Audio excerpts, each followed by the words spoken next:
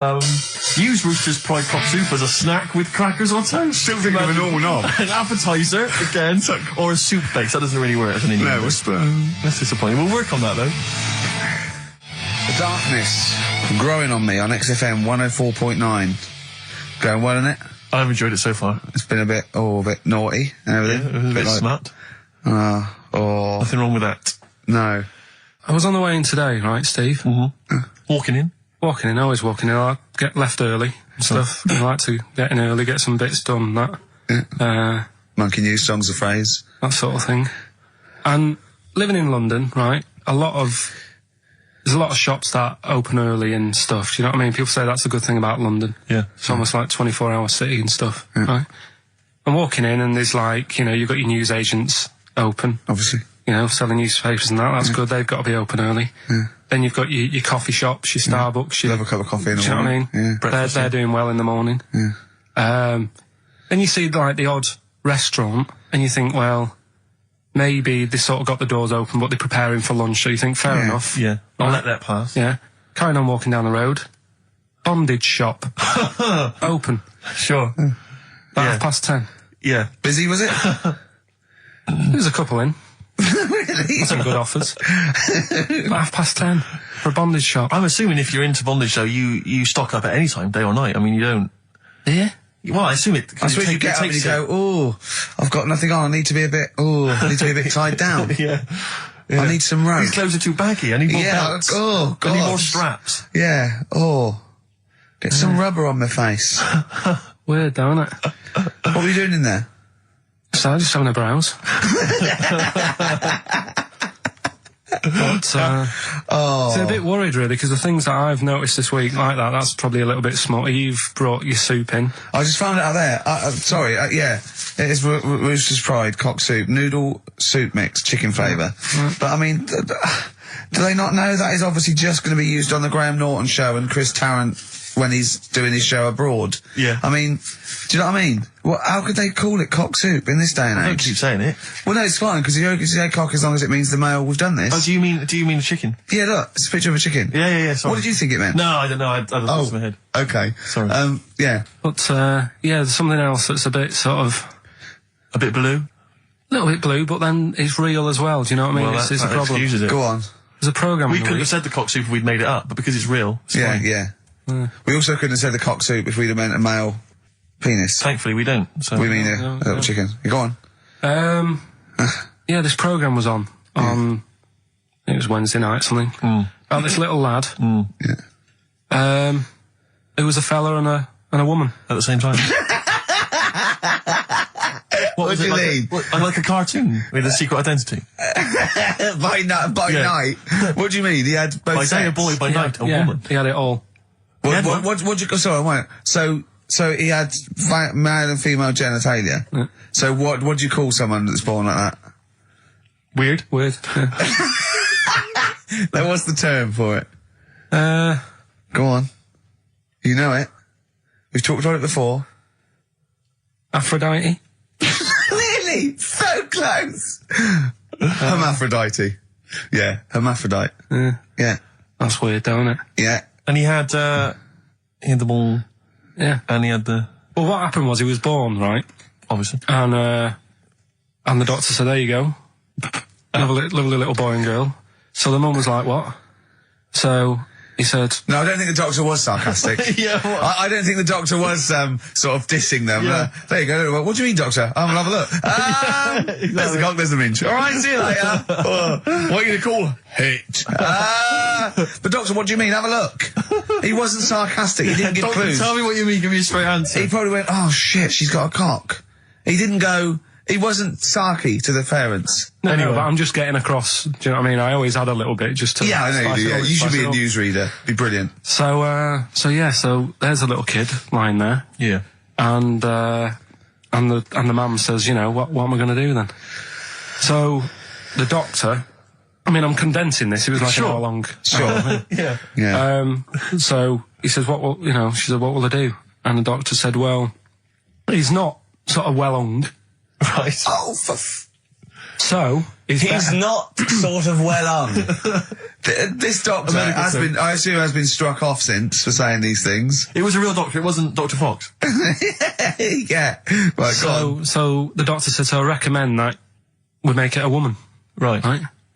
So they sort of do a little bit of jiggery pokery. Yeah, a little bit of work. And I don't think that's true, Carl. No, it is. It was on the programme. But I think they can tell really what they were meant to be from their chromosomes, can't they? They can tell whether they're X, Y, Y, or yeah, X. It's not very well hung. No, I tell you what, because back then, when this was going on... I'm just thinking they might not have had it. The doctors then thought if you had a kid, right, and you thought, it's a bit ugly, maybe it'll have a better life if it was a fella. If it was a girl and it's a bit ugly and you think it's going to get hard time. Right, don't talk shite. What? What, that a doctor would go, right, you've had a young girl, I'll tell you what, she's a pig, let's pop a cock on her. Don't talk shite. I'm not saying that. What I'm saying is, say if you have like I say, a girl, I just think it's harder if a girl's ugly and she's growing up, she has a harder time. Yeah. Don't you agree with that? Possibly, but you don't change someone you don't change their gender because they're I'm just saying, what I'm saying is the Elephant Man would have had a harder time if it was Elephant Woman, is what I'm saying. But listen to me, listen. What the doctor was saying is, if you get a baby before it's 2, back then they thought you could sort of say, well, instead of giving it a go-kart, give it dolls to play with. Right, back when? What are we talking about? The Middle Ages? Well, we put a song on, come back to this. Yeah, it's Bruce Springsteen, Atlantic City. Bruce Springsteen, Atlantic City, on XFM 104.9. Okay, look, have another go, Carl. What were you saying? As an hermaphrodite, he was born both sets. The doctor said he's not well lung, let's lose that. Let's get rid of that. Let's make it into a girl. Okay. I'm with you so far, go on then. So, anyway, gets away with it a little bit in the early years. Right. Starts going to school, gets away with it a little bit. Sure. Right? But then, do you know when you get to that age and your head goes all funny? Like when you're a teenager and you sort of, I don't know, your skull goes... Mine never did. What are you talking about? No. That's sort of teenage years when you look a bit odd. Do you know what I mean? You go from being quite a good-looking person and then your body starts growing. At a different rate, so you never know till 21 whether you're going to be a looker or not, or whether it's just... Yeah. I know, right. go on. Yeah, I'm still waiting. So, your head grew outwards at exactly the same rate, didn't it? That's why it's spherical. Your head grew faster than your hair. He's got a lovely head of hair, but just below the skull. Yeah. He's got a little afro in there, but it just couldn't get through the follicles. It couldn't catch up the skull. Expanding. Oh, bless him. Oh, come on, Baldy. But the thing is, right, so you see these pictures of the lad stroke woman who's trying to be a woman at the age of 14, 15. Sure. Yeah. She's got one of them big heads. Right. Like a lad. She starts having a hard time. She doesn't want to play with the mates, with the dolls and all that. She's more into go-karting and that sort of thing. Gets to an older age. Yep. Decides to go back. Is now sort of with a woman and having a life of a fella. But did the doctor keep it for him in case he needed it? No, he's had one put on though. Has he? Where'd he get that from? Don't know, maybe that bondage shop. What do they do when they do that? Do they put on what do they do? Maybe someone could call in and tell us. If you're a woman and you have a... Do you want to speak to someone who's got that information? Yeah, I do want to know. What do they If you've got that information, I don't want to talk to them. Do they construct one? Do they construct it? From plasticine? Or do they whack on a dead one? What? What? Whack on a dead one? Yeah. What? What? That's not, it's not, what do you mean? No. When a woman has a knob put on... Yeah. To have a sex change, where do they get it from? Is it constructed? Do they find, like, I don't know... From a donor. A donut? From a donor. Oh, well, yeah. A donor? Donor, yeah. Yeah, but presumably it's like... Maybe there's someone who after wants to they're become... dead, I mean. No, I thought very few people... It's not like giving someone a kidney and then sort of like celebrating with them. If you're a guy and you want to become a woman, you've got one to spare. That's true. Yeah. Well, a swap. Yeah, just do a little swap, probably on the internet or something. Or Noel Edmonds. What do you mean? On Swap Shop. He's not a man. No, but he could go, we got a fella here who, got a lovely, nearly new, unused penis. Keith Chegwin out in kind of Bognor Regis. Wants a couple of tits and a fanny for that, so, call in. It reminds me of the, do you remember the John Wayne Bobbitt story, which it's always seemed odd to me. I never really kind of got all the information. Do you remember that one, Carl, where the woman cut off her husband's penis because when he was sleeping? I think he was sleeping, and she drove off. I think he woke up quite quickly. That's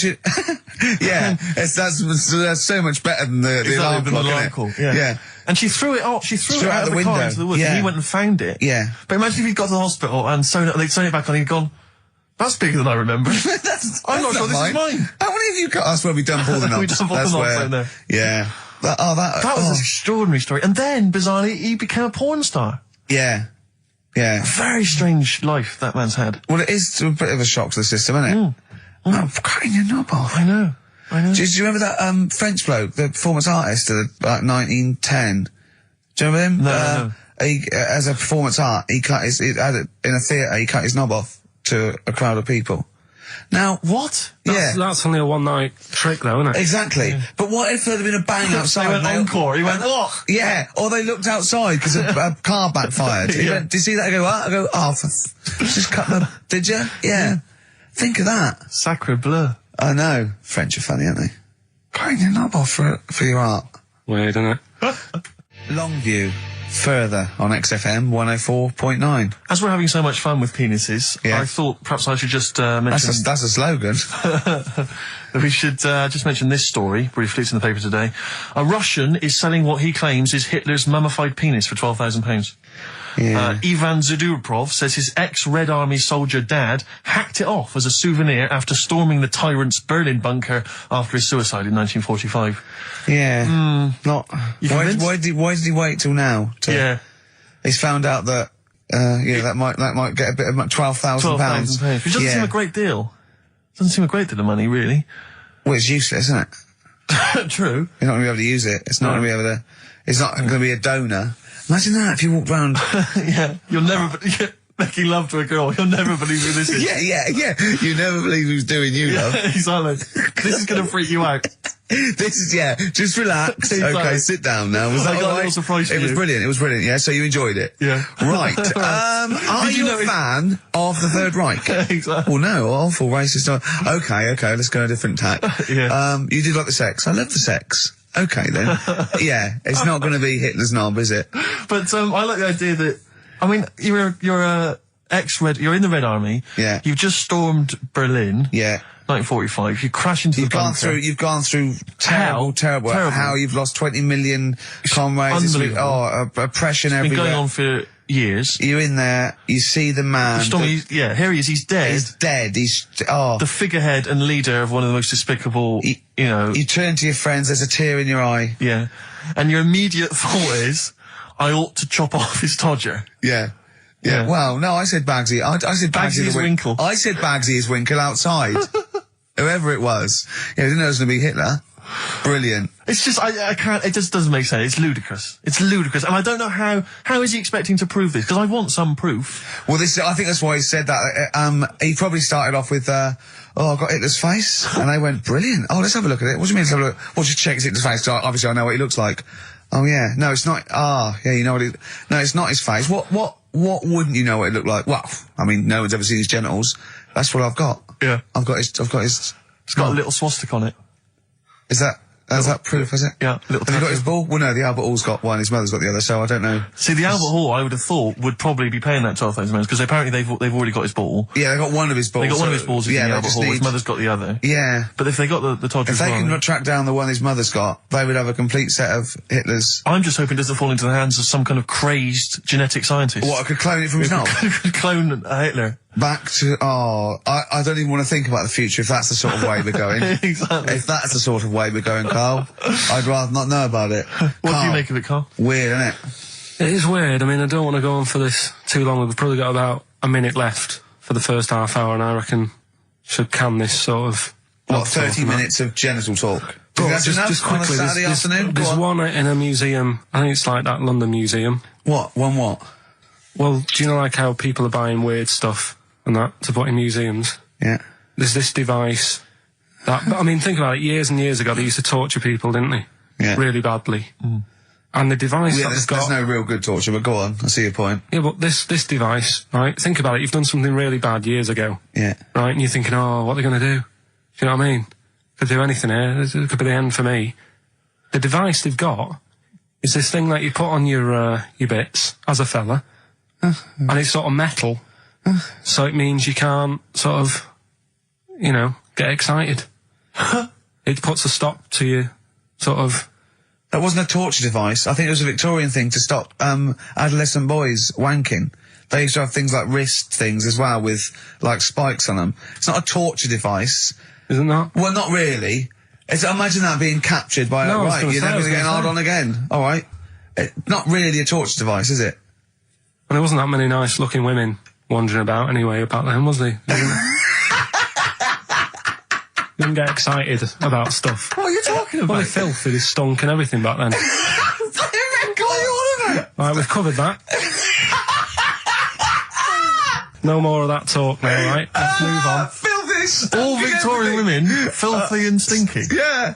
Oh, dear. Bit of Rolling Stones Yeah, and let's set go up for the it. old songs of phrase. Yeah. Stones, Beast of Burden. We've not played it before. It's an absolute gem. You're saying a bit, sort of a bit gay? No. Is that what you're saying? No, but what was... Suzanne accused me of that in the week. Why? For being a bit gay. She said, I'm sure you're gay. Why? Just because I was moaning about stuff. She said, oh, you're a drama queen.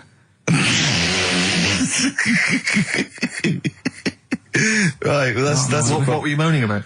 Not having enough gay sex? No. She didn't have a knob. Yeah. It's going, oh, why don't you get yourself a nice little knob? Yeah. I mean, can I call you Frank, Could please? you wear this false beard? Yeah.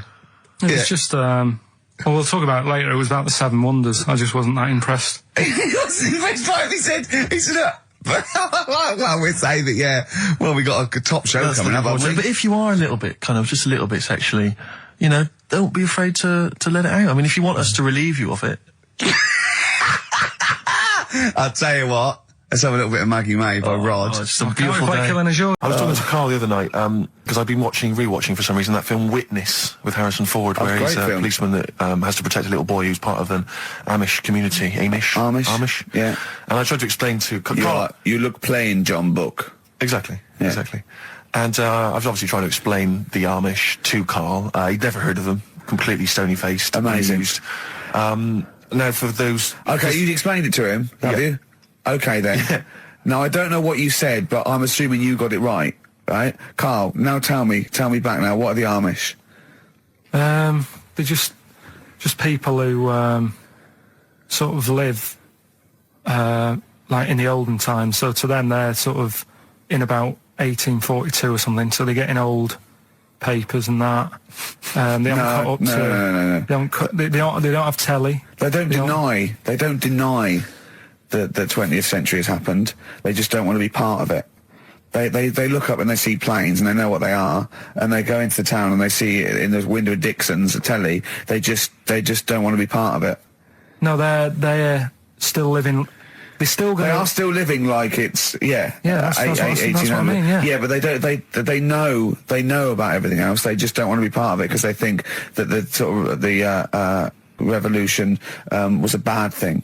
They think that society became more and more depraved, and they wanted to go away from it, and they want to go back to old values, and they think they don't need TV and jets and that way of life. They can survive in the old way because the old way was better. Missing out on Live 8. Yeah, but they haven't had Band-Aid yet.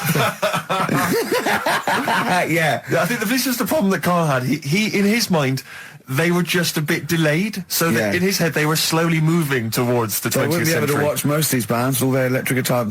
They'd be allowed to watch Tracy Chapman. Yeah. Doing an acoustic set. Yeah. Between the bands. Yeah.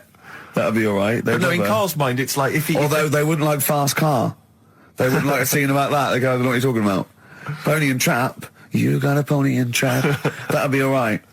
But are they still? Do they still get sort of rubbish posts and that saying we need your money for this, or get behind this charity? They live in an isolated community. They're farmers, aren't they? They're farmers. It's an agricultural community, and they're obviously very staunchly religious. In actual fact, it would suit you very well because you hate crowds, you hate groups of people, you don't like the modern world. You'd love it down there, wouldn't you? He wouldn't like getting up at 4 o'clock to milk a cow, though, would he? Well, no, but he'd get used to it. Go back to bed, couldn't you? It's probably out. I mean, have they got anything to do with the Hare Krishna people? No, nothing at all. Because out of all the religions, that's I'm not a religious person. I don't understand You're it. only saying Hare Krishna because you've got the head. That's the only reason you think it'd I'm be... halfway there. Yeah. But the thing is, out of all, you just what was that? Money just fell out of my pocket where I'm nearly laying down. That's the danger of wearing sweatpants everywhere you go. I'm only ever lying down in a chair. No, I'm I've never been a religious type. If people want to do it, I let them do it and what have you. Good of you. But out of all of them, I want one that's not going to take over your life. I don't want one where you've got to get up 3 times a day and you've got to go and pray and that you've got to get up early. Forget that. It's getting in the way. But if it's something like, I was walking to work the other day, right, across Oxford Street. There's a little Hare Krishna fella there, and he sort of had he had a leaflet and stuff, and he said, are you interested? And I said, what do you do? And he said, well, we're against getting stressed out and what have you. And he gave me a plum. They hand out food for some reason. But I sort of asked a few questions. Just the imagery. These 2 bald people, one of which is wearing an orange smock. Holding a plum in the middle. He hands the other one a plum. It's almost like you can imagine some kind of religious painting. Exactly, yeah. But what is their sort of main thing? Because he didn't really tell me that much. He was a Japanese bloke, so I didn't know what he was saying that much. Why? He wasn't speaking English? Not very well. He wasn't the best sales bloke to send out for them, is what I'm saying. Yeah. But what's that? Are they? You're saying they're nothing like? Well, I believe Hare Krishna is a kind of as an offshoot of a sort of Buddhist faith. It is. I think they are Buddhist, aren't they? Yeah, and obviously their kind of trademark, as it were, is that they have to say, I believe they have to say Hare Krishna, Hare Krishna in a certain rhythm, in a certain order, a certain amount of times per day. That's why you see them all down the street saying Hare Krishna, Hare Krishna, because it's actually a sort of religious chant which they're obliged to do. So you see, even if you go into the Hare Krishna faith, you may find yourself, in Tesco or whatever, forced to say Hare Krishna, Hare Krishna. Out loud, not just thinking it. Yeah, no, out loud. You can put it on an iPod and You couldn't put that on an iPod. No, it doesn't count. No, I think you have to actually say it. So I guess that kind of eats into your social life a little bit. And there's the wearing orange as well. Particularly frustrating, I imagine, if you're in a cinema or a library.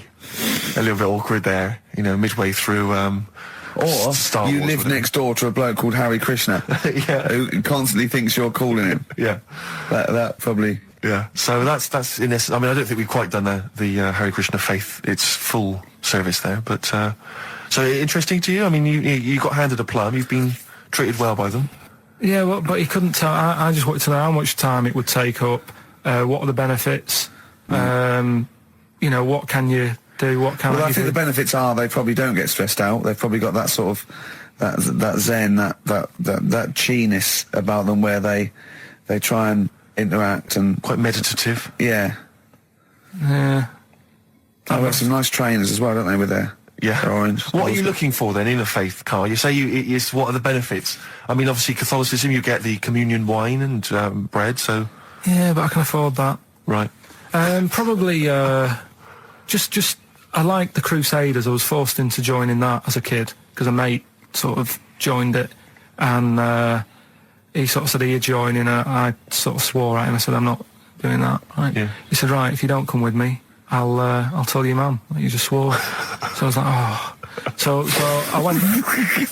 So I went along, and I used to just go on the Friday when they played, Sabutio and stuff. And then I went on one Sunday, and it was totally different. There was no Sabutio. There was no sort of table tennis. The thing where you hold a thing and knock things over. Skittles. There was all that on a Friday. Went on the Sunday. It was rubbish. He said, right, sit down in this room. They gave me a Bible. Thought, this looks too heavy, this is too big, I'm not interested in this book. And I never went again. I used to hide on a Sunday when they came round.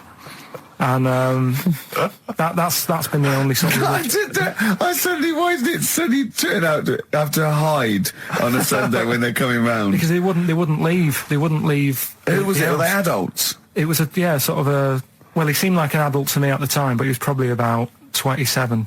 Well, that is an adult. Yeah, but do you know what I mean? He seemed a lot older when I was a kid. Yeah. And he came knocking and that, and he used to say to me, Mum, just tell him I'm ill or something. And he used to hang around to see if I'd eventually come out to play and that. And if I did, I think they would have grabbed me and took me there. I love the idea that for you religion has to bring with it some kind of gift. It's like, join our faith and you get an alarm clock radio. It's like something like I think religion does bring a gift. Usually, it's the gift of the Lord. Well, the gift of everlasting life, isn't it? And that's the problem with it, A lot of people believe in it because they think. But for Karl, his feeling is like, that should be a given. That's safe. I'm definitely going home with eternal life. But what else can I have? Is there an iPod? You have to have a religion? Because obviously I don't have a religion. I don't miss it, and I wouldn't want one. I'm an atheist, and that's out of belief. That's out of logic. And we don't get into the politics or the morality of it. Why do you feel you need a religion? Why don't you just get a hobby? Well, I didn't want one. I don't want one. I just was saying that, if I was to get one, which one would I go for? Is what I'm saying. I'd like to see you perhaps as a Jew. I think Judaism would suit you well, I think. What are the hours like for that? Tough. Can be tricky. That's what I mean. I don't want anything that's, And they have a day where they don't eat and stuff. I couldn't be doing with that. So they have days when they eat too much? Yeah, but what happens if I'm not that hungry that day? Like I say, I don't like change. No. I like my Cheerios in the morning.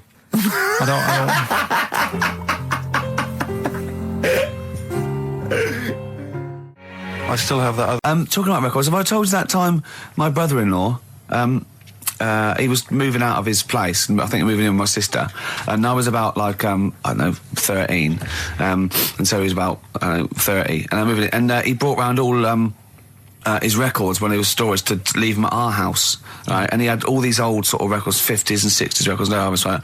And they put them upstairs, and I was looking through them, and it's just all like Elvis stuff and Beatles stuff. And there was a mate of mine who loved Elvis, okay, and he had loads of chemicals. Yeah, he had loads of chemicals, and I was into chemistry, and he said, "Let's swap me some chemicals for them." So I sort of nicked about 5 Elvis singles, and I got all these chemicals, and then the guilt just hit me. I just thought, well, he's going to notice that. And one night, I just came downstairs and I confessed to my mum. And she went, all right, well, I won't tell him, but you've got to be good. And it's sort of like I was just really, really good for a year. And then I remember when I was about 18, my brother was talking about it. And he said, did you ever play those records I left for you? Brilliant. He told my mum, he said, these are for Ricky.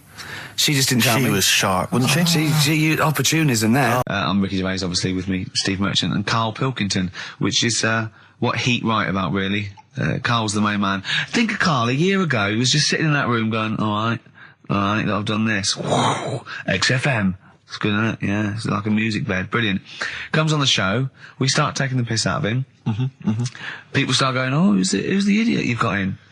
And we go, it's Karl. And they go, we like him. He's a fool. I go, yes, he's a fool. He's a pet buffoon. And they go, well, let him speak more. Right?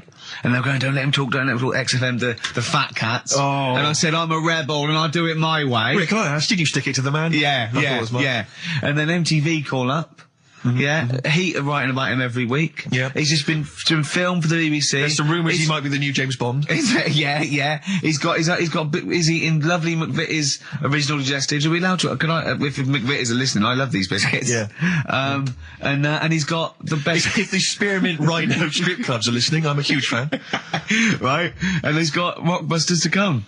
Yes, I should just ask, the few people have asked me this, and there's also an email here from Rich. People are saying they've seen some of the posters and the adverts of advertising the show, plugging the show. Why aren't you on the posters, Karl? And it is your choice, isn't it? We did ask Karl to be involved, but he is actually. It's like, where's Waldo? He's actually he's in my trousers. You don't like have any photo taken. No, you're not seeking the publicity. No. I reckon you are secretly. I don't believe you. No, he's right. He's totally right. He's doing it just right. But I think there's a fine line to be drawn that, if you like being in, around radio, you've got and you want your own show, or you enjoy talking and they just happen to be filming you for MTV, that's different. I think what you just avoid is going to silly celebrity bashes, having your picture taken for the sake of it. I mean, I think you're right, but I think you should do the screen test. On a serious note, I think you should do the screen test, just because it might be fun, and if it's no good, they won't do it. And you can stop any time you want. No one has to keep going on telly. I just think we're going to lose him. No, we won't lose him. Listen, right? I'll always be part of this. I just worried that you're going to exhaust yourself. You're going to be drained. You're going to have told all your anecdotes on He MTV. certainly would have, if you have to help the old fella upstairs with the bed. Yeah. Yeah, £50 an hour. Oh, that's terrible. Go on. But I'm what I wanted to do, right? Because I don't want to embarrass myself, right? I don't want to embarrass the woman at MTV when I turn up and she thinks, oh, look at him. Yeah. What a waste of film this is going to be. Because it's not cheap. I know that. It's not film either, but go on. Well... It is like. cheap. It is cheap. They're filming on a DV camera that they can go over. If it's no good, they won't show it to anyone. It'll be great. It's just what they want you. Honestly, I can just see you doing little things, just like popping up, between the records and going, all right, MTV, music television, hear about the airy Chinese kid born, which is weird, isn't it? Because they're not usually airy. And it just goes, MTV. It'd be brilliant. It'd be brilliant, Carl. If I'll come down with you. I'll come down with you. Well, we'll see. Go on. We'll think about it, right? Go on. Right, Rockbusters. So Rockbusters, it's a little clue, some initials, 3 different clues. You email in ricky.gervais@xfm.co.uk. You can win the load of stuff that we've got. So, first one, here's the clue. Stop throwing that fruit about. Oh. Yeah. What's the initial? That's CB. CB. Stop throwing that fruit about. Yeah. All right. Is Anders listening? Has he emailed us in yet? Anders, not had any response from Anders. I'll keep I hope he hasn't stopped listening. Because he doesn't like the show. He's gone off. I hope he hasn't gone off the show. So, the second one, that Scottish fella has made an error. That Scottish fella has made an error. Yeah, Interesting. That's M. Right, that Scottish fella has made an error. Right. Okay. And the last one, God, you can make a right load of toast with them. You can make a right load of toast with them. Yeah. All right. What's the initial there? That's G. G. I was thinking it might be bread for a minute, but no. G. So, first one was stop throwing that fruit about. Stop throwing that fruit about. The answer is CB. That was Chuck Berry. Oh, of course it is. Okay. Right. I'll give you that. The one that you've worked out, I'll do next. The God, you make a load of toast with them. That was G. Gorillas. Gorillas, though, isn't it? Gorillas. And the middle one was that Scottish fella's made an error. That was Mystique. Mystique. So, did anyone get that? Extraordinarily, almost all the people who emailed in. I'm beginning to think it's us then, because I was thinking mistake. I was thinking muck error and muck mistake but mistake. Yeah. So, do you want to pick a winner? Yeah, I was going to give the prizes to Amy Massey, who's from Wiltshire, the West Country. Losers down there. Probably as weird as you. Yeah. So she's won, and congratulations to her. I'm assuming she's listening online or maybe via some kind of... We must have a lot of listeners outside London, because all these are from Norwich and... Have we got any listeners in London? Places, it's where there's a lot of inbreeding. Yeah, nothing else to do. Exactly. Norwich and Wiltshire. Well, cheers for that, Amy. Well done. He waved then when he said that. He did, yeah. He waved. He's working, getting ready for TV. Of course he is, yeah. Rick, can I just explain some of the prizes we got here for Rockbusters? Because I just want you to try and picture, if you would, the kind of XFM listener who'd particularly want this collection of gifts. You've got the best chill out album ever. This is the one, as I said before, that's largely made up of songs you may have heard in adverts. Sure. So you've got the Volvo advert on there. Yeah. You've got the T-Mobile TV. T-Mobile. Brilliant. That's on there. So that's a Roy Cobb. So look forward to that. Again, just imagine which XFM listener is particularly looking forward to Top of the Morning with Terry Wogan, his 2-disc set there. You've got, it starts with, we've got the Bangles on there, we've got Billy Joel, River of Dreams, Shine On by Mr. Christopher. So just look forward to that.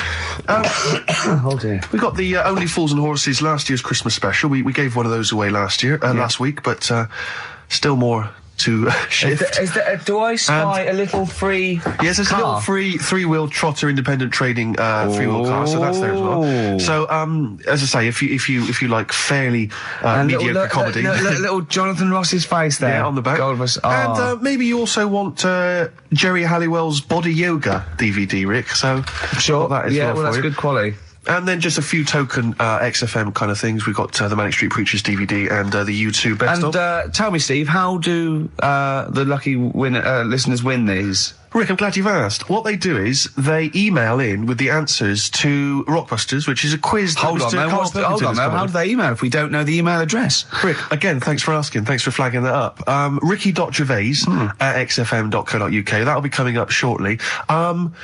Try and get into the mindset of Karl Pilkington. A lot of people have been trying to email in answers, trying to think through kind of logically, Sure. or maybe based on the rules that they've picked up over the Or years. when he says it in a cryptic clue, they believed him. Exactly. Yeah. So you've just got to think more like a mentalist Right. to try and get. First of all, right, the prizes that I source every week. Explain yourself.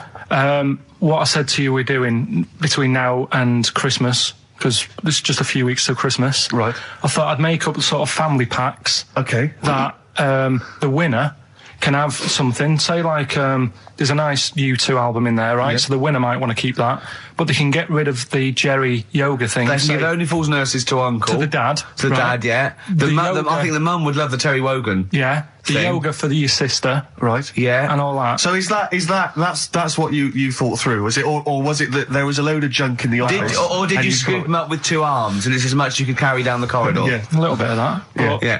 but Okay. that's me workings on why you've got all that. Okay. Brilliant, that's Well, that makes excellent. a lot of sense, yeah. That's coming up. And me mum sent some more. What we also needed Your there mother's, is he's got a letter from his mum. My mum did some more Rockbusters for us. I reckon they're secretly listening, Carl. They've said they're not listening, but I reckon they are. Does that Well- worry you?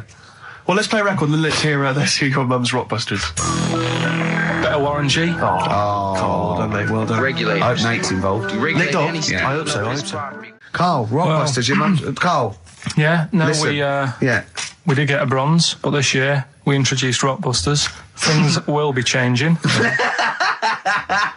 So, Hey, we didn't introduce Rockbusters, Carl. Please don't tar us with that brush. Yeah.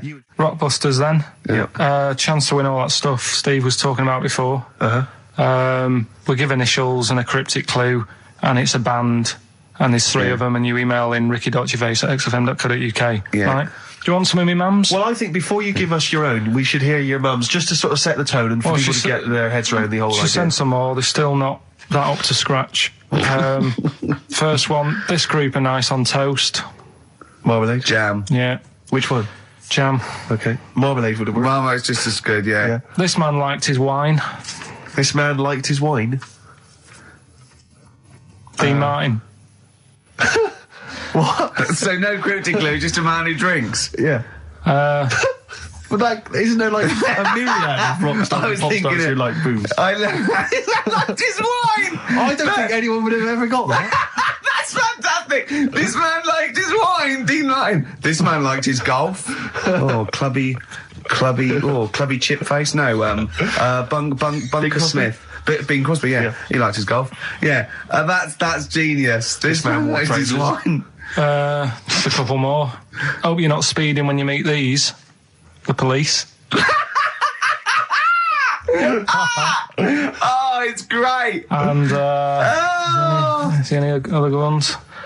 Sounds like these lads work for the hospital. The porters. Say that again? Sounds like these lads work for the hospital. Jerry and the pacemakers. Right. So we'll Carl, I have to say, if there was ever in the future any doubt that you were your mother's son, that would pay that. Believe me, you are a chip off the old block. Okay. Well, let's so we have a little record and then educating Ricky and Rockbusters when the show Mind you, if really I can have starts. So these are mine. Number 1, you've been dunking that for too long. That's LB, right? So Oh God, that's too easy. That's but too I always easy. tease them, don't I? I give them something to make them feel like they're going to win something, and then I hit them hard with a tricky one. That doesn't make sense. Yeah, go on. So the first one, so that's the cryptic clue for a band or an artist. Their initials are LB, and Yeah. the cryptic clue, you've been dunking that for too long. Yeah. So that's the first one. Second one, you won't be able to play that game in this pub because the table ain't big enough. Right? Could be an old artist, could be a new one, could be a band. What's the initials? FD. All right? FD. You won't be able to play that game in this pub. The table ain't big enough. And the final one, well, I've had a rubbish day, so I'm happy it's over. All right? That's the third cryptic clue. The initials being GK. Right? Yeah. Well, I've had a rubbish day, so I'm happy it's over. They're the 3 clues. All you got to do is email in ricky.gervais. That's That's great. That's genius. Which one? The last one. All right. That Yeah, don't is say any- genius. don't say That's the anything. best one you've ever done. All right. Ricky.Gervais. That's great. I don't know the middle one. .co.uk. Okay. Email in them 3 answers, you win the stuff. Well, cheers for that, Oliver. Olivia. Olivia. Yeah. Don't see your email coming up with the Rockbusters answers, so You better give us the answers let's again. give them out. The first one was you've been dunking that for too long. That Yeah. was LB. Limp Bizkit. Limp Bizkit. Yeah, got that one. The third one, we'll jump to that one because you've got it. Well, I've had a rubbish day, so I'm happy it's all over. That was GK. That's a great one. That's Glad it's night. Glad it's night. Glad it's night. That is night. brilliant, Carl. And the one that you're both having a problem with, you won't be able to play that game in this pub. The table ain't big enough. FD. Go on. Fats Domino. Yeah? What? The dominoes, you play dominoes in a pub. The dominoes fat. Pub tables are quite small. You won't be able to play that game in this pub. Fats Domino. Rubbish. So, do you want to pick a winner? Random Rubbish. winner? Random Well, winner? you say it's rubbish, but plenty of people got the right answer. Rubbish. Who do you want to go with? The bunch of slightly rubbish prizes is going to Elliot K from Chigwell in Essex. Well done to Elliot. Have you to do the prizes for the? Prizes? Okay. Okay, so if you haven't heard it before, I'll give you some initials. It's like initials of an artist or of a It's band. Blockbusters. And a cryptic clue to who the band is. There's 2 easy ones, 1 difficult one. First one is, That'll Never Get Off the Ground. Right. Yeah? That'll never get off the ground. The That'll initial. Never Get Off the Ground is the clue. Not and LZ. The initials are LZ. You are joking. 2 easy ones. Right. Please. Yeah? Okay. Right, and then you've got, that woman's got her husband's gloves and a pair of her own. Say it again. That woman has got a pair of her husband's gloves and she's got a pair of her own. That's HH. Right? Bit of a difficult one. And then the last one, you'll get a right load of bacon off them. Right? You'll get what? A right load of bacon off them. That's L. L. Yeah, so once You'll again, get a very right quickly, load of bacon off of them. you'll get a right load of bacon off them. So first one, That'll Never Get Off the Ground, LZ. That woman has got her husband's gloves and she's got a pair of her own. That's HH. Brilliant. And you'll get a right load of bacon off them. That's L. And it's an email only competition. Email only. Ricky.Gervais@xfm.co.uk, and we pick a winner before the end. So And you can and all that stuff. Win at Wicker Man. the weather. Best of the weather. The best of the weather. That would be amazing. The best of the weather. As a compilation, Channel 4. Exactly. No, Winds light to variable. I love 1976 Remember this weather. one from August 1979? Warm, isn't it? Oh, this is warm, isn't it? Oh, Best of the Carl. weather. You forgot to read your mum's clues out, didn't you? Yeah, These are just for fun only. This is Carl's mum. She listened one week and now she sends him a little example of Rockbusters every week. She's got, what did she send? This group would go well with your Christmas dinner. Cranberries. Yeah. They make a few good cupboards. They make a few good cupboards. Yeah. The carpenters. Carpenters. I was thinking of EMF. I was thinking B&Q. The B&Qs. This group thinks of lots of things. This group thinks of lots of things. Yeah. Go on. Imagination. I think they're the best ones. Yeah, well, if they're the best ones, let's hear the others. obviously we want the worst ones then. Here's one more. She'd really like Blackpool. She'd really like Blackpool. She'd really like Blackpool. Fairground attraction. Not bad. Yeah, Not bad. right. Right, are we we're doing it now? This guy. I noticed Heat magazine sort of put a bit of a spanner in the works. Why? Because they were saying, oh, maybe it'll be a Christmas edition of Rockbusters. And I'd already sorted them out. I wouldn't worry, Carl. Well, what I've done, I've cleverly tweaked them to make them Christmassy.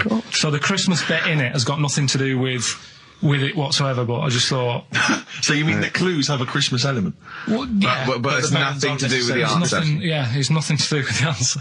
Right. So why don't you just ask the normal ones and I'll ring a bell. I'll shake some bells. Well, it's the equivalent of that, but in sort of speech. Right. Brilliant. So the first one, There's a load of letters there asking for advice. Put them on Claire's desk. Oh, and have a good Christmas.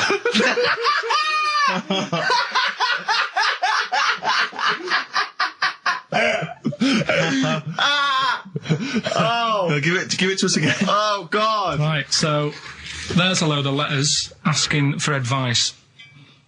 Put them on Claire's desk. Oh, and have a good Christmas. Right, but bear in mind, people, that the Christmas element may not be relevant to No, these that's got clips. nothing to do with it. I don't want to. Okay. You know. And the initial there is F, right? That's F. All right. Right, the second one.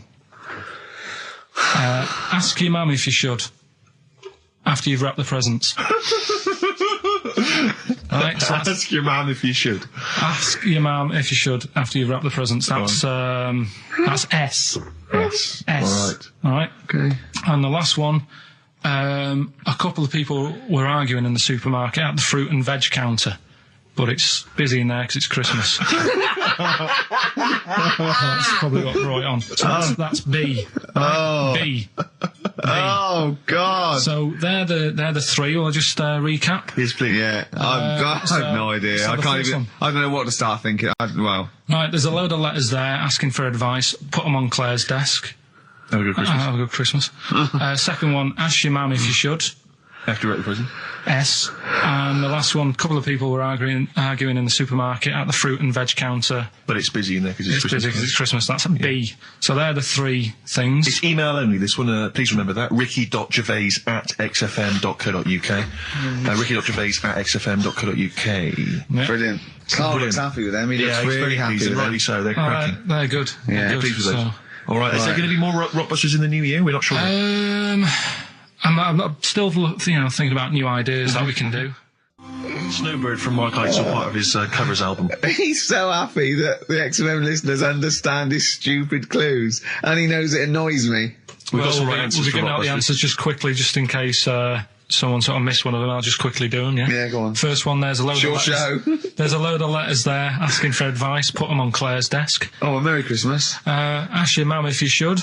Oh, a Merry Christmas. And a couple of people were arguing in the supermarket at was the fruit Christmas, and that's veg why. counter. And that's B. Okay, we'll give those answers out shortly. Okay, answers. We must give the answers. You would have to go to bed at 6 though, so we can play. Right, here's the last clues of the year. You had, there's a load of letters there asking for advice. Put them on Claire's desk. Go that on, was no idea. F. That was for foreigner. For Rayner. I don't know what you mean. Claire Rayner. She took advice. She gave people advice. So that's a foreigner. That is shit. Right. I'm sorry. That might be Christmas. That is absolute A garbage. lot of people got the right answer. I know. Yeah, well, that there you go. annoys Right, me even well, more. Number The two. second one, ask your mum. Foreigner. Yeah. Foreigner. Second one, ask your mum if you should. That was S. That was Shalimar. Shalimar? Shalimar. Right? No, bizarrely, what was the clue there? Ask your mum if you should. No, we got a lot of people saying Smashing Pumpkins as the answer to that. But I don't know who's saying that today, Mum. Smashing Pumpkins. Merry Christmas, Mum. Smashing Thanks very Pumpkins. much. Nice bollocks. Yeah, exactly. Oh, that's great. That's great. Right. Smashing Pumpkins. Your dad bought for me for Christmas. Yeah. And the last one, Lovely plums. What, my Victorians? Oh, God. right, we've got to wrap it up. We've got to wrap it up. Come on, then. A couple of people were arguing in the supermarket at the fruit and veg counter. That was B. That was banana drama. They were like having an argument. What do you mean banana drama? What, no, wait. What group is banana drama?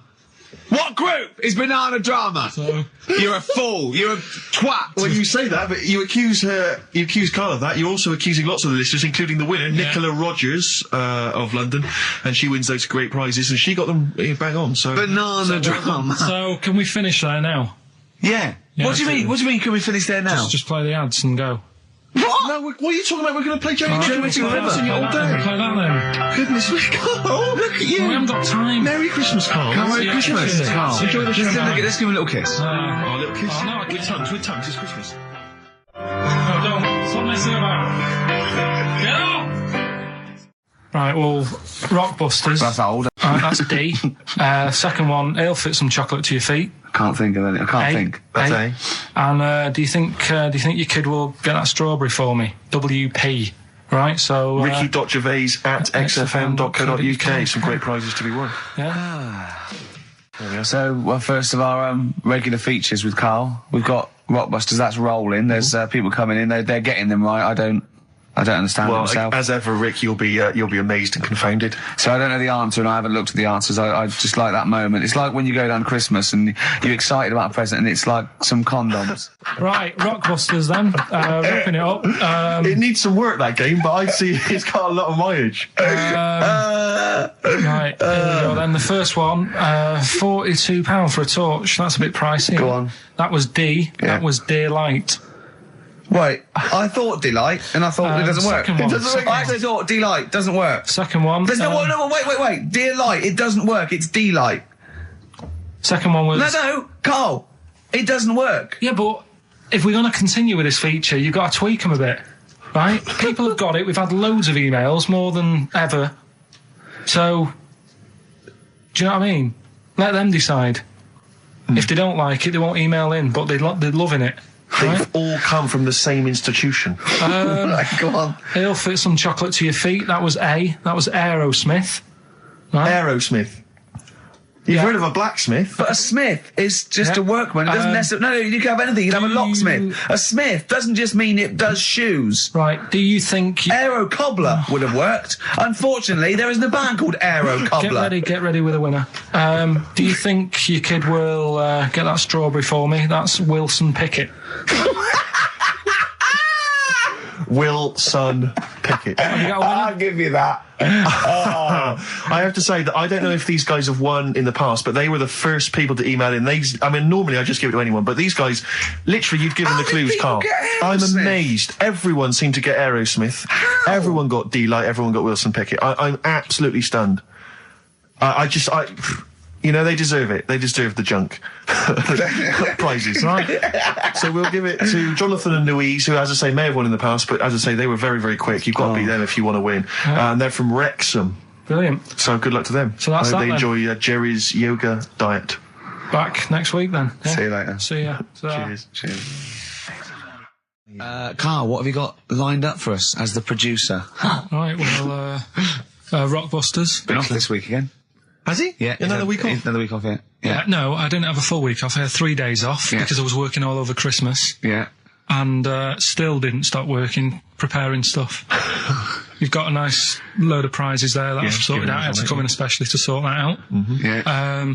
Rockbusters. Did you will rifle continue. through the drawers at Capital Gold instead of down Yeah, here? Rockbusters, we're still doing that. Yeah, you're bigging it up. Yeah. He's bigging it up. Yeah, still doing that. We've got that. Well, it's coming up to 1:30, and so it's time for Rockbusters. It's a structured show. It's a new leaf. This show in the new year is going to be structured. Set pieces, hitting our marks. Do you know what I mean? There'll be time checks, weather checks, quick hold out. If you're driving, careful on that. So do the I'll prizes. check for traffic, like if it's bad. Yeah. Okay, well, again, an arbitrary selection of goodies. What are those politicians doing? Was that XFM News? Yeah. Right, what have we got? So we've got, for those that are a fan of the movie Donnie Darko, which a lot of people rave about this year, a sort of weird teenage movie, then there's a sort of sweatshirt there. It is actually quite nice. It's not bad at all. It's medium, so if you're a bit of a bloater, don't bother to apply unless you've got a friend already. We've also got here a Graham Norton video. Certificate 18. Oh, that's, so please don't phone up don't email in unless you're above the age of 18. Yeah. And that's, I think, the best of his TV show. Yeah. Look forward to that. It's a big stiff video, that, isn't it? It's a big stiff cock of a video. Thanks very much. I meant You meant the bird. Yeah. There's also a fairly mediocre British wartime thriller, Enigma, which a lot of people, it was hyped for a while, but it's actually interminable. I've seen it.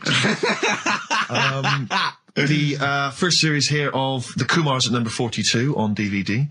I think that's award-winning, so that's available as well. We've got 2 CDs by the look of it. We've got Pulp's Greatest Hits, which I don't think sold very well, and so presumably they are giving that away. And Johnny Cash's current album, American For the Man Comes Around. There's some good cover versions there. Again, another big including, sell. A big sell. We're really pushing this. But it's quite kooky. Johnny Cash here does covers of things including Personal Jesus, Oh, right. by Depeche Mode, Mode. yeah. We've got Bridge Over Troubled Water, his version of that, Desperado. And anyway, it's not bad. That's probably the best treat in that bunch. Right. And, I'm assuming there's some questions there, Carl. Yeah. Right, here we go. If you're a new listener, the way it works, I'll give you a cryptic clue and some initials, and it sort of makes up a band. Makes more sense when you hear it, I reckon. Not particularly. Wow, not really. Although So- people do get it. I just worry about the state of our listeners. Go on. Right, so there's 3 of them. You email in ricky.gervais@xfm.co.uk. Here's It's number email 1. only. I Email repeat, only. it is email only. We are too lazy to answer the phone. Yeah. Okay, Right. here we go then. Number 1. There's normally 2 easy ones and a difficult one. Sure. So here we go. Number 1. Don't argue with him. He ain't going to change his mind.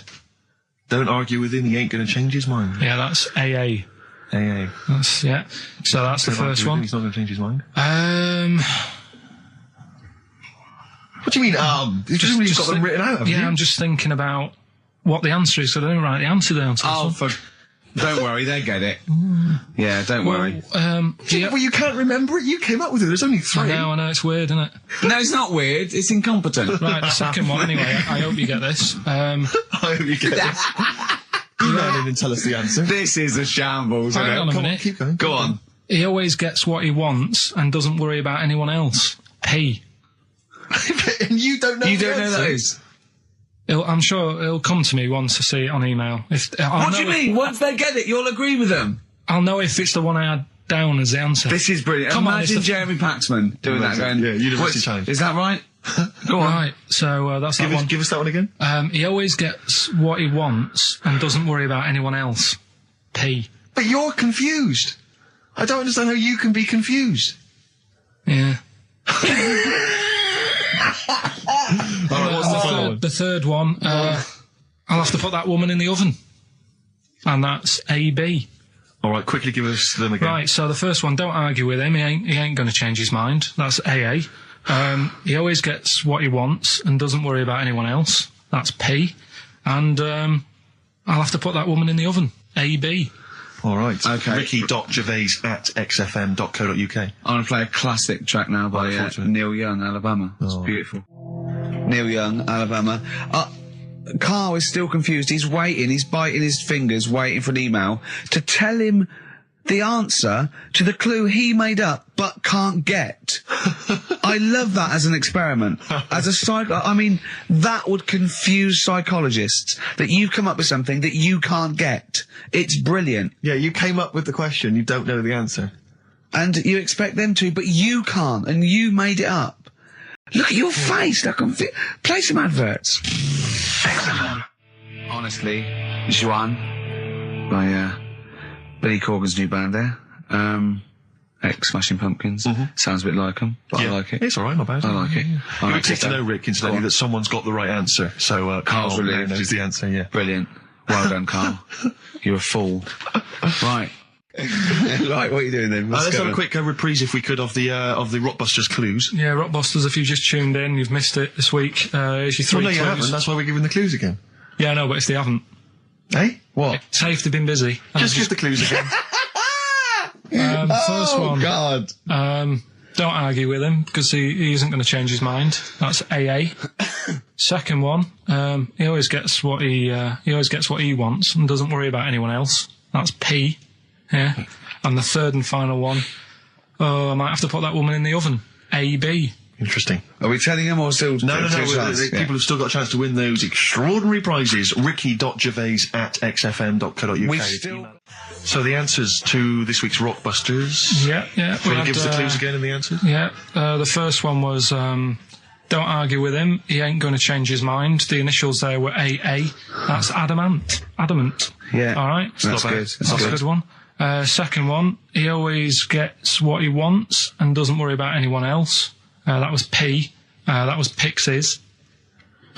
Picks his. It kind of works, yeah. And the third one, All right, I'll let you have that one. I'll have to put that woman in an oven.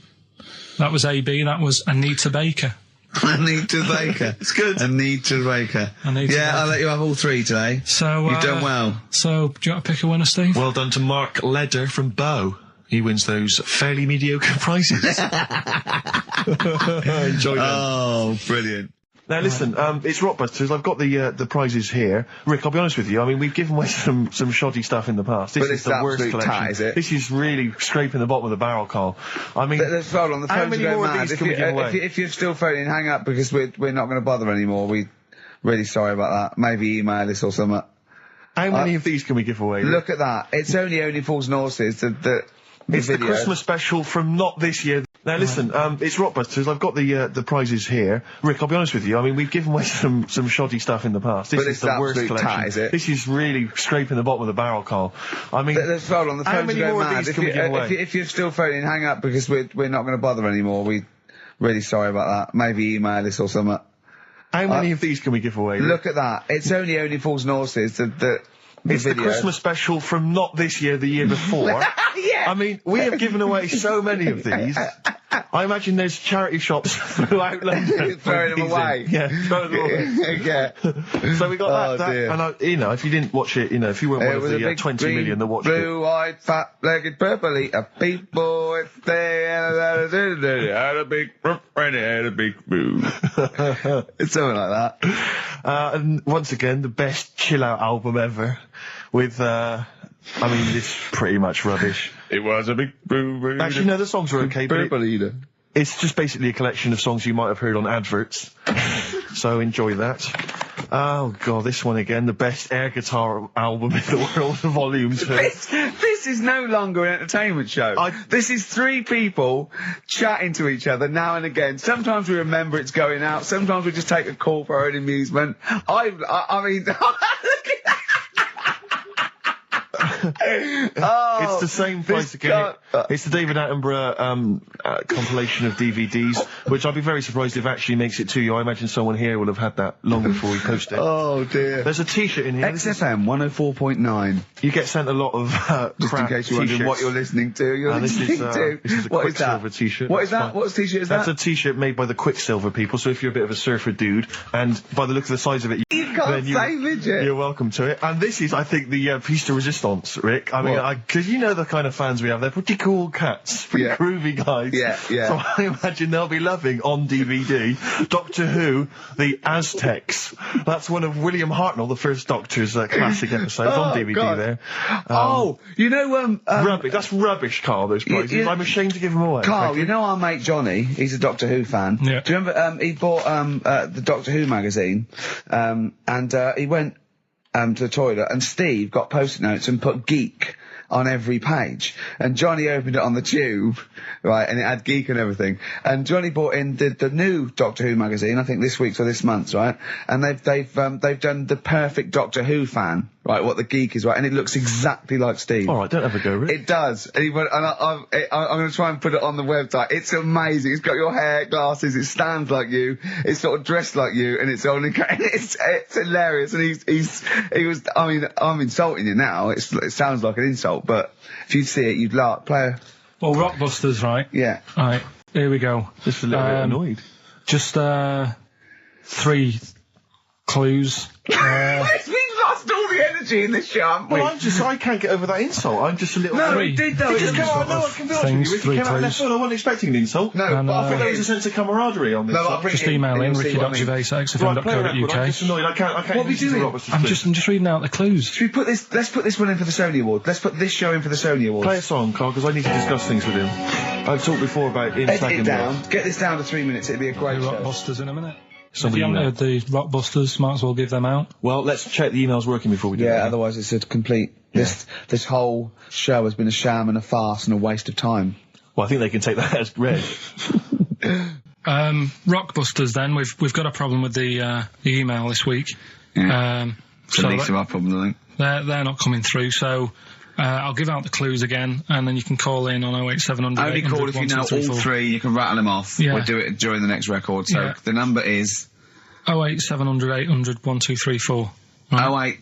08700 800 1234. Right. Okay. So you got that. So And the call three- in if you know all three. Yeah, the 3, just to recap. I've got 3 other jumpers like this one, the initials FT. That bunch of people can't make up their minds if they want to sit in the sun or not, right? That's C. And the Jamaican fella had some aspirin. Why did he do that, right? That's FD. So Okay. if you know them, give us a call, and it's just the first with the 3 Right, correct well, I answers. think they're calling now, Carl, so play a lovely record. I'm really worried about this because everyone's getting that last clue wrong. I reckon it's so rubbish that even your mental fans can't work it out.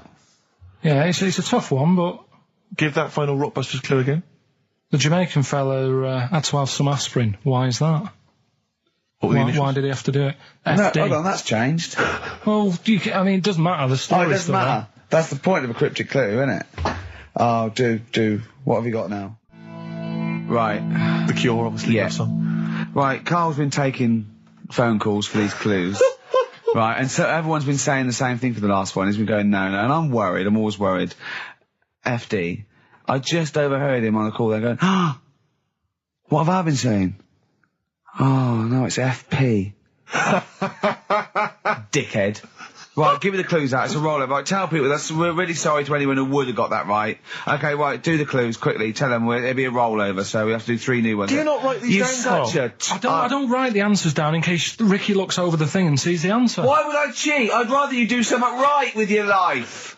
Right, well, the clues were I've got 3 other jumpers like this one. Yeah. That was FT. Yeah. You got that? 4 tops. Yeah, that's all right. Good, well done. That bunch of people can't make up their minds if they want to sit in the sun or not. That was C. They were getting that. That was charlatans. Charlatan, right? A bunch of them charlatans, right? What do you mean? What's Charlie? No. It's like, shall I go out? Shall we? Charlatans. They got it, right?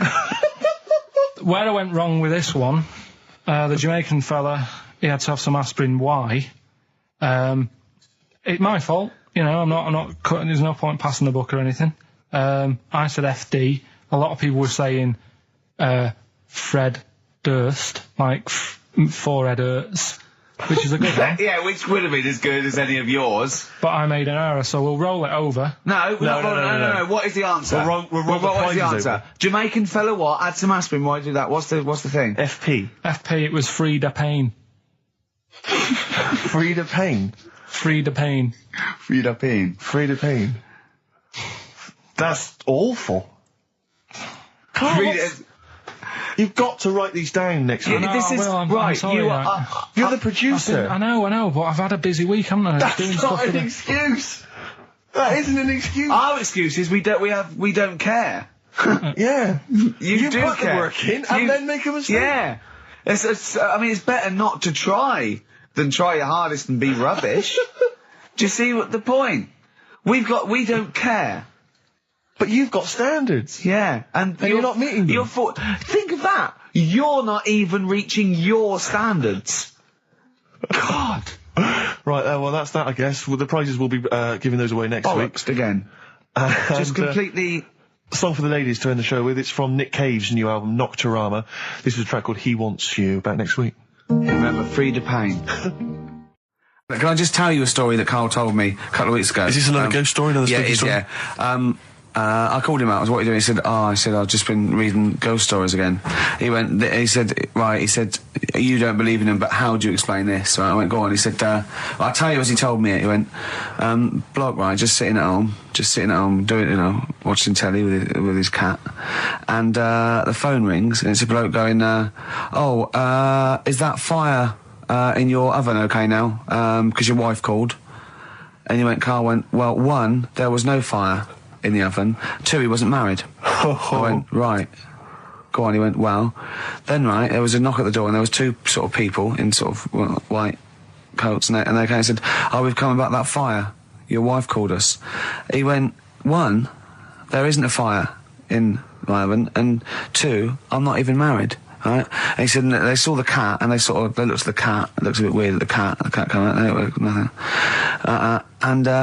He said, and then he went back, sat down, phone rings, and they said, did they sort out the fire in the oven that your wife told us about?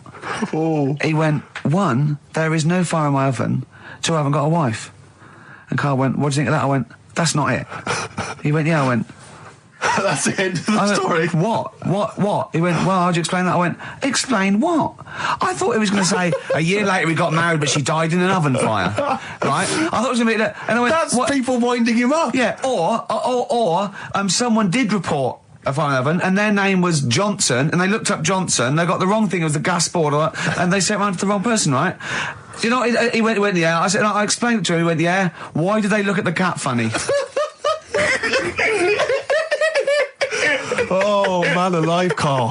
This is really weird, right? I was in my house once, right, and the doorbell rang. Yeah. Right, I opened the door, there was no one there. Yeah. Right? And then I looked across the street, There's some right, and there were some kids running away. Yeah. Now, how do you explain that? Yeah. There was another time, right, where, like, I opened the door and there was a bloke goes, you've ordered pizza. I went, I haven't ordered pizza. And I heard my mate upstairs giggling and putting the phone down. Yeah. How do you explain that? Carl, seriously, why did you tell me that story? What do you think it was weird about that? The fact that it was 3 different people. Is this all the information? Is that the entire story? It was 3 different people. Did you fall hassling asleep him and not read the about end? A fire that didn't happen, about a wife that didn't exist, and a cat that didn't look happy.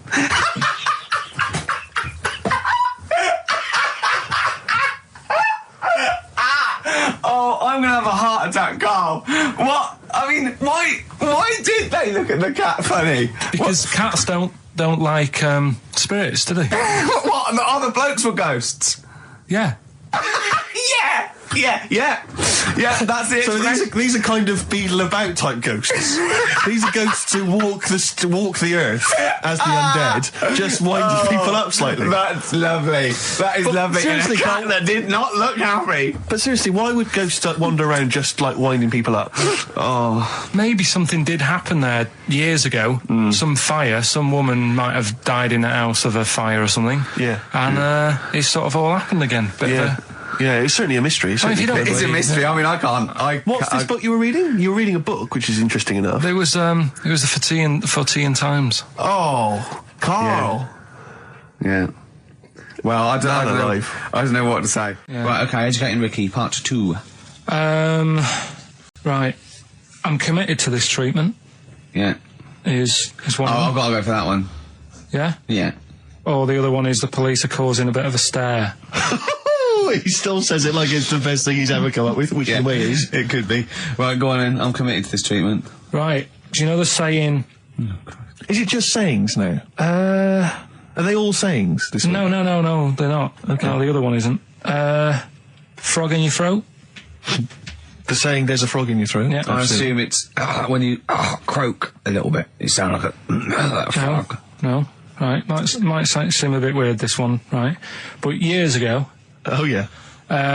Sorry, well, what is that clue? Committed to this treatment? It's about frogs committed.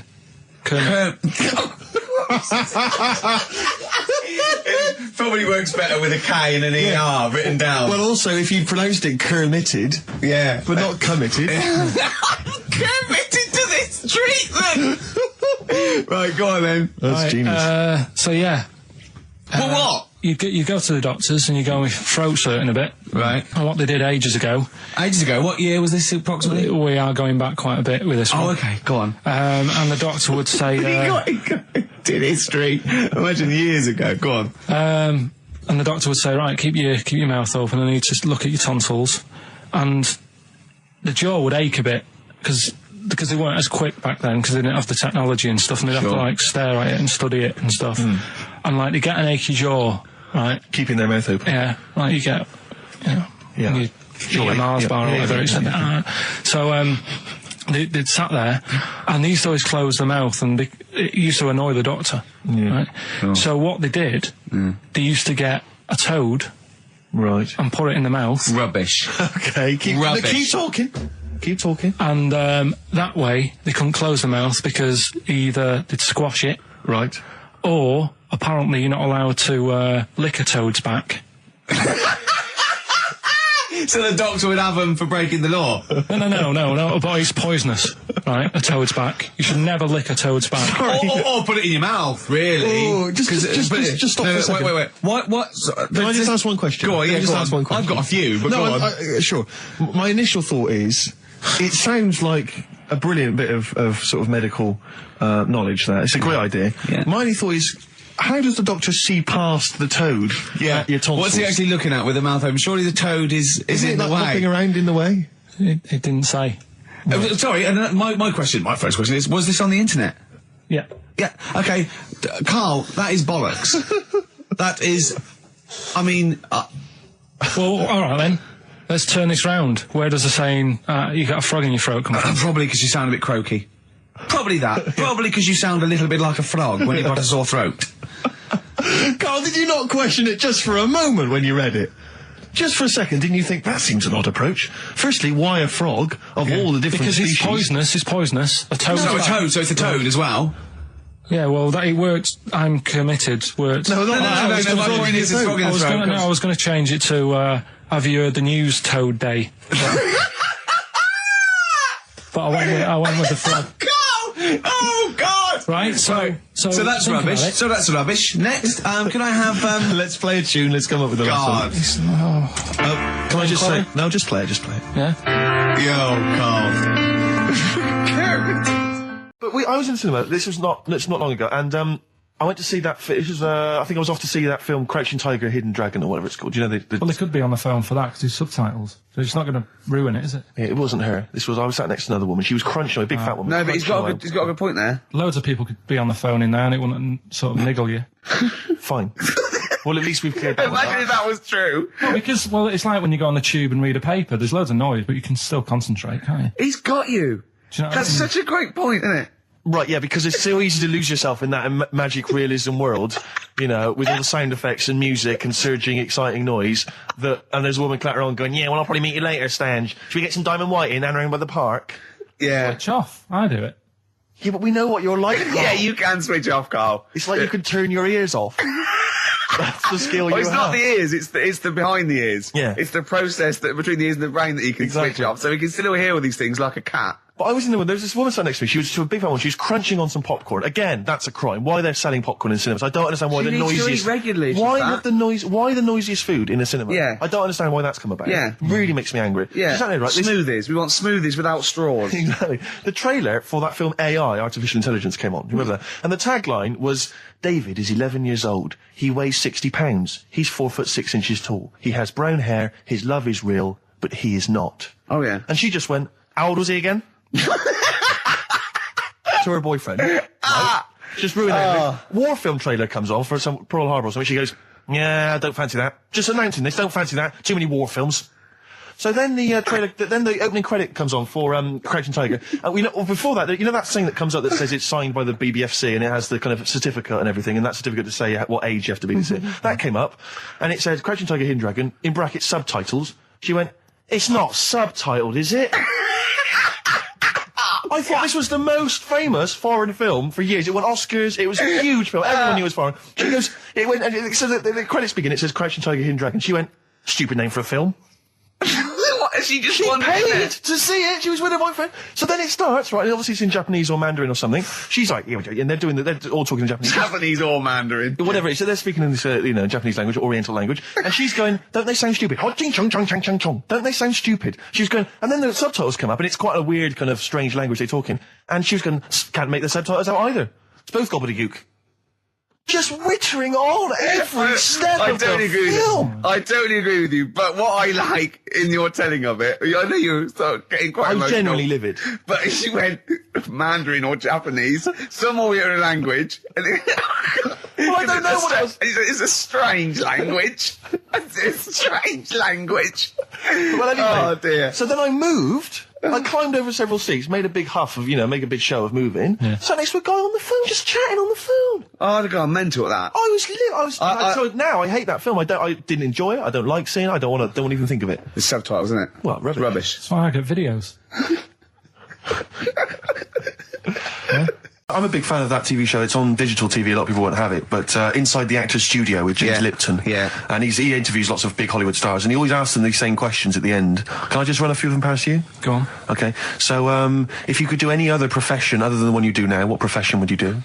Can you just change that to apart from a paper round? Apart from a paper round. Oh. If you do any other okay. profession, Carl. And it doesn't matter about, like... It doesn't matter if you've got the skills or anything. In an ideal world, if you had the ability.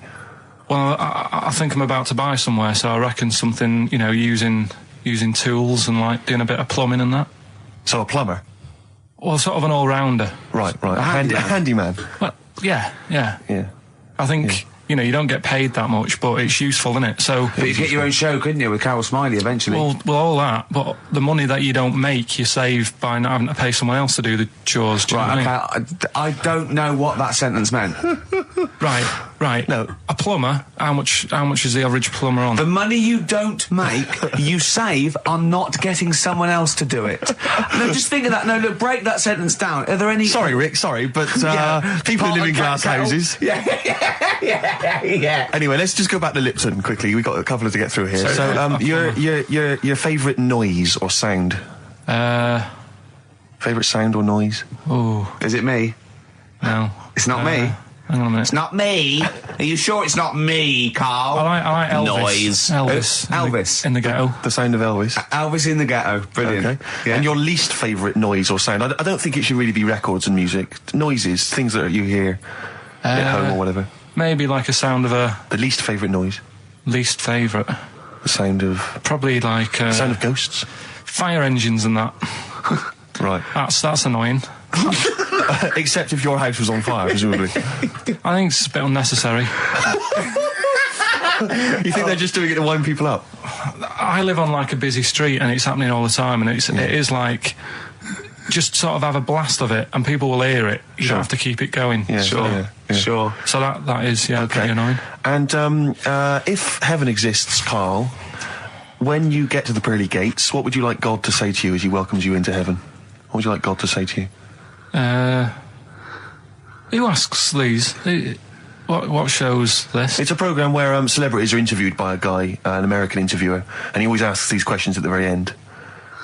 What would I say to God? What would you say to God if you believed in heaven, and if heaven exists, when you eventually go up to heaven and you're welcomed in through the gates In by your God, parker and your stussy t-shirt and your... what do you want God to say to you as he welcomes you in? Say, you all right? Don't know. Just be friendly. Right, in Turkey. Nice. It's not actually. That's where I went, and there was them little fellas after Suzanne in the kitchen. What? What do you mean? We stayed we went to Turkey. You went to Turkey and there were some little fellas. Well, they had quite a few sort of midgets working in the kitchen. Why? Is it a theme?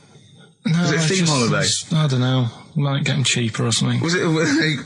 So they were get them working, cheaper? They were working in the kitchen, and one of them fancied Suzanne and kept sort of eyeing her up, and she was winding me up saying, "Oh, Not eyeing up and down, just eyeing her up. anyway, no." So What anyway, was she doing in the kitchen? no, it's like a pick what you want to eat type buffet, but you have people clearing the tables and that ready for you to come along. Are they low tables? And you know, he was just keeping an eye on her. What did he say though? Was he? What was it? Was he? It was Turkish, so I don't know what he was saying. But he was. He was Little fella, yeah, Did he? What do you mean a little fella? What do you mean little fella? sort of dwarf-like. What do you mean dwarf like? He had magic powers or he was 4 foot? No, What do you mean, A Carl? little bloke, just like a normal bloke, but small. If you stood him in the desert, you wouldn't know. But he'd be hot and nothing around says, right, Carl. You should watch out for the monkeys. Yeah, underground. Those underground monkeys are Look, dangerous. you can't just say there was a little midget fella who was eyeing up my girlfriend and then leave it. What do you mean? What was happening? This is a story to us. This is much more interesting to us than, and she was deaf, right, and she hit her head. That's much more I don't interesting. understand how it manifested itself. Did he come over and say something? No, do you know when it's like girls know, don't they? When someone fancies them. What do you mean there was lots of them as well? Do then? they? That's worth knowing. Listen, right, come on, right. So you went into this holiday, yeah? Yeah, wasn't And you that went good? into the dining room or something? Yeah, downstairs. And in you the looked dining over I thought the this is kitchen. all. There's no one serving. Yeah, and they go, Wait a minute. hold on, you looked down and there was a little waiter. There was loads of them running around busy. Why, though? Why did they It get was summer. What do you mean? Because it was There was loads of summer. them. They had more of them They on. come out in summer. They come out in summer. What do you mean they had more? What do you mean? Because it's busy, isn't it? Well, no, but they Summer. hibernate in the Why winter. were they all midgets? I don't know, maybe it doesn't heat stunt your growth or something. No! Well, they just happened to, maybe it was a thing that they did for tourists or something, I don't know. I just got on with my meal, it was a holiday, do you know what I mean?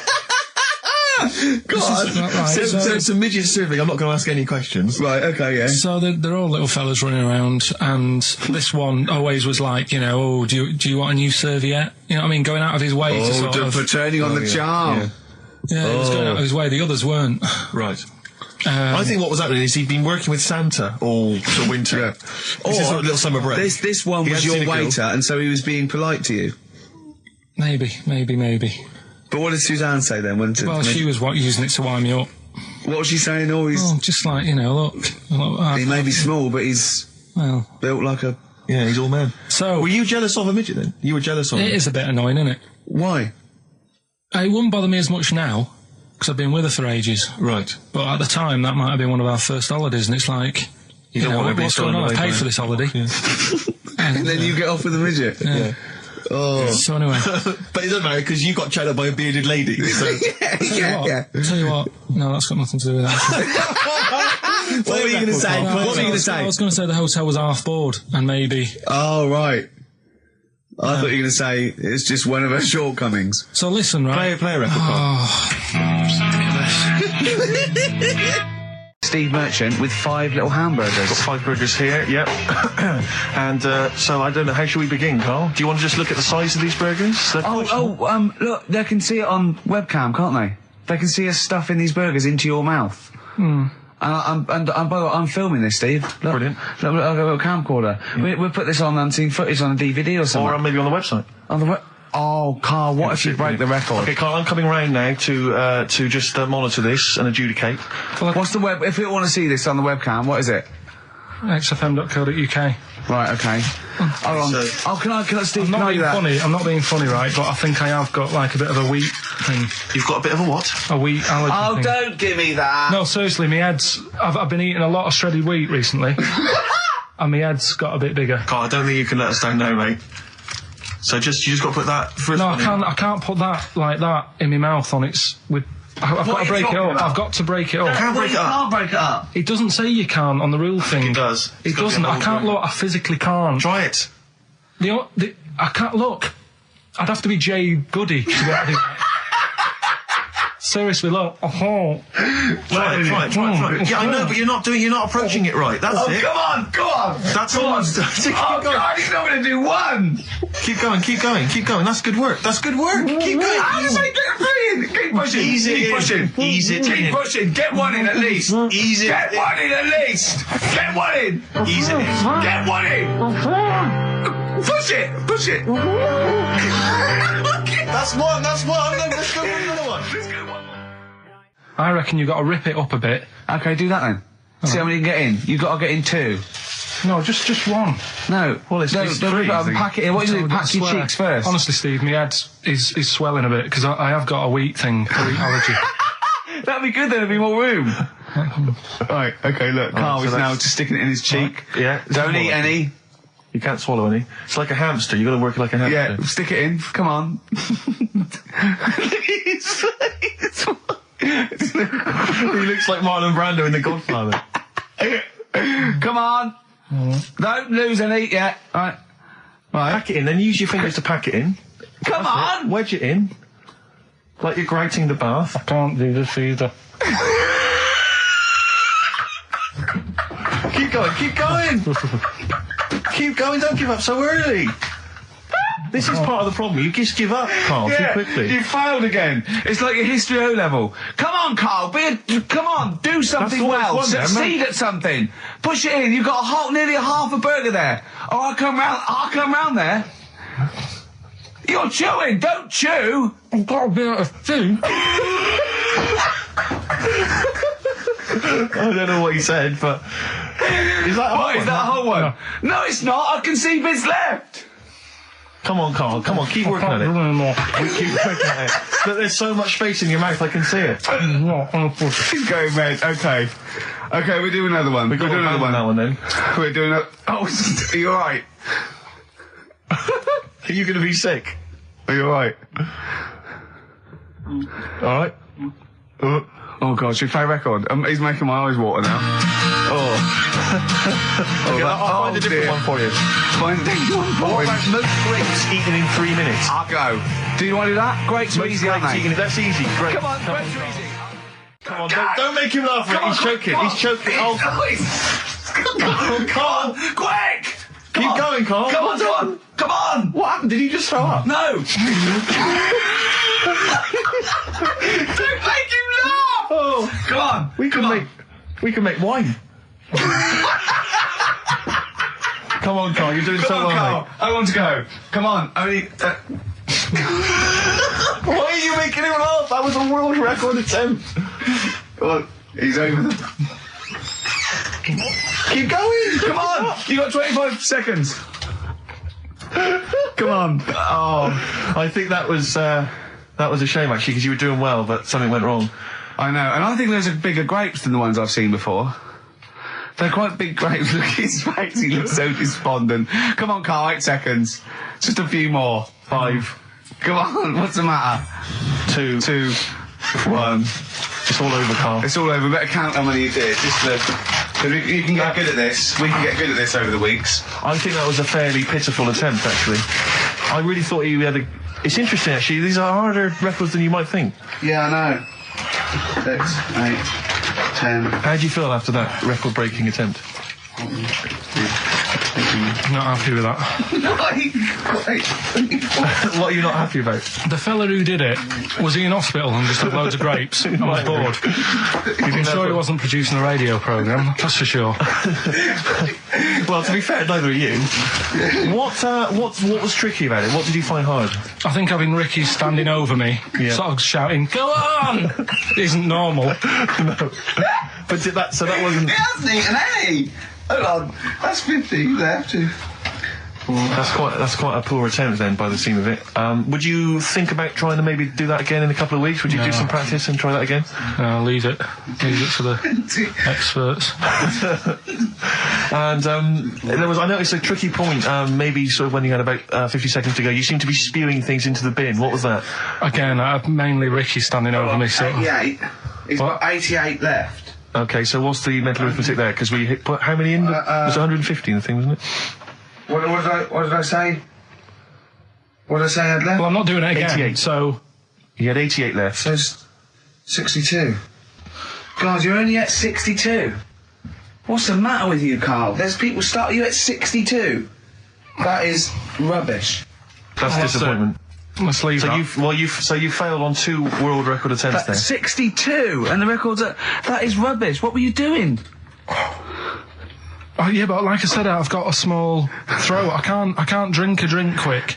Ever since the Mr. Freeze Pops when I was 6, that I nearly choked on, I nearly died on, I can't go back. It'd be like asking, I don't know, someone who got run over to play Frogger or something. Is this something that happened to a friend of yours, or is this... No, I read about it. You read about it, okay. There's this little lad, right? Okay. First of all, it's years ago, right? When they didn't have decent doctors in like every town and that. Yeah.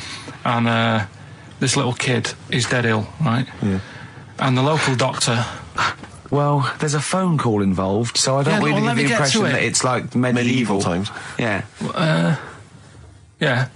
But I didn't say that. I just said it's years ago. So this kid's ill, right? Yeah. And he's lying in the bed, and he's all going funny colour and that. Yeah. And his mum says, "I'm going to get the local doctor around." The local doctor comes round, and she says, "Oh," so I don't know what's up with him. He said, "Leave it with me." Leave it with me. He said, the doctor said that. I'll have he said, I'll phone up a top doctor, okay, who was in America or somewhere like that. And so he goes to the phone in his office and he calls America, and because it's years ago, the phone line isn't that good, it's all crackly and that, right? Yeah. So he's talking to the doctor and he's saying, "I've got this kid, he's a funny colour, and he's really weak and that. I don't know what's he's up not with him." giving him much to go on. Right? Sure. So the American doctor, right? Yeah. He goes, "Yeah, what you want to do?" And it's all breaking up, right? Yeah. He goes, "What you got to do? You got to it's all breaking up. You've got to give him some parrot's blood, right?" Some parrot's blood? Well, that's what he thought he said, but the line was really bad. Yeah. He meant parents' blood, but he heard that he said parrot's blood. He said, "Right, I'll do that. Leave it with me." I can see where this is going. He goes to a pet shop. Yeah. He says, "Give us like half a dozen parrots." Sure. Takes them round to the kid's house, takes the blood from the parrots, puts it into the kid. Kid's fine. The kid's fine. I've never it worked. such a load of shite in my life. I've never heard such twaddle, such just made up, enhanced, exaggerated bollocks in my A life. load of old rubbish, Carl. I mean, when he told me this, he said, the doctor said, what do I do? And the doctor on the other end said, give him some blood. And the doctor went, where do I get blood from? So hang on, wait, I just need to Where do I get blood clarify. from? Give him some parents' blood. Give him some parents' blood. Give him some parents' blood. Yeah. But hang on, I just need to know where you read this. Carl. Where was this? Where did I you read stitched this? you up. You know what he said? He said, so do you believe it? I went, tell it to Steve. He went, do you believe it? I went, tell it to Steve. Carl. where did you read it? That was on the internet. What? About Where is it on the illnesses. internet? Badly Drawn Boy on XFM 104.9. I'm Ricky Gervais, with me Steve Merchant and Karl Pilkington. I'll tell you what, the Sony's then. Oh. This Thursday at the Grosvenor House Hotel. Yeah. Everyone in Radio's Anyone has entered their show in different categories saying, they get it down to, Winners this year included the brilliant Dominic Mohan, former showbiz editor of The Sun. lots of people won. Lots of people won gold. Lots of people won silver. Lots of people won bronze. We didn't get a sausage. Nothing. This show was deemed not worthy of anything. I mean, not a look in. The panel looked at it and said, well, no, definitely is not radio. Didn't get a vote. See, that annoys me on so many levels. Let me tell you one, right? I've never complained about losing an award, okay, ever. Yeah, mainly in TV. I know we've won a lot, but we've been beaten by Peter Kay. Good luck to him. He's brilliant. Beaten by Phoenix Nights, the sitcom. A lot of people like that more than the Oscars, vice versa, right? No qualms. But the shoddy shite that I heard that night beating us, I was furious. I don't understand. There's people regional. It sounds like hospital radio, right?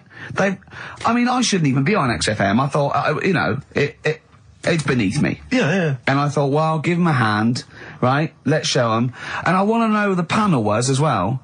I do not believe it. How can they I was looking back over some of the shows, right, before I go, Carl, and I've just done a little excerpt of, a trailer of what we do, what we're about, and I don't know how the panel could overlook this. Play a bit, Carl, please. Shaking her muff, minge and tits around does not make her a hoe, then what does? These kids at school with big heads. Carl, what are you talking about? Shut! Oh, my name is Holy Fuck. Right, Yeah. there's this monkey that was on a train station. Right. What if you mean cock to mean penis? It was my Down syndrome son. Oh, chimpanzee, that monkey news. So we've still got monkey news coming up. You're an idiot! You know what I mean? That's, to me, quality broadcasting. I don't know how they can say that isn't worthy. That's what we sent in to the Sony people. They listened to that. How they didn't think that was dynamite stuff. It doesn't make sense. Actually, I've been thinking about this since Thursday because I've been a little bit down in the dumps. Yeah. What I think it is that with the TV show, the TV stuff we've done, Rick, we put a lot of work into that. Yeah. We get the script, we spend a lot of time on it. What this show is about, it's very much about spontaneity. It's about our personalities, and I don't think we're ever going to win an award for our personalities. I think that's where we're going. Do you know wrong. what I think? I think that when we're together, we're the auteurs of The Office, and we're strong on it, and we're just two. We write it, we direct it, we cast it. We even worry about the font and stuff on the. We do everything. There's a weak link in our midst, I think. On the radio show. Yeah. Right, well, I'm just trying to think what the common factor is, because on the award-winning TV show, it's Bliss You and I. Yeah, I don't know. Well, I'll tell you what. Can we play a record and let me think about this, because there must be something There's got to be a factor. that isn't in The Office that's in this, that means that The Office is award-winning and this is a pile of shite. It's interesting. I mean, I don't think our number one fan, Dickie Anderson, Richard Anders, was on the panel, although he here has emailed in. He's got a couple of thoughts as to maybe why we... What is Dickers doing, man? Dickers says, commiserations on not winning a Sony. I can't believe you didn't win, naturally. I mean, apart from your show's obvious lack of quality and effort, having a monkey for a producer, offering the biggest load of tat as competition prizes, saying hairy Chinese kid 48 times every show, Rockbusters, not bothering to turn up for weeks on end, only having 3 listeners, introducing the comedy characters Camp David, Harry Fook, which I think he spelt wrong there, Stephen Merchant. I'm not a character. apart from insulting every race, religion, and sexual orientation, bickering like schoolgirls, and We generally haven't done bringing everyone misery- yet. We have not insulted everyone yet. There's loads to go. Despite the fact you generally bring misery into the lives of anyone who listens, I thought you were surefire winners. Better luck next year. Well, I mean, a couple of constructive, criticisms there, but generally, I still can't nail it. was he on the panel? Well, I don't think so. Well, he's a fan, so... Yeah. Well, no, he's clearly a fan. I mean, Yeah. he obviously loves the show. He has hit the nail on the head. Oh. Which, Yeah. but, what should we do? Should we give up or should we try harder? That's always my dilemma in Sure, life. yeah. I mean, I've always gone for the first one.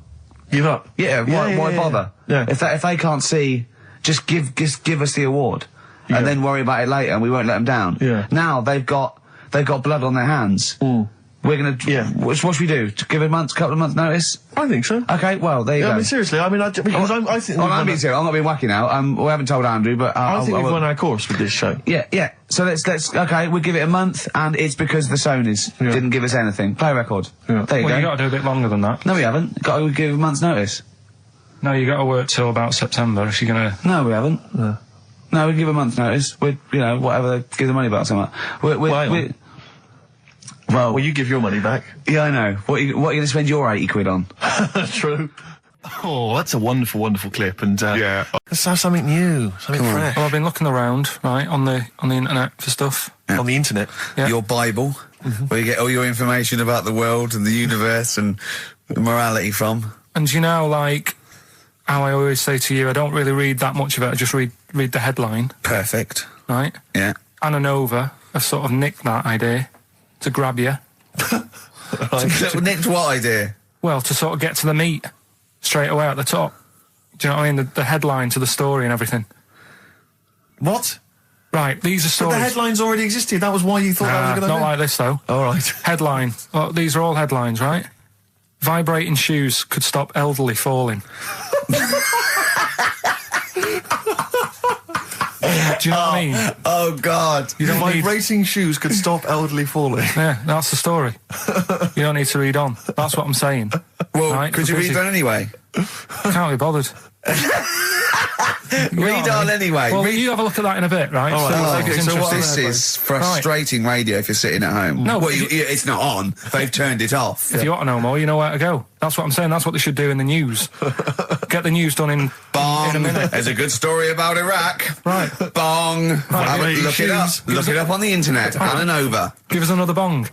Bong. Family sick of living on Butthole Road. Oh, brilliant. Bong. Man wears same shoes for 60 years. Oh, bong. This isn't that good. Some fella pulls a train with his teeth. And in lighter news. I love that. General Donald, this one isn't very good. And the last one, man fails to break clothes pegs on face record. She's always good. Well, that's the one I did read on about. I love that out of all those. That's the one he went on about. Go on then. Just Why is that news? He fails to make a record.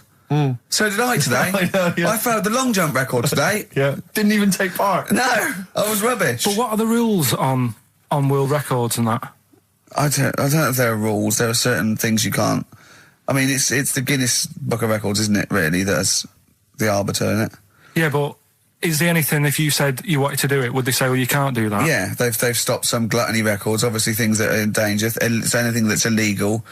Yeah, anything that's immoral. Yeah, like that American serial killer that just got discovered. Yeah. Having killed 47 women. I don't think he can make that into the Guinness Book of Records. No, because people would be trying to beat it, won't they? But there was some other story about a fella eating watches and that. That can't be good for you. So why don't they say, look, don't do that, do something else? He wanted to stay regular.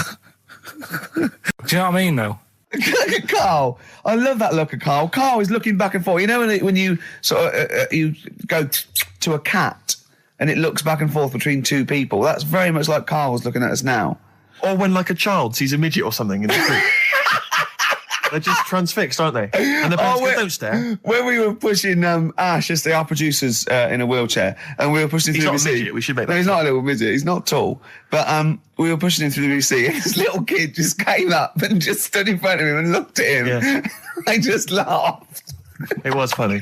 Do Do you do that? I imagine you get caught staring at things. Yeah, do you go up to people with problems and go, Mummy, is that a monster? Well, I was telling you one about when I used to go with my dad in the taxi. Oh, yeah. What Tell us happened? this story.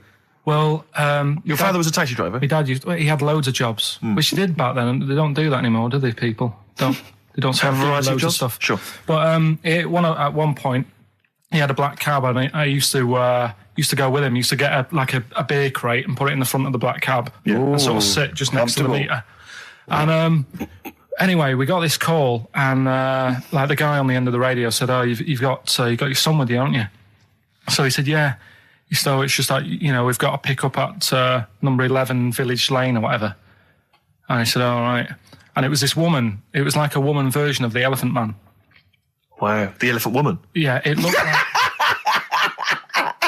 it was really strange because I was in the front of the cab, and when you're a kid, if something looks odd, you're a bit scared of it, aren't you? Yeah. And my dad was like, look, be all right. And we're driving towards her. Look, don't worry, son. I've got loads of buns. And just to I'll just throw one down the street if you run after You're it. being mean, right? I am a little bit. So Yeah. how old were you? 18? No, I was about 12 or something like that. 11, 12. And as we got closer to her, it looked like she was holding like a bag of spuds on her shoulder. For a snack. Right. And her head was all a bit mangled and messy and that. And my dad said, whatever you do, don't stare at her face. Yeah. And she got in the Because back. you turn into stone. Well, she got in the back, and I had like the mirror, the driver's mirror thing, and sort of having a look, trying to work out. And he said, don't stare at her face. I couldn't work out where her face was. It was that weird. Oh, God. So I'm not sure you're from Manchester. I think you're from like Narnia or something. Yeah, you got frog boys walking around. The Lord of the Rings. That got like the claws of a lobster and the head of a toad. Yeah. And you got women getting in with spuds for heads. I mean, what This is not Manchester. this is not the place place? you grew up. This is mad. Oh, you can't believe it in London, can you? You come down and go, look, symmetry. It must be amazing. It must be a thing to do with upbringing now, mustn't it? And because, again, do you know, I've said to you before, years ago, when I was a kid and didn't have any worries, good-looking lad, you go through it a bit, have a few more worries, and you look knackered. Now, back there's a lot more worries and stuff, so you get a lot more freaks. Whereas in London, everyone's like happy, aren't they? I love the fact that stress can cause your fingers to fuse and your heads to grow. No, but if She must have been really stressed to have a head. Yeah. She was she an accountant or something? You know what I mean? But what did she do? What did she say? Where when was she got going, in? by the way? And she couldn't speak. London Zoo, please. I think she was going to like To a the pet fair. shop. Seriously, honest to God. On my mum's life, she was. Because at the end of the day, that's a good thing with animals. They don't judge you, do they? She's not She an was an animal. She's a human being. Not actually an elephant. No, but you know the Elephant Man was not actually an elephant. You understand that? He's got no elephant genes in him at all. No. That was just a cruel name people gave him. Yeah. No, it's the name of the disease, isn't it? Elephantitis. Look, so listen. So this woman, why was she going to a pet shop? She was going to a pet shop. What, to find a husband? Is this true? No, it is true, yeah. Oh, God. I'm not taking the mickey because it must be so really bad for you. Of course it is. Carl, I need to ask. I'm going on to you today about cutting myself shaving. Yeah. I was going on about that. To think that she's probably not alive now, but to think... But you're saying that you're going to say this is a worse problem than a little cut shaving, aren't you? Yeah. Yeah. Do you know what I mean? I think you're right. Carl, you worry about. there's a couple of key questions I need to ask. One, if she couldn't talk, how did she tell your father where to drive it? Did she have it Probably written got on a some note? help Did she for that. point with her nose? Yeah. Right, this has got silly. Pick your song. But and also, finally, where did you say she lived again? It was like in a village, a little small village. Right. Just hidden out of the way. All I'm saying is we could maybe get like some sort of coach, book some coaches, get a coach party up there to have a look at her. Take some photos. And now You can make some lemonade. the offspring of a woman and some spuds. Yeah. Fool's Gold. Classic. All he saw was the name of the band that this email was promoting. So all Carl saw, and you can imagine how excited he was all he saw was half man, half biscuit.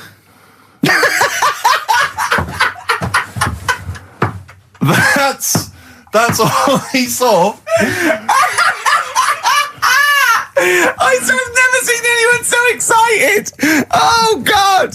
It was actually just plugging the popular joke novelty band. How are you heard of them then? Imagine how excited he was. That is fantastic.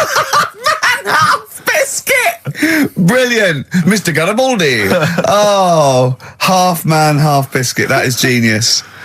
Oh, amazing. I just saw it, and when you closed it again. Yeah, but the thing is, if he hadn't have told you that, and he'd have erased it, next week you were saying about what they've done, the scientists, they've cloned a man with a biscuit.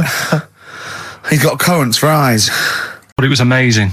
I mean, what I think you can't refer to them as Siamese twins. I think they're known as conjoined twins. Why? I think Siamese is maybe considered derogatory or as an old antiquated phrase. Yeah, I think it's because the first famous ones were actually from Siam. Right. But And that doesn't exist anymore. No, it's conjoined, Carl. Yeah. Get the phrase right. But you'd think that if that's happened to you, that wouldn't be that sort of offensive. The names that you must get called. Right. You think that's the least of your Siamese worries? twins, I'd say, well, that's, yeah. Now, were you stunned by where they were connected? Just live with it, we'd say. Because they were connected, of course, at the forehead. Oh. Sort of, which was quite extraordinary. Well, there was one set of Siamese twins. One had a job and the other one didn't. That's ludicrous. Yeah. The other one was unemployed. The other one had a job. She had to go to work. She had to get up at 6 o'clock on a day I'm off. supporting you, literally. Yeah. Then they get done off the social for sort of... Yeah, because the other one was signing on. That wasn't a question that Trisha asked. Annoyingly, because I know that much of the audience was thinking that. There's a few things that didn't crop up. What questions would you have asked of them? Because what things did you feel weren't mentioned? I'd love to just watch Carl watching amazing things. Exactly. Do you know what I mean? It's like early learning thing. Mouth slightly open. Yeah, some mouth slight open at a saliva. dribble, looking round to see if anyone else has seen it. You know, I hate that. Like when a cat sees a bird land on the balcony. Exactly. It can't believe it's luck. I'd probably say, how do you buy her like a birthday present? A surprise gift, yeah. Because everything's ruined. Sure. Right? I'd probably ask... Yeah. Well, did you not think it was interesting that one of them had a boyfriend? Well, that was a bit weird, wasn't it? Uh-huh. But what was the other thing I was thinking when I was watching it? Was thinking if one got into crime and that was sent to prison, Right. what would happen? How would you handle that? It's brilliant. It is brilliant. If a chimp could talk. And what was the other one? The other thing was, what did he talk about? Because it's not as if you can say, oh, guess what I did today? Do you know what I mean? Yeah.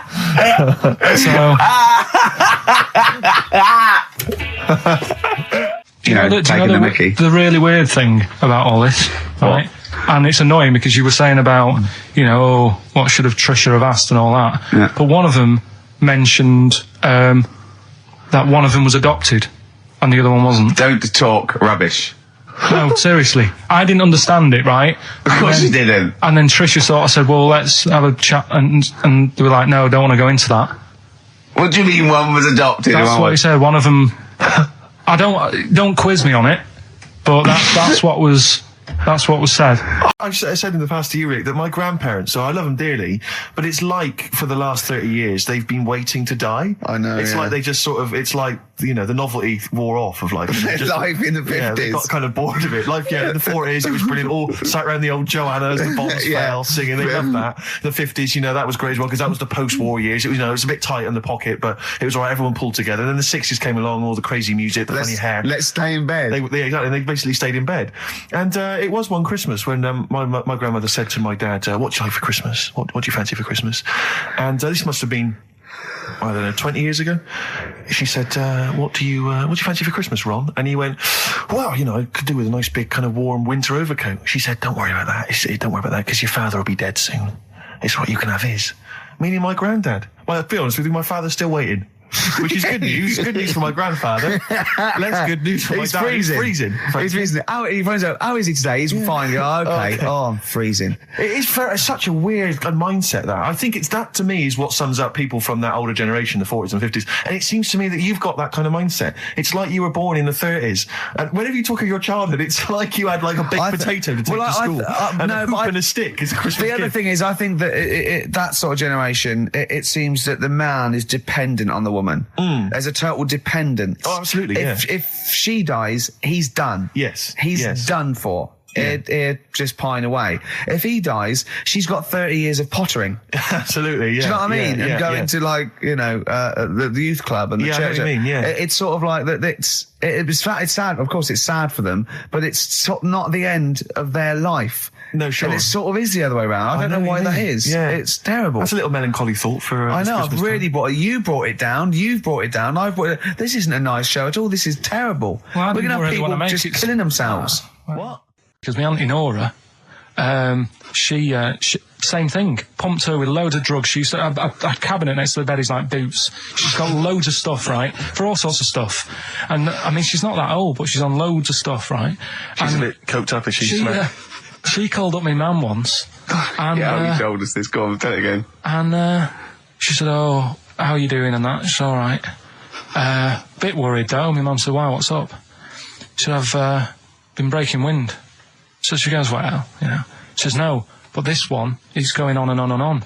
And she was like, she was like, what do you say? What's like passing wind, farting for 5 minutes. one thing, not like, you know, trumping and then nothing. Yeah. Continuous. Continuous drone of a fart. Yeah. I don't think she had. How big was she? She must be the size of a barn. No, she's not that big. She's, you know, she's good for her age. No, but I mean, can't swim. no, it's but just- fine for 5 minutes. Where's all the guy? Was she circular breathing? Was she sucking it in with her mouth? It was just, I don't know that much about it. But she called up my mum. About 2.5 minutes in. Could you hear it in the background? minutes in. 2.5 minutes in, she called my mum up, and it went on for a further 2.5 minutes. Oh. And she just stayed on the phone, did she? Where The whole was- phone going, well- can you hear that? Well, Did she hold the phone next to her arse? Listen to that. She was off the ground. Trying to work a tune down. she was actually hovering. She was 4 Yeah. foot off the ground when they found her, the ambulance Yeah, men. the cat's dead. Don't light a match! Don't light that cigarette! Yeah, it's like that advert. The kids come home from school, switch on the light. Yeah. Then they see Granny hovering, turn the light on. Be careful if you have an elderly woman at home. we'll have a big fire tomorrow. Yeah, go on. Is that the one you want? Let's go for it. Right. I think this was like round the 1700s. Bluffing. And Bluffing. Who was the king then? don't know. Go on. But it's about the word bonfire, right? Bonfire. Bonfire. Yeah. Do you know where it comes from? No, go on. No. Right, what happened is it's got nothing to do with Guy Fawkes and that, which is what I thought when I saw it. It's got nothing to do with that. But ages ago, at 1700s, Yeah. right, they didn't have enough houses, like I mentioned. Okay. Yeah. So if that happens, you get people living on the streets. Uh-huh. You get diseases, people aren't cleaning properly. So you get more deaths. Mm-hmm. All right? Yeah. So think about it. You've got all these dead bodies lying around. They're running out of space because there's like, I don't know why they're running out of space, but Okay. they haven't got much. I don't know why really. I was going to say they should have just buried them, but there's probably more land back then than now. Think about it. He doesn't need anyone else in the room to have a conversation with himself. Yeah, we could leave and we'd come back and you go, I've sorted it. Yeah, But anyway, for some reason, They presumably, if it's going to be they burnt them, it's presumably to do that it also kills the parasite or whatever's carrying the parasite on them, as opposed to burying them and not killing the disease. well, yeah. So that's that. There you go. You've worked it out. They piled them up and they turned it into a celebration because there was a lot of fed up people at that time. Is this going to be the word bon, meaning good? No. I'll tell you in a minute. Go on. So you've got all these people who are like going around and like, oh, you know, so and so died the other day, and you know, nearly every week someone they knew was dying. So you can imagine like just constant like being depressed. So and they've got all these bodies lying everywhere. It's like, oh God, what are we going to do? So they said, we're all too fed up at the moment. Said, let's make this a better world. This was 1701 by the time they got together. Yeah. So they said, what we need to do is have a big party. So they said, yeah, Good thinking. see what you're thinking. So they go, right, well, we'll put all the bodies Yeah. in a big pile, and they're all diseased and that. So Yeah. they set fire to the bodies, Yeah. and they said, let's have this as a celebration to remember them by, and we'll have a drink and that, and have a chat. We'll have this big fire going, and it came from bone fire. Ah, right. So it was all the bones. Bonfire is bone fire. Yeah. Excellent. Yeah. Yeah. That's interesting. So that's how it came about. Yeah, in the 1700s. Yeah. That was. No, probably. Okay. I reckon it was 1600. Probably earlier. I reckon it was the plague. I reckon it came from. But interesting stuff. Interesting. Yeah. So stuff. that's. Did you celebrate Bonfire Night? Is that a big celebration for you? Do you like the fireworks? I'm sick of fireworks. I just think they're rubbish. Yeah, I'm not impressed. I've never been impressed by fireworks. Even as a kid, you have to go to like sort of community kind of gatherings with the bonfire and fireworks, and some local vicar or whatever would come out and. But I also think the adults think the kids love it, and everyone, and if they just got together and said, "Should we go this year?" They'd all go, "No, let's not absolutely. go. Let's not go this year." What would be better is if the vicar had wheeled out like a massive rocket, climbed in, gone last one to the moon is a bender, and then fired himself off. Now that, I'd pay to see. That's a firework display I'd like to see. As it is, it's just rubbish. Oh dear. What? That's not, it's not, what do you mean? No. When a woman has a knob put on Yeah. to have a sex change, where do they get it from? Is it constructed? Do they find like, I don't know. From a donor. A donut? From a donor. Oh, well, yeah. A donor? A donor, yeah. Yeah, but presumably it's like Maybe there's someone who wants after to they're become- dead, I mean. No, I thought maybe Very there's- few people, it's not like giving someone a kidney and then sort of like Maybe celebrating if with you're them. a guy and you want to become a woman, you've That's got one to true. spare. That's true. Yeah. Well, a swap. Yeah, just do a little swap, probably on the internet or something. Or Noel Edmonds. What do you mean? On Swap Shop. He's not a man. No, but you could go, we got a fella here who, got a lovely, nearly new, unused penis. Yeah, Keith Chegrin out in kind of Bognor Regis. Wants a couple of tits and a fanny for that, so, call in. It reminds me of the, do you remember the John Wayne Bobbitt story? Which Yeah. it's always seemed odd to me. I never really kind of got all the information. Do you remember that one, Carl, where the woman cut off her husband's penis because When he was sleeping. I think he was sleeping, and she drove off. I think he threw it woke in the up woods. quite quickly. That's so much better than the alarm Exactly, clock, the isn't alarm it? call, Yeah. And she threw it out. She threw it out of the car window. into the woods, Yeah. and he went and found it. Yeah. But imagine if he'd got to the hospital and they'd sewn it back on, and he'd gone, "That's bigger than I remember." I'm not sure this is mine. How many of you got us where we dump all the knobs? We dump all the That's knobs where- out there. Yeah. That That was an extraordinary story. And then, bizarrely, he became a porn star. Yeah. Yeah. Very strange life that man's had. Well, it is a bit of a shock to the system, isn't it? Oh, cutting your knob off. I know. Do you remember that French bloke, the performance artist of about 1910? Do you remember him? No. He, as a performance art, he had it in a theatre, he cut his knob off to a crowd of people. Now, What? That's only a one-night trick, though, isn't it? Exactly. But what if there's been a bang outside? They went encore. He went, what? Yeah, or they looked outside because a car backfired. He went, "Did you see that?" I go, "What?" I go, "Oh, just cut the..." Did you? Yeah. Think of that. Sacre bleu. I know. French are funny, aren't they? Cutting your knob off for your art. I think we've discussed the news before. I don't understand the impulse at all. I do find it bizarre. I mean, there's a picture there of 3 men nude in a pub. Yeah. Just having a chat. Yeah. Just on the chat. Oh, look at Carl carrying But around what's those pictures. I mean, okay, fair enough walking around outside, but indoors? In a pub? Nude? Well, it must be a nudist Hop on a pair pub. of shorts. That must be a nudist holiday, I assume, as opposed to like the local. There is, though, isn't there? There was a thing in Bazaar magazine the other week where there was a picture of some people. They've got an airline of their own now. What, nudists? Nudes. Nude airline? So you can get on there. And your holiday starts as soon as you get on. Sure. And, but what's the point? Well, I'd be worried just about banging against things. You know. So to speak. Yeah, my shoes and things. Or spilling when the waitress comes along. The air and might she spill hot coffee? Yeah, it's a good point. Would she have to be nude? Would the stewardesses have to be I nude? don't know. But that bit as well where they walk down the aisle and they have to check if you've buckled up. Yeah. She's like, "Excuse me, miss, can you just..." And over 50s, so always over 50s. Right, yeah. So it'd be an old woman on the plane. Yeah, It'd be like, "Can you just lift your left hip up so I can see the belt?" Yeah. Yeah. Oh, God! Yeah. Oh, Imagine dear. if you've got to go into the crash position. Oh, God, yeah. You know? The last thing you see is your John Thomas John Thomas. as you go crashing into a mountain. There's a kid in Kenya. he was messing about with some beans. Magic. We guessed that as well. You did, yeah. He's fed up because we've guessed his puns, I think. He put one of them in his ear. Yeah. The mum or the dad said, oh, what have you done that for, or whatever. Yeah. So I'll have to take you to the doctors now. So they took the kid to the doctors, and the doctor said, oh, he said, I can get that out, I can sort that out for you.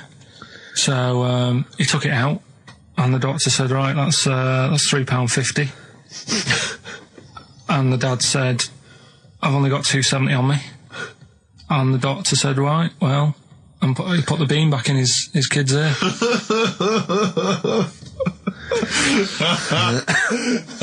I don't know what to say. I don't know. I mean, I don't know what to say. I mean, A couple of questions from me, very quickly. Are you sure that those were definitely the sums involved, were they? Well, the equivalent of whatever the deal with in Kenya. Yeah. It was the equivalent of, you know. oh, so what currency was it, Carl, that you translated into sterling? I don't know. It was saying in the thing, it said the equivalent of. £3.15, £2.70. Did it say that? Yeah. So Did it say that? Yeah. Carl, look at me. Did it say that? Yeah, it said that was the. Did it say that? Yeah. Yeah, it did. It definitely said that. Definitely. Yeah. So it's just like, I suppose, I don't know. I mean, all these things. The idea is, it's not like a lesson. It's like, I'll tell you this. See what you can get from it. Sure. So you look at what I've told you already. The Knights who said shut your face. That's like that's amazing. That explains itself. Yeah. Turkey with the circumcisions in a restaurant. Yeah. That'll hold me in good stead. Yeah. Go on. Don't go there. Whatever. This one, if you're in Kenya, don't put beans in your ears or something. Doctors or carry £3.50 or the equivalent of. It's just the idea that the doctor put it back in his ear.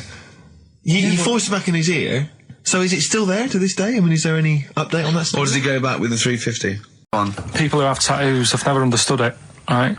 That they have something put on their arm. Right, sorry. Have we started the education? Is this part of it? Are you educating me? This is something that will be useful in my life that I didn't know about. Yeah. Go on then. No, it's just like they've got a machine out, right, that does tattoos.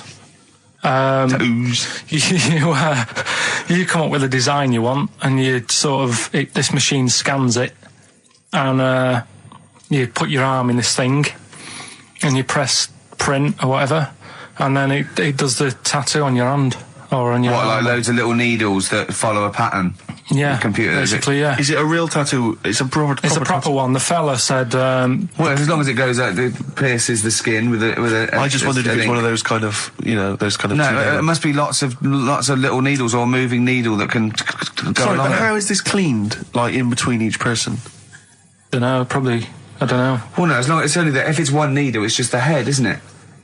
If it's one needle that moves, does it like loads of little. What are we gaining from a machine doing it? Just because they're not going to sort of mess it up. But hold on, how do you keep your arm still? Because your skin moves slightly. It's the machine it's sort of strapped to your arm. Right, and so it's spread. the fella said that the tricky thing was in all this, it was the fact that nobody would let him test it out on anyone else, so he had to do it himself. But did it work? Because the thing is with a tattoo artist, they can see when your skin's moved and they can see what they've done and they keep wiping it and looking, whereas a machine's just got to trust itself. Yeah. So I think one needle could go wrong. If it was a lot of needles, that it just came down, like, 1,000 needles, that was an imprint. Yeah. But obviously I'm asking someone who hasn't delved any further than there's a machine that can give you a tattoo. That's all you've got at the moment, isn't it? Well, basically. That's all you've got? I mean, that's what I've got, because I'm not a fan of tattoos. I don't... But where did you read this again? This was... Internet? This was on the internet, yeah, it was, yeah. Okay. And I just don't understand why people do it. That's what got me attention. Because me... Sorry, what have I learned from this? That if you wanted to get one, you can get one done by a machine now. People say machines are sort of taking over and that, and there's another one. But it's just the fact. I mean, I don't know. So give us the snappy title of this education again. Why don't they just get a diary or some paper or something to write it on? That's what I always think when I see people with loads of tattoos. Like there's that fella who we were talking about the other week in Scotland who was covered 99% in tattoos. It's just like, what have you done that for? Yeah. Do you know what I mean? You can't get rid of it now. You've done it now. Yeah. One of my uncles, right, Tattoo Stan, he's just caked in them. Right. I don't think he's my proper uncle, but it's just like my dad's got. Tattoo Stan. No, my dad's got. That's a province in Russia, isn't it? My dad's got loads of mates who. When like, you say he's not your names. proper uncle, Do you know how, like, when Just a bloke who someone used to comes hang around around, with the all school? right, Uncle Stan. Yeah. Do you know what I mean? And my dad had loads of mates like that. There was John the Screw. right? So he either works in a prison or he likes to have sex. Cabbie. Cab driver. Okay. There was Jimmy the Hat. I don't know what he Jimmy did. the Hat. Yeah. And, Did he wear a hat? No. No. There was Fred the Veg. You sure he wasn't a relative? Sorry. Fred the Veg used to get us like big bags of potatoes and that. Fred Veg, okay. And there was Tattoo Stan. Right. And he was just caked in them. And I used to always look at him thinking, why have you done that? I must have only been like, 6 I or suppose 7. if you're born with a name like Tattoo Stan, Exactly. you're destined, aren't you, were really? they like a 1950s gang? I'm worried just about... like- I'm Who worried were about... doing a bank job? What was his name? The Hat? What was his name? Jimmy the Hat. I'm worried about Jimmy the Hat. Yeah. Not having a hat. I don't understand it. Are you sure he didn't have a hat? Not when I met him. Did he ever wear a hat? I didn't see him that much. Do you think it was a joke, like, when your mate's sort of like, 8 foot and huge, you call him Little John or Tiny? Do you think... Well, the do you fact think- that he never wore Yeah, a they hat. went, hold on, I've noticed something about Jim. Go on. No hat. And I go, oh, true, let's call him Jim the Hat. Jimmy the Hat, yeah. But my Uncle Stan, he had like loads of them. He did them himself. Oh dear. And it was always that thing. God. What was it things like? He had like the cross. cut here, Cut one here, on the made in neck. Britain. And if you're going to do them yourself, I'd say at least make sure you're sort of a good drawer. Yeah. And don't do it in the mirror so it comes out backwards. Well, that was the other thing. But like, I remember he did. Names are all right. He had like all his kids' names down his arm. And, what are they called? Yeah. oh, God, it's Tattoo Stan Jr. Yeah. and Paul shits to bed. I'm trying to. Oh, Wabbai Kate. yeah. But he had. Frankie never amounts to anything. Oh, God. So he had like. Johnny, I don't think he's mine. So he did all this. I don't even know why I'm telling you about tattoos. No, nor do I, Carl. Hey, to be honest, Carl. So Yeah, okay. Any other nicknames your friends of your family had? What was your nickname, Carl? just Pilky, really. Because for a minute I thought Carl the Veg would have made a lot of sense. Yeah, Carl the Veg. And why has your dad got a little tattoo, dopey twat, on his arm? Right. Well, Tell you a job I don't like. What? I wouldn't want to be doing. The woman, there's a little woman who sits in the little snack stall on Finchley Road station. Yeah. And I don't know how to describe it really. She is surrounded by snacks. She can't move for snacks. It's Does like, it look like American Beauty, but with different... not dissimilar to that. Yeah. It's a little hut on the station. And it's like, if you go to the seaside, you can put your head through one of those cardboard cutouts and it looks like you're a big fat person or whatever, and you can have your photo taken. It's like an equivalent of that, but it's just snacks everywhere. She's got bananas up to her chin. She's got chocolate coming down to her eyes, crisps either side of her. She can't move. She can't do 360 degrees. She's like packed in there. I don't know how she gets in there. I of a think they morning. put her in there first, and they pour in the bananas. Yeah. Then they go pour in the nuts. She has and they 2 just- hours of makeup before they Yeah, open, exactly, yeah. dressing her in there. Because I'll ask for something from the fridge, and she cannot turn her head to see. She has to go by feel alone, just to feel the fridge and get stuff out and pass it. And often I'll say, that's not what I wanted, but she can. You've got to let her off. It's extraordinary. dear. But there's no music Does playing, she there's have to nothing. sell her way out of it? Exactly. If it's a slow day, she's stuck Yeah. there till the next day. Yeah, it's like a world-breaking attempt. Yeah. Carl, what job wouldn't you want to do? Well, any job. You're a lazy...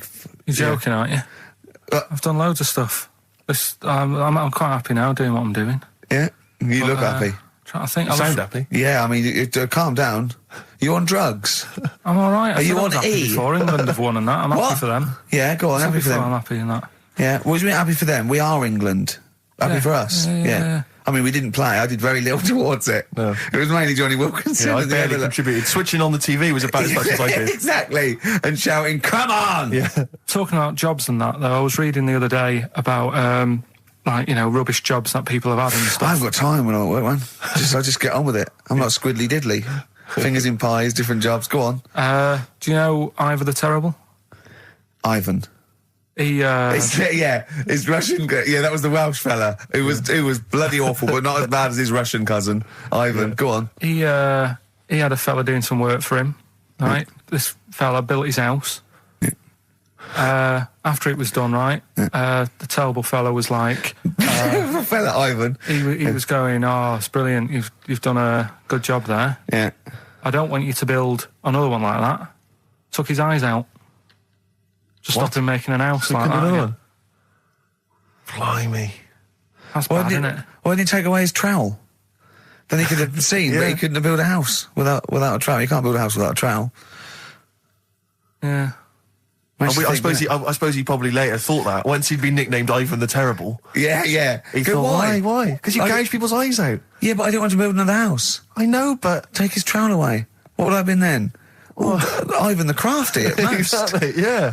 Ivan the Jealous, Ivan the spoilt brat. But gouge someone's eyes. That is bloody terrible. I'm surprised you're not called Ivan the... Do you know what I mean? You're going to go down in history like with Vlad the Impaler. Yeah. He's mainly remembered for impaling people. Yeah, he did a lot of other stuff. Did a load of great charity work he did. The impaling is the thing that's really gone down in history.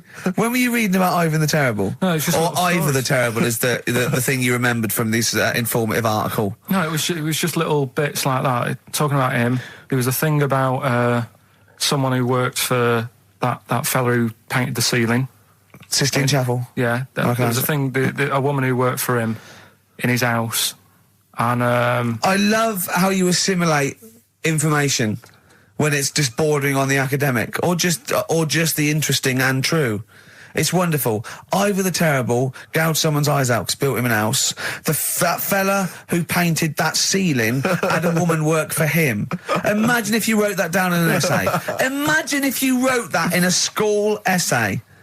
Well, you'd probably end up with not getting a grade, or thinking you turned up to more than you had. Exactly. Anyway, the woman who lived with... Yeah, the woman who lived in a shoe. Go on. Yeah, there was this woman who lived with him, and she used to, go out and do all this shopping and that. Yeah. But because she couldn't read or write, he used to have to draw everything that he wanted. Why couldn't he just tell her? I don't know. No, wait. That's an excellent point. Could she talk? Yeah, but if it's a big list and that, loads of different coloured paints. But why couldn't she draw on a piece of paper? Why did he have to do it? Because he's a better drawer, isn't he? That's the point. That's it. We were just looking for the logic of the story. You found it. You've done it. Play a record. I just wanted to bring your attention to this. Someone passed this on to me. It's from the Guardian's media website. There has a sort of website that's dedicated to kind of media information. Is this about our complaint? Well, the headline is "Comedian Rapped Over Radio Innuendo." Right. Jessica Hodgson has written the article. Are you familiar with this? Have you seen this? Be careful now, because we actually got a complaint. A lot of people don't know this. We got a complaint upheld, and all of this we're very sorry. We didn't mean to offend, and it was a while ago. So we are going to be very careful. Carl's getting very nervous. We're just going to read out. We're not going to editorialise, Carl. We're just going to read out what the Guardian printed about us. All right? Okay. Comedian Ricky Gervais has had a dressing down from a broadcasting watchdog for his repeated use of the word cock in a lunchtime radio show. That's all right. That's what it says. Fine. Carl. That's what he's not going to say it again. He's not. Yeah.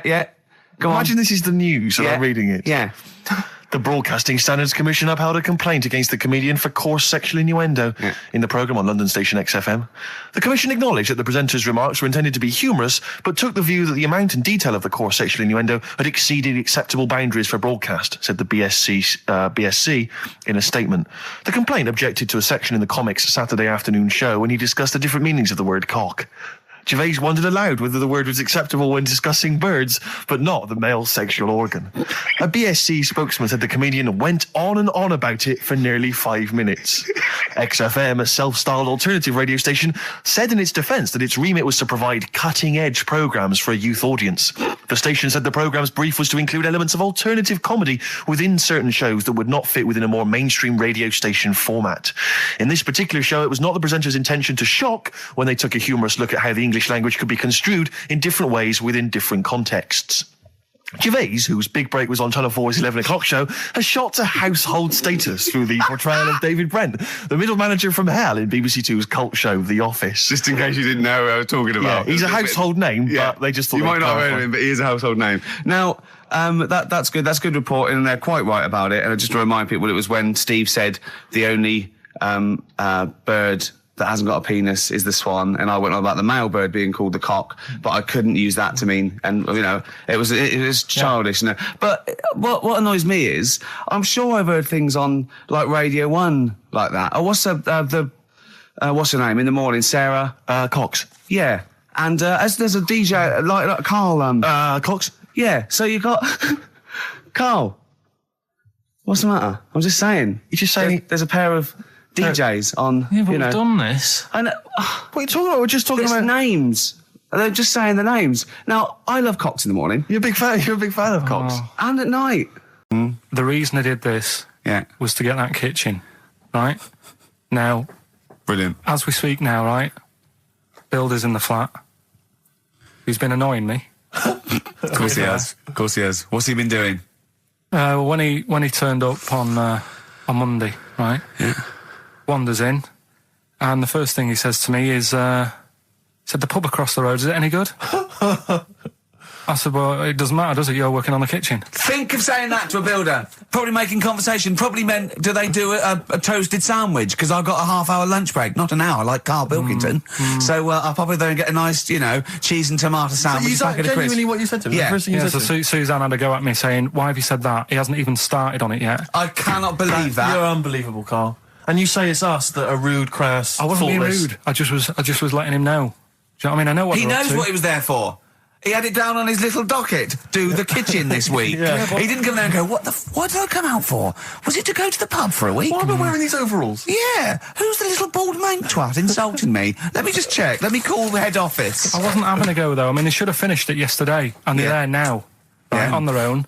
And what annoyed me is they turned up late today. Hold on, Karl. I've just realised something.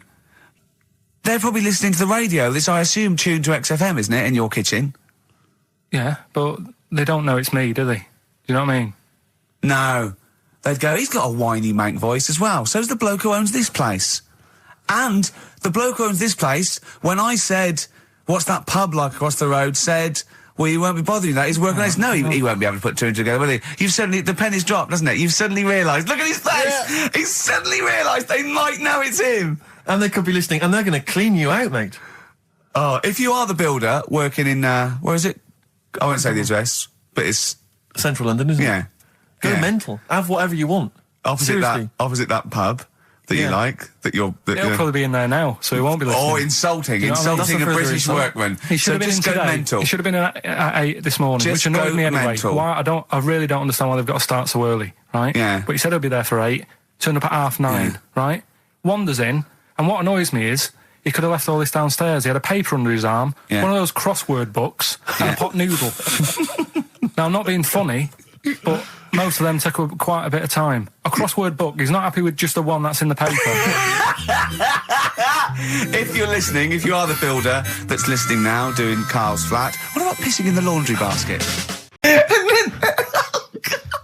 So then I was thinking, imagine like going to the doctors and he's saying, yeah, everything's all right, your heart's good and everything, but Your art's good? What, your Larry's, or...? yeah, your heart, you're in good form and whatever. Sure. Yeah, it's good news. You know, I had Giano in earlier. He's not looking good. I had Fat Waller. But you're all right. But your hands need to come off. Right.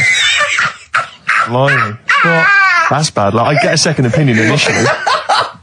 but a better good news. I've got a nice pair of feet I can sort you out with. Yeah. And he puts them on, and then I was thinking, right, first of all, washing up. What would that be like? I thought, Steve! that'd be tricky. And then the second thing was, it'd probably ruin the sort of the shape of your jumper. Because you have to keep putting the feet through there. Yeah. And then I thought, but I could still cycle in Okay. to work. You could run in. Well, that's the thing. You'd be really fast. Well, that's what I was thinking. I thought I could still cycle because I could balance, and then I thought, but the only thing is I probably couldn't pull the brakes. Because of the little short things. Yeah. And then, like you, I thought, but then again, you're running in half the time. So that's what was going on in last night. Right. That's what I was thinking about. Did you How ever... long did this take? Well, how long does it take to wash up? Right, because I imagine you just being there for like all night. Probably 25 minutes. How long did the little Chinese fella dance for in his pants? He's always doing it. Last night he was at it for like 10 minutes. Just, yeah. And his girlfriend never sits in the same room as him. She's always sat in the bedroom. She's going, you dance in pants again, I go in next door. Well, she was in the bedroom. She's always in the bedroom, sat on the floor, on the mobile phone. Right. All the time, yeah. It's weird how people's lives are just like, it is like that Groundhog Day thing. It's like, you know, he's jumping about in his underpants. The old woman's sat there reading a book. Yeah. And that's what got me thinking about my life. Do you think she ever Are goes... you sure she's not dead? Every time you look down there, she's just flicking through she's just reading this book. The pages never turn. She never seems to finish it. She never moves from her chair. Are you sure the Chinese Her girl's cats going... are dead around her. I'm going into next door again. That little round-headed the fella's smell. looking in. He's looking in at me. The bouncer goes, "Don't worry, love, I'll go and beat him up." But he's always true. getting ready. That's true. They see you staring at him, washing up, going, "I could have feet here," and they get scared. The old woman's dead. Pilkington, Carl, you went to Lanzarote. Yeah. People said don't go to Lanzarote. They told you it was Lanzarote. They told you, were they right or wrong? You were right, yeah. Really? Yeah, it's a bit ropey, yeah. Is it? Why? Just, out there. If it wasn't for the volcano they had, it'd been knackered. That's their big draw, is it? That's it, basically. That's all they've got going for them. When you landed, was it really hot? Were you quite excited? You were thinking this is okay? It was warm. It's, you know, we can't complain about the weather. The weather was all right. Sure. You know what I mean? That's what I went for, but it'd be nice if there just was something else. Yeah. What did you do all day then? Did you read your ritual book? No, I didn't read that. I read that book. Do you know the book that I bought and all the chapters were messed up? Oh, yeah. I bought a better version of that. All right. And I read that. Excellent. And then, Did it make more sense in order? yeah, a lot easier to follow. Yeah. And then we went and had a look at the volcanoes and that. They've got 36 of them to look at. How many did you look at before you realised that pretty much, you've seen one volcano, you've seen them all? Probably about 6 or 7. Really? And then when you got to the 8th, you thought, now I know what this is going to be, Suzanne. This is going to be like a mountain with a hole in the top. Yeah. Really? But it happened years ago as well. It's like, just keep a couple, fill the rest in, tidy it up. Fill the rest in! Yeah, no, Well, getting some builders. No, seriously though. Okay, 4 million tons of concrete, please. They're an absolute death trap. Yeah, what do you mean fill them in? Do you know what a volcano is?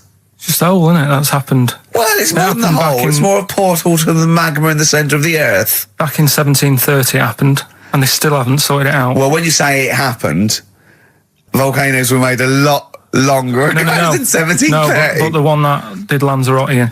Right. Sort it out. What would you suggest? Well, How can tidy it they up. fill it in? It's joined. It's all joined. No, but what I'm And saying is, it was the a- big it was- plates of the earth are all joined. It All was the a disaster, magma's wasn't it? joined. With the trade centre thing, that happened. They cleaned it up, sorted it out, they've moved on. That's what I'm saying. Whereas Lanzarote have just gone, leave it. It happened back in 1730. You misunderstand me. How, in the name of God, can you fill in a volcano? You ignorant twit. No, but it's not just the holes. They've actually left the lava everywhere. That's what I mean. It's not just the big holes. There's lava everywhere. But it's molten rock. They can't just pick it up like they're like a carpet. Put it in the holes. The holes are there ready. Just push it all in. On this album as well is The Killing of George. Georgie Part 1 and 2, remember? About the gay bloke. Georgie Boy was gay, I guess. His favourite song. Carl's favourite song, Yeah. right? And I was going, oh yeah, I remember that, yeah. I said about, and I said, did not intend to take his life. He just pushed it when he gets mugged and killed. Do you know what he said? Go on. I was sitting outside, I was singing, he went, well, as I said, they go out too late. They go out too Yeah, late. he meant gay people go out too late.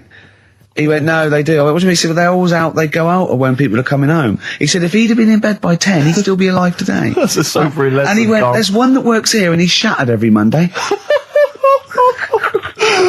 Oh, if you're gay and you're listening, just be in bed earlier. Go Yeah. out when sensible people go out. Yeah. You're right, we're not on the continent, Carl, is your point? If you're gay and you're not in bed by 10, go home. Yeah. I don't get it. No, like, again, I spoke to you in the week, and I had much better things, like when I tell you about Brian Blessed climbing Everest, and for some reason it made him, it played havoc with his belly, and he followed through, and he had to clean up. Shut himself? Yeah, using ice and snow. Why are you telling me that Brian Blessed, in what way is telling me that Brian Blessed shit himself once in any way educational? Because I was saying how he was climbing Everest, right? Right. I'll give it to him, he's an actor and that, but he gave that a go. Yeah. Right? It played... What's the point of that, you'd say, wouldn't you? You'd say, God, he's you know... So he's alright. Me doing a boxing match for no reason is rubbish, but him climbing Everest and shitting himself he did that. is commendable. Right, and he's only going to, like, go and do it again. He's going to climb it again. Yeah, but he might not shit himself this time. Yeah, what's the point in going? Nothing's changed up there. Yeah, good point. Yeah, What you mean? Well, it has. They've probably cleared it up by now. Right, but it's slip on it. I can't even bother. Read about Brian Blessed. Is it actually true, or have you libelled someone else? It was an interview with him in it. And what did he say? Oh, come on! What did he say? He said I climbed Everest and I played havoc with me belly. Let's talk about it next week. We've really run out now. Oh, you're a fool. 104.9. So, Carl, just take us through the moment where you gave this gift. Firstly, you went into Boots, right? You thought, alright, 100 condoms, brilliant. Okay, did you wrap it I up? don't know if it was 100, probably 80. Right, okay, yeah. Right. You don't want to go mad, do you? Wrap them up. I'm just resting easy knowing that he's not trying to breed. Right? No. Yeah. So I got her them. I got her Grease on DVD because she's always watching that. Yeah. Right? Yeah. So just think of when her mum said, what did Carl get you? Some condoms and grease. I was going to say, I'm glad he said on DVD. And, she was surprised anyway, right? Because Yeah, I bet she was. no, when she got she was thinking like jewellery. no, So right? that showed her. That surprised you, hasn't it? All right. So hang on, wait a minute. You thought it was a holiday, didn't you? Yeah, look at your face. You don't know me at all. So hang on. So did you give these on Christmas Day? Right, what happened is she got in from work that Saturday, right? And I said, look under the tree. Knackered. At least it's Christmas. Yeah. At least I'm going to get a little bit. Yeah, I said, look, you got some stuff under the tree, right? So Did you give her a sugar lump? Right, she was really chuffed with that. But she said she was a bit puzzled because I didn't know we had any wrapping paper, right? So I ended up using wallpaper. You didn't take it off the wall though. You had some. No, it was some left over, right? So she said, why have you used wallpaper? I said, well, I didn't have any paper and you were getting in a bit and I wanted you to have a surprise. So she said, can I have a feel of them? I said, no. Presents. She thought, right, I've got the right thing. Yeah. Right. And then Christmas Day, I said, no, don't get carried away. It's nothing really good. You know, we said we weren't going to buy each other much. So there you go, open them. Yeah, go on. And Can I just ask, had you received your present from her yet? yeah. So what had you received? What did he have? Had some shoes, Nice. right? Getaway game for PlayStation. Nice. Which is alright. I'm just totting up Just the talk value the of value this. of those, Go on, yeah. And just also think about how much fun and pleasure you get from them. Yeah. Although, of course, condoms, I can see the Well, see the appeal. Well, okay. Yeah. So yeah, I think but I can. also add to that bit 150 quid for a meal. If you're going to start totting up, 150 quid for a meal. I bought her some shoes, 72 quid. Yeah, that was after the event, though. Doesn't matter. All right, so you received these, dare I say it, thoughtful and nice gifts. You handed over the box of condoms. They were wrapped up. She Well, unwrapped them. yeah. Go on, take us through it. Walk us through it. Well, it's not something you play with on Christmas morning. Oh God! Oh, right. But when she opened What them, did she what say? her What did face she say? Well, I wrapped them twice as well, so she thought it was something really good. Extra Like, oh. protection. Right. And So she thought it was something really good. and then So the disappointment would be doubled. Yeah, go on, yeah. then she just opened it and went, oh yeah, so what's on the telly? And that was God, that. ungrateful. That was What an ungrateful woman that is. that. Well, she got stuff. Fancy not wanting I told her. a box of economy condoms from Boots. I said to her about the thing about, you know, it's all about the surprise and that, innit? Yeah. You explained that to her? Yeah. What, after she'd unwrapped it? Yeah. Thoughtful. And she was all right about it.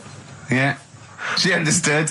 Rick, I suggested to him that he buy his girlfriend a gift. I'm worried I've done more damage to the relationship by suggesting that than if he had just forgotten. Next time you've got to go shopping for her yourself, Steve. I think I might do. You've better go shopping for her yourself. I'm glad it's all over though. It's mental. Yeah. It annoys me. The whole thing annoys me, and she knows that as well. Yeah. She should know. What? She still insists on having Christmas once a year. Well, Wow. I'm no, but well, anyway, what did you get? I can't think what you bring to the relationship, Carl. I don't know what it is she's getting from you in this relationship. It's like she's doing all the work. 80 times. Oh God! I love it. You're brilliant. I know what she's getting. He's the. What though? He's not thoughtful. No, but he's thoughtful. He's the best he can do with the brain he's got. Do you know what I mean? Right. He's doing his best. He's absolutely doing his best. There's no. He's working at the limits of his powers. Do you know what I mean? Though he's done as well as he can with what he was given. Sure. Yeah, and that's admirable. Yeah. It's like, I think he's done better than you'd expect. I bet his teachers didn't even think he'd get this far. Do you know what I mean? What, find a girl? No, well, yeah, a job, a girl. Yeah. Do you know what I mean? Clothing himself. He's done really well. What do you think, Carl? You think you've done well? I think I've done all right compared to some of my mates. What are they doing now? Probably not that much. Do you know what I mean? Mrs. Matthews said I wouldn't be an high flyer. I think I'm doing all right. Yeah. Do you know what I mean? I have a holiday every year. Got somewhere to live and that. Yeah. Got a new flat, haven't you? Yeah, so where are they then, the condoms? Did she show them to her family and friends? No, Take them into work? Look what I'm Carl got me? surprised she told Ricky, actually. I was a bit disappointed in that. Yeah. Because I didn't go shouting around. Well, she was so what I got. excited, Carl, clearly. She was just so pleased and proud. When I went to the BAFTAs with you, and I wasn't really enjoying it, you were I like... can't. He's so what? No, You you didn't are tell such us an this. ungrateful. There are so many You're people. like a little charity case. You're like, oh, I had God. chicks queuing up Yeah. around the block. You'd wanting usually come. have to. I know, but I Someone told like you you. would have to write to Jim or Fix It or Esther Ranson to get them to meet us sort of people. And now it's on your doorstep. I'm amazed that you didn't enjoy it. Why didn't you God. enjoy it? You got to walk down the red carpet. You went in. There was George Best, one of your footballing heroes, was there. A load of other big names. You sat there in prime position. You came backstage with a load of other big names.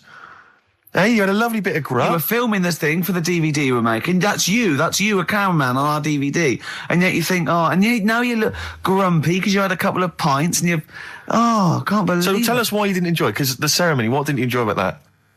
It was interminable, wasn't it? Far too long. Wasn't it awful? 3 So boring. hours. I thought you were going to say something. Really? Sorry.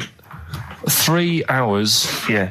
I mean, I suppose for you two, at least, you were going to get something. Sure. Yeah. But with me, it's like... I mean, I've never graduated or anything, so... Have you not? I'm trying to think of a situation. Basically, I sat there for 3 hours knowing that I'm not going to get anything out of the night. Yeah. Right? Now... no one Did you? told Sorry, me. when we invited you and you said yes, did you think you were up for an award? No, but I thought we were going to be sat round tables having a nice bit of food, Yeah. whilst people are going up there winning awards. Yeah. But 3 hours of the same thing over and over again. I mean, if a film's 3 hours in the cinema, Yeah. you go, well, it's long, but I wonder how it's going to end. Yeah. But this was just like the same thing over and over again. Some guy going up, thanks a lot, cheers for the bit of brass. And then going down, sitting down, the same thing over and over again. Honestly, right? I'd say it was one of the worst things I've ever had to do. No, I enjoyed the night afterwards when we did have a bit of lamb and a nice bit of veg and that. That was all right. And I went home and I was happy. And I got the little freebie bag that you're talking about that we're giving away. Yeah. Which wasn't much good stuff in it. Oh, all right. right. No, 'cause What would Suzanne- you have done on that Saturday night? Suzanne What said- would you have done or the Sunday night rather? What would you have done had you been at home? I would have stayed in with Suzanne, right? Watching telly, having a nice bit of pate on toast or something, cup of tea, watching 24.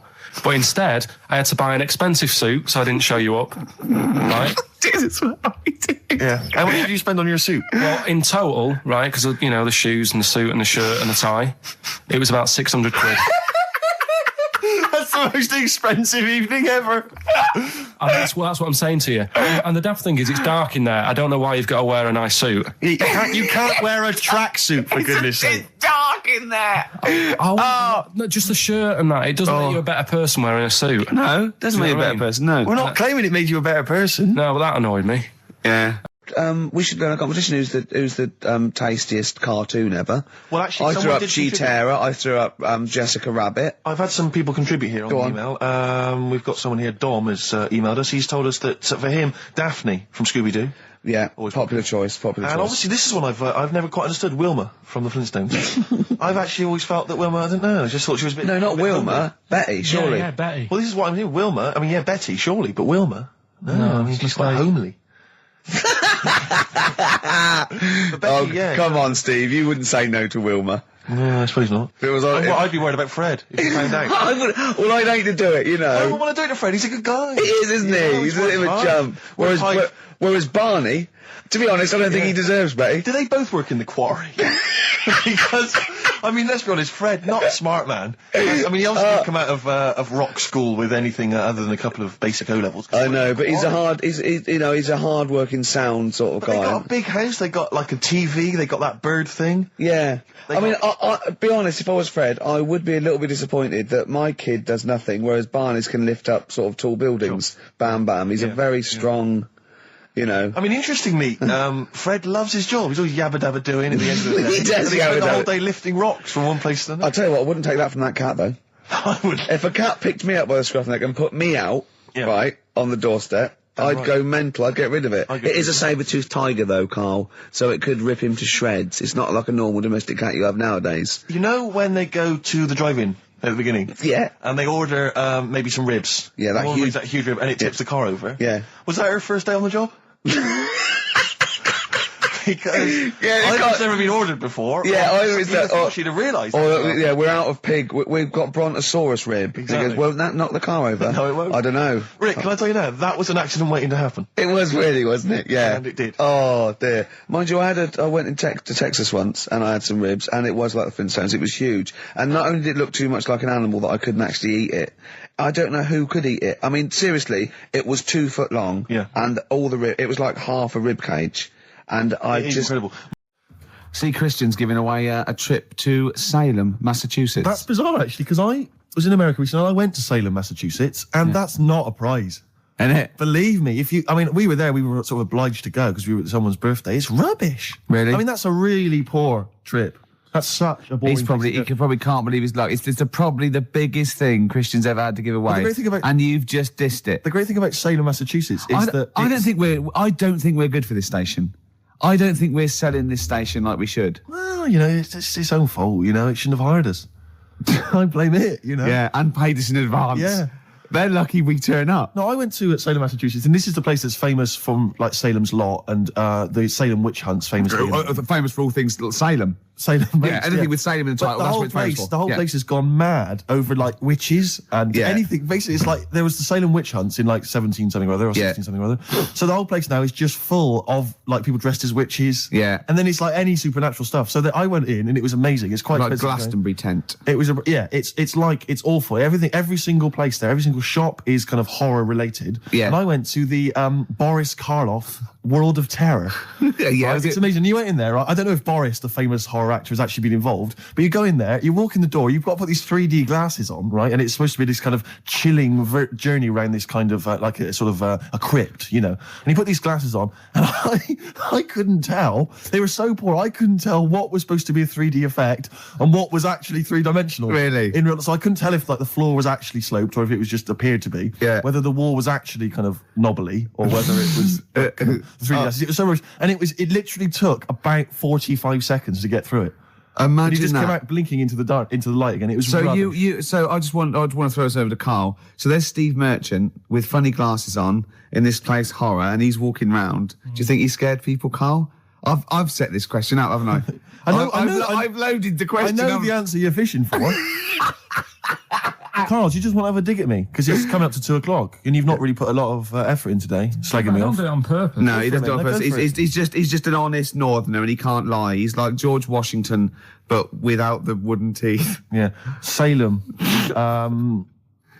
I didn't mean We've to say... lost it again, haven't we? You didn't mean to say I Salem. didn't say Salem. This is such bad That was radio. just This the is word that was in really. the tip of my I mean, tongue. genuinely, this is bad radio, awful isn't it? radio. Quick. Oh yeah, my mate went to one of those things in the West End where you walk around and it's aliens and they jump out at you. Right. Right. And he was so scared when the alien jumped out at him and he ripped a bit of his face off. And What, the bloke- alien's face off? Yeah, it was foam, and the bloke went, "Don't do that, mate." Brilliant. Well, in the Salem one, I was wandering around, and this was one guy that kept jumping out. Yeah. Because there was about 10 of us, I was at the back. I always missed him jumping out. So when I got round, I missed all the frights. It was Oh ludicrous. no! You'd have thought he'd jump out, then double round and jump out again. For Yeah. the people at the end of the Everyone queue. catch that? No. Stuff to dear, do. what's going on? What's been Stuff to happening? talk about and that. What's been going on? Oh, before you came in, you saw it, didn't you? That experiment I was doing with the. An experiment? Yeah. Well, all I know is as I walked in the building, I passed the little kitchen area, you were hitting Karl on the head with a tin tray. Didn't it make a good noise? It was a great noise, but I'm interested to explain more about the experiment. 'cause- Well, I wanted to see how hard I could hit him and make it resonate, right, before I either caved his skull in, or, Right. you know what I mean? So, you had to hold it quite loose, Okay. so it could, like, vibrate, but you had to grip it hard enough to give it a good whack. Right. And his head's brilliant for hitting stuff on. Is it? It is perfect. 'Cause Karl, it's like, could we recreate that moment a bit later on the radio? You'll notice that you've been on for 15 minutes, haven't said a word. It's had a bit of an effect on me. Still a little bit shaken. Okay. oh dear. But yeah, do it again later. We were talking about your head a little bit earlier, weren't we? It's not going to mean that you're sort of a bit, fuzzy thinking, is it? That'll be alright. Yeah. So, Okay, good. Can we I said- recreate that later, maybe I towards the end of the show? Just hit you on the head with various objects, see which make the best sound? So I First one to get it. The you've first just- one to get it, but... Well, it's not that though, Rick. I mean, Karl has just decided to revise the actual rules of the competition. Yeah. So that, we've decided, is very easy. So that's now a qualifier. And so then they have And to whoever- answer one live. Exactly, so whoever gets that one right can Is play it for a quick big money. one as well? Because some people will lose the will to live. Just cut to the chase. And because they've got to qualify now, we're throwing an Office DVD that aren't Yeah, you'll ready sign yet. that, won't you? Yeah. Yeah. No. It's That increases value by 42 pence. Right, go on. we'll just go live, yeah? Hello, XFM. Yeah, hi, how's it going? Not too bad. Not too bad. Listen, A very, very quick recap, Karl, if you will, please, for the people listening. Very quick. Right, A man ends up in a loft. man's, after moving into this house and that, he's in the loft, and he's tidying up. His missus is downstairs doing the kitchen because that needed doing. He's up there, he's cleaning up, emptying the boxes. He finds a little. He rubs a lamp, a fella comes out wearing 501s. What's the song? What's the song, mate? are you talking to me? Yeah, sorry, yeah. Oh, look, I'm sitting in this bar, right? I'm not ringing up relating to anything that's going on right now. I'm after one of these armbands to go and meet Bowie on Monday. Can you help me out? What? Piss off. You can't say that to our public. Yes, I can. What I can't bear is people begging, Rick, on the radio. You know, I can't bear it. Is that the Australian People bloke just who's got the Bruce scrounging Springsteen over stuff. tickets? Hello, XFM. Hello. Hello. Are you phoning up for an armband? No. No, Okay, great. Gene Genie, of course it is. Well done. Well done. Right, what's so your name? everyone else can ring off now because this. Well, she might not take the challenge. What's your name? Which of you will. Hello. What's your name? Christina. Christina. Right, do you want to take on the challenge? Yeah. Yeah? Oh, Right, So this is for. She's already won a couple of CDs. This is for the Office DVD. Right. Okay. Signed by Ricky Gervais. My friends lived in Texas for a while, and they once were in a kind of diner, and there was those kind of benches that are attached to the table Yeah. itself, like a kind of picnic bench. Yeah. And this huge fat guy came in, he came wobbling, he ordered like this kind of everything you can eat meal, and his fat kind of sort of, kind of... It's big wrapped fatty itself- fat, and it's fatted Exactly. on the fat table. Yeah. It wrapped itself around the table and everything. Oh, He was God. chowing down, and when he tried to leave, the table came up with him. Oh no! Imagine that! I mean, they are fat, aren't they? They're big people. They're huge people. But it was that thing we were talking about before, that bloke on Jerry Springer Show who was like 80 stone, right? Now, I felt quite sorry for him. He was really sad and he was crying. It is rad, but my point is this, right? When he got to say 50 stones, Sure. didn't he go, that's too much, That's not isn't it? enough. For for a land animal. Exactly. Do you know what I mean? Yeah. That's big, isn't it? I mean, I'm getting worried. I'm 13 stone, and I'm genuinely getting worried. I'm thinking, oh, Yeah, God. when you've got that big, when you've actually got your own mare. yeah. When you have to get in helpers to look what the scale says. Yeah. Like 4 or 5 people lift up your belly and go, it's 52 stone. You go, that's too much. Exactly. I'm going to only have 9 breakfasts When you actually, today. when you begin to appear on the Ordnance Survey map, yeah, exactly, yeah. When You've got your own symbol. It's like, we can see 2 things from space now, Fatty and Steve Merchant. We'll be landing All right, at about... well done. Well, no, I'm just Having saying, a at all, go, you're no? not fat, are you? You're freakish and big. just another quick thought. You know, the only bit that was normal on him. Oh yeah, no, it was in the film. You know that bit in the film? I was watching it one day, it was on, and I said, look, your favourite film's on. And it came to the bit where he was being exhibited, and he was naked behind the screen to all the doctors. Go on, what did you say? And there's a bit where he goes, and strangely, the only thing that is normal are his genitals. They're untouched by this disease. They are totally normal. Right, what did you say? It's a bit annoying, isn't it? It's like the only bit that you'd want as an elephant. The only bit you'd want that was like an elephant. Yeah, no, I can see. And he said, and he got the head. so other stressful things. But so anyway, what's the Anti-Nora thing? Sorry, Anti-X. Anti-X. What did she? Yeah. Why is she upset? Well, he mentioned her in Zoo. He did this thing for Zoo magazine, and he mentioned about when he looked up her dress. She had a by accident, remember? You were going around looking up your elderly relatives' dresses in case they weren't wearing... For people who've not heard Karl talk about this in the past, just explain quickly again what we're talking about. Right. He didn't want to talk about it at all. When I was a kid, right, Auntie Nora used to come round. My auntie used to come round. As if there's any ambiguity now. Yeah. My auntie used to come round and stay, right? And I'm sat on the floor watching the telly, right? She sat on the sofa with a caftan on. I turn round, right, and it was there. It was looking back at me, right? And we've mentioned this, and I just briefly sort of said, "What did it look like?" And you know, a split tennis ball came to mind. That's what we talked about, right? So anyway, Zoo magazine, when they did the interview, And she's the one that used to put a valance on everything, isn't it? well, not everything, obviously. So anyway, so I've done this. So you did an interview in Zoo. Yeah, and like they said, you know, it was like, you know, do you plan stuff and do you worry about stuff when after you've done the show, you're worried you've upset anyone? And you know, I was saying, really, I forget people are listening, and you know, we're just having a chat with mates and that. I said, but now and again, I do worry when I'm on my way home from the show and that, and I'm thinking about what we've talked about. And I was saying, you know, the Anti-Nora incident. Yeah. Incident? Like Watergate? Yeah. And anyway, so this was in there, right? And I was saying in the magazine, you know, but I think I got away with it. She doesn't listen to the show, but, you know, and I don't think she reads Zoo magazine, so... She's more of a nuts woman. Sure, yeah. So, anyway, so my mum calls up the other week, right? And she goes, wish you wouldn't, you know, talk about Anti-Nora and that. And I was like, oh, so how do you know about that? She goes, well, one of your cousins have called us up and said they've read the article about it.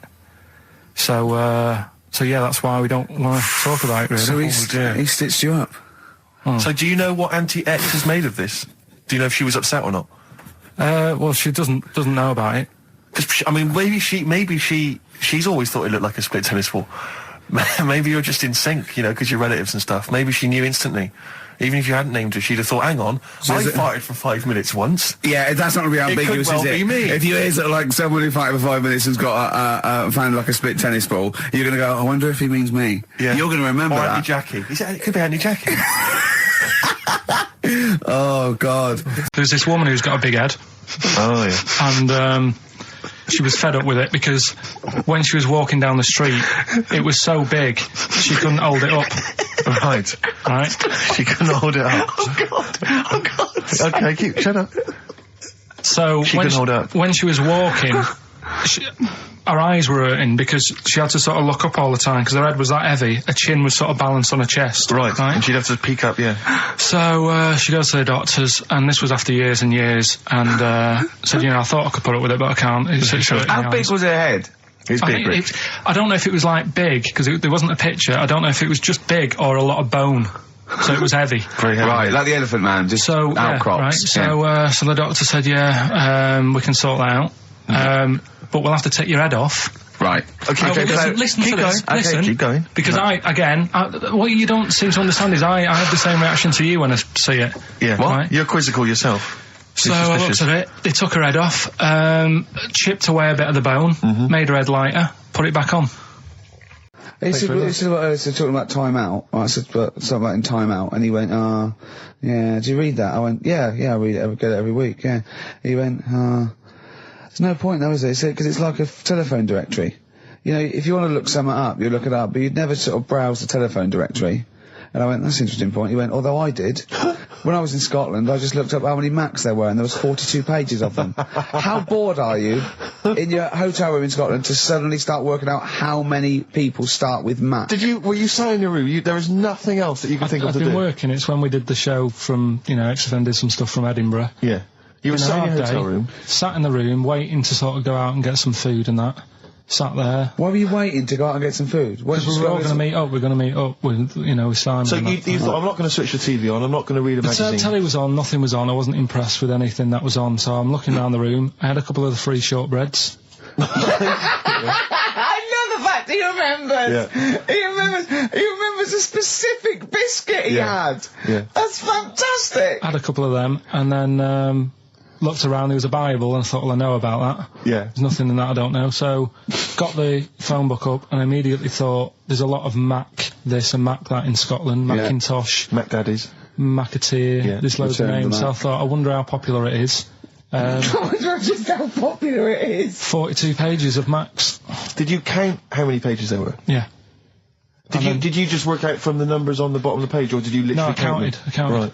And how many do you reckon are on a page? There's a lot in there. If someone could tell you approximately how many names they get on one page. How long did it take you, this whole procedure? What, the counting? Yeah. Not that long. No, it's just just 2 pages. It's not that much. They're all And together, what did you luckily. do once you digested that information? What did you do with that information? Did you tell Stored people it, when you haven't I? went? I mean, look, how long ago was the Edinburgh Festival? I stored it along with the biscuit. I'm working through a load of animals, right, that I'm finding out whether we need them or not, right? Right. Because, like, jellyfish, to me, I'm a bit puzzled by them. I don't really know why we need jellyfish, and I spoke to some expert. Turtles eat them. What? Turtles eat them. Yeah, I know, but do we need turtles? Do you know what I mean? It goes on and on, doesn't We it? need humans. Well, I mean, I might get to that bit, but I need to sort out the animals first. I've got a lot on. So, the thing is, I've left the jellyfish. We know we need them, right? So, octopus. Yeah. Right, I know they're pretty brainy. Incredibly brainy. A story that I heard, I don't know if it's true, but there was some science lab somewhere, right? Yeah. Where they had some octopus in it, and they had some crabs. Yeah. And at night, the octopus was like getting a bit bored on its own in the dark and that, and they sort of come alive in the dark, don't they? Yeah. They like the dark. Yeah. And the octopus had its eye on the crabs, and at night when it's dark, it was getting out of its little cage, crawling along the floor, getting in the crab's cage, getting them out and eating them. I don't doubt it. We put jam jars with the lids on with crabs in, and they'll open the jam jar and... You're joking? Yeah. Even I sometimes struggle with them. Yeah, we don't do it... you don't do it really, really tight, but... All right, so they're not that clever then? Well, they would, if they were strong enough, they'd open it, but they're just not that strong. Oh, that's mad. Right, I also know that if they get hungry, they eat their own legs. Yeah. Yeah? Yeah. They're deaf. No, I don't know. I don't really know. Yeah, I know they don't live very long. They can squash themselves into small jugs. Oh, yeah, they can go in a demi-john through the narrow neck and that. Why do they need to do that? Because they're the sort of crevices and holes that they're hunting for crabs and things through. So, would they be better if they were smaller? Do you know what I mean? I don't know. I really don't know. Yeah. But octopus then, if Noah said to you, we're having a clear out, Yeah. We've got too many animals to look after and that in the sea, taking up too much room. Right. Do we need them? I think there's other less useful things in the sea than octopus. Limpets, they could go. Limpets? Yeah, they just sit on a rock and do nothing for 50 years. But they're not getting in the way then. How big are they? Well, not very big. Yeah, you see, I might come round to them, but I never think, oh, you know, I'm sick of seeing these limpets. Whereas octopus, you know, crawling about, opening jam jars and that. You'd never see them, though. They're really rare. Wow. We get 2 or 3 caught a year. It's quite amazing. Do we need them? Yeah. Yeah? Yeah. Well, we'll just have to keep them then.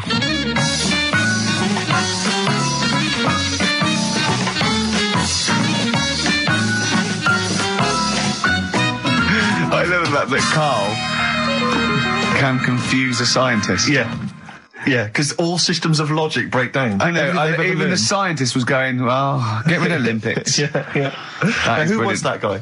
I think his name was Chris, And where was he from? in a place called Megavissi, where I went one year. Megavissi. And is he he's a scientist, is he?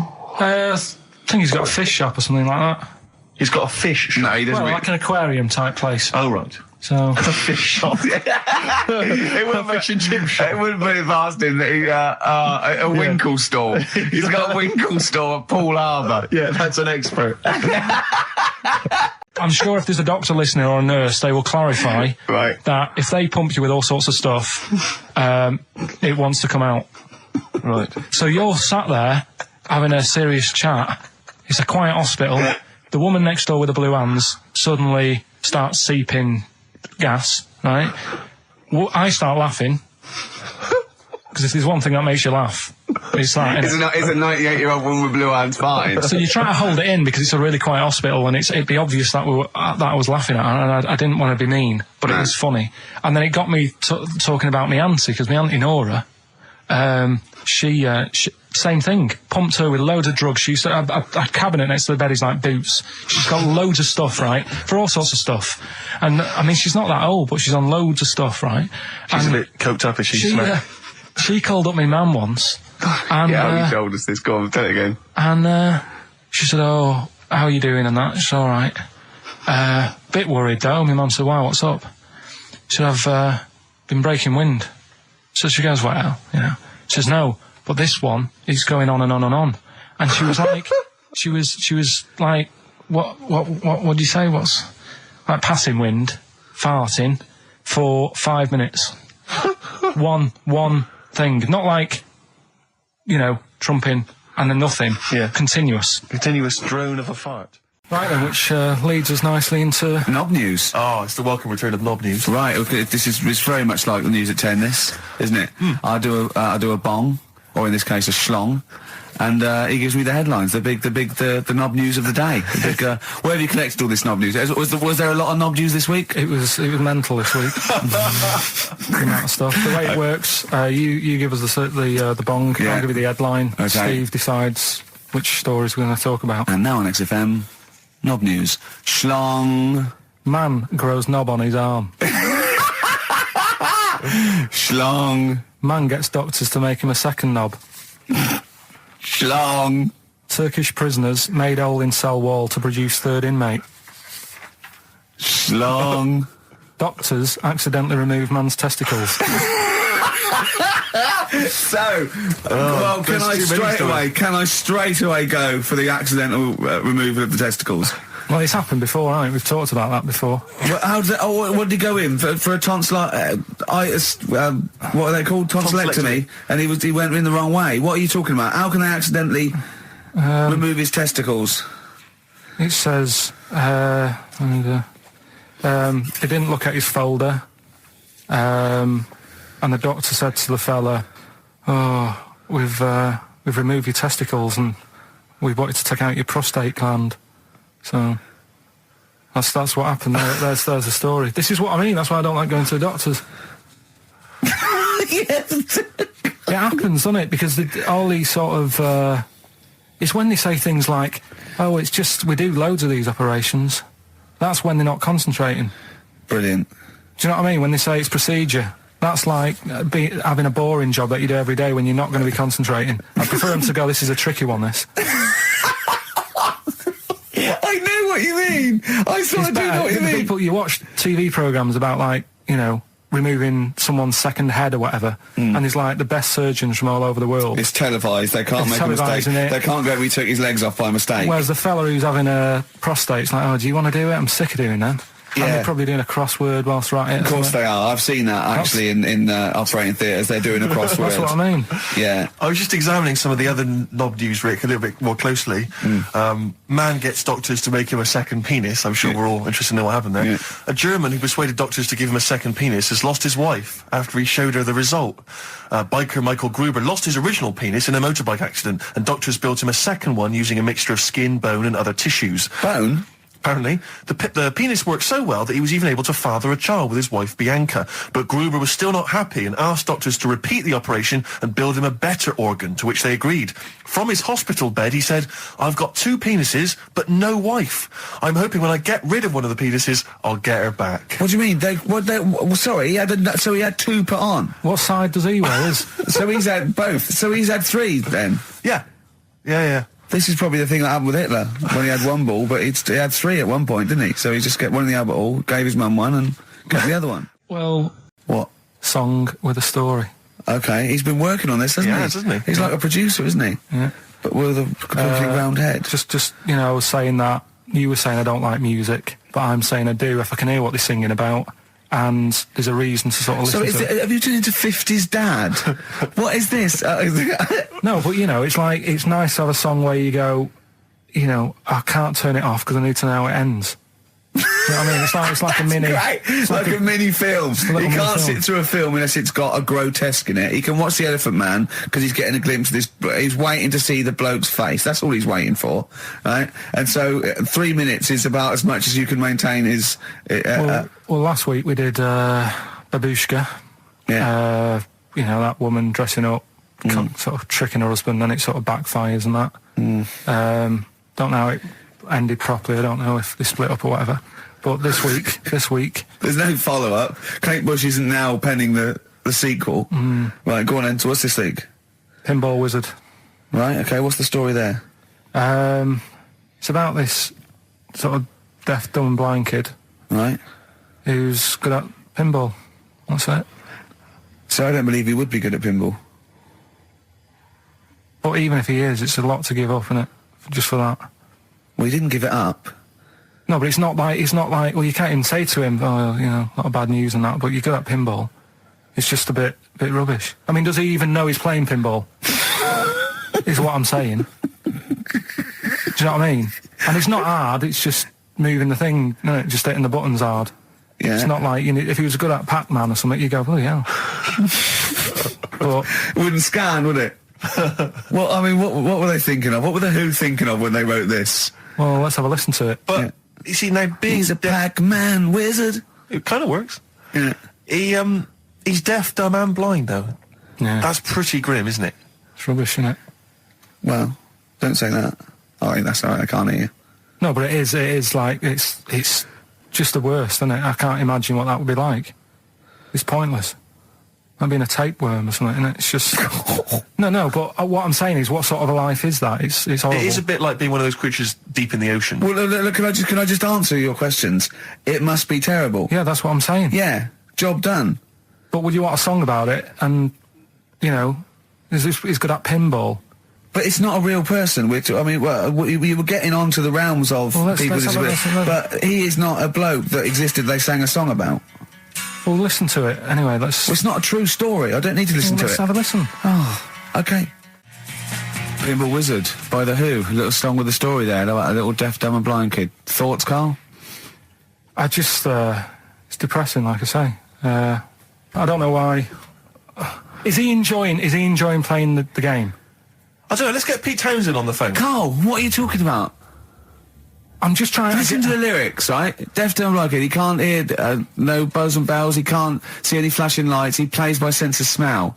Now, I'm pretty sure that isn't a scientific document Pete Townsend is reading out there when he wrote this song. He's making it up.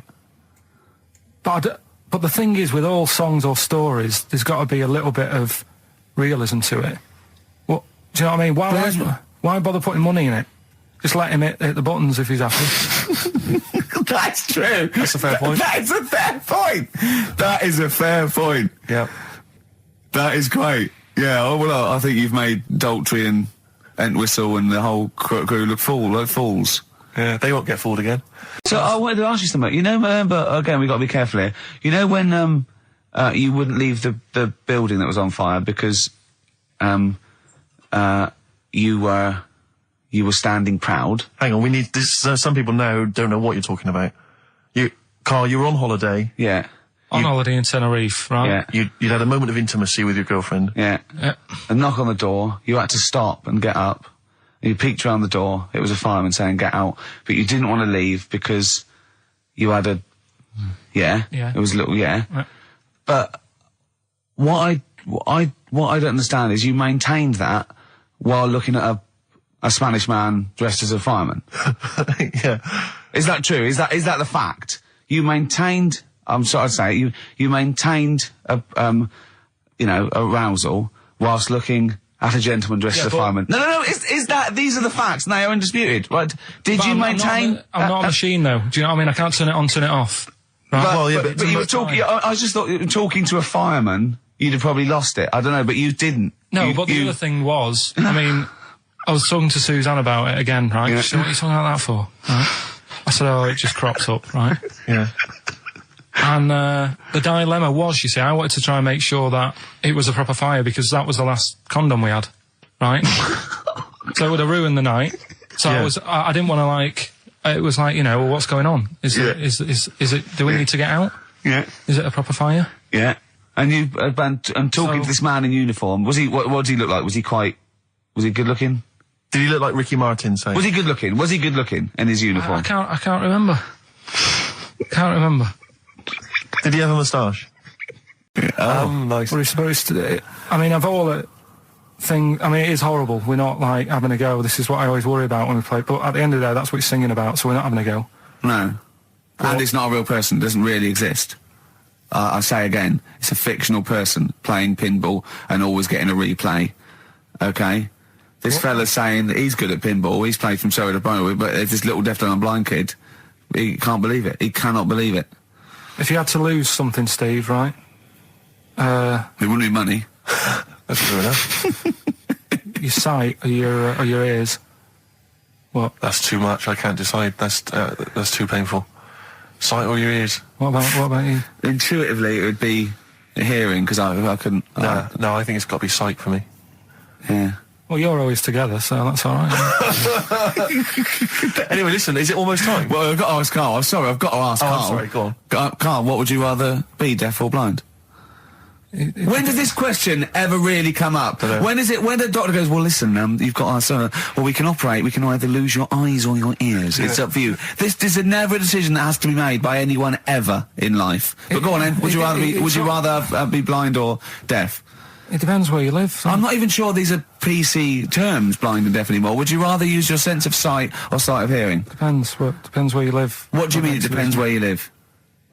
Well, say if you lived in, like, a barren sort of, Africa or whatever, right? Now to sea, right? Sure. So you could lose your sight. Sure. But if you lived in a woman's locker room... Well, if you lived in... Quite noisy. Yeah, it's quite noisy. Stop banging that door. Yeah, I'll have my sight, lose my hearing. But if you live in, like, New York, loads to see, but a little bit noisy. Sure. So... Perfect. That is a brilliant answer.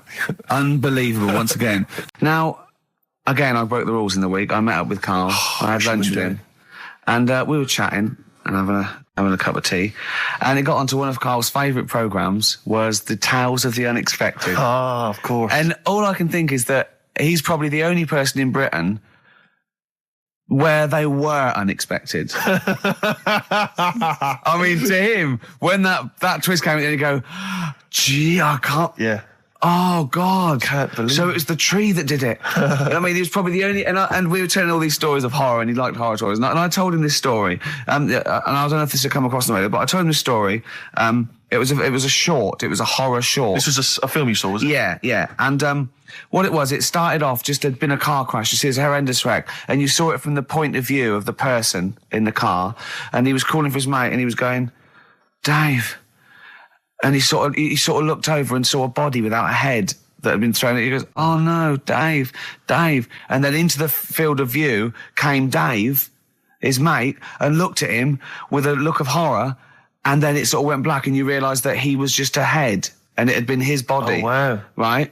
Yeah. And I said, then it came up at the end, at the executions and the French Revolution, people experience consciousness for, and he went, "Oh. No," he said, it wouldn't be for that long. And then he went, if it was a chicken, it would work. Imagine remaking that film, but it's two chickens in a horrendous car crash. Their own fault for driving. It would work. No, he wasn't having that. Yeah. No, it was too long. I think he said, "How long was this film?" I went, "Oh, 5 minutes." He went, "No." It would work if it was a chicken. I like the way that Carly was something like, when you relate an incident like that, he's appalled and offended and annoyed by the people that made it, even though he's never seen it. Oh, he's annoyed, yeah. Like I want to see it. I think it's a good idea, Yeah. but they should have thought it through a bit more.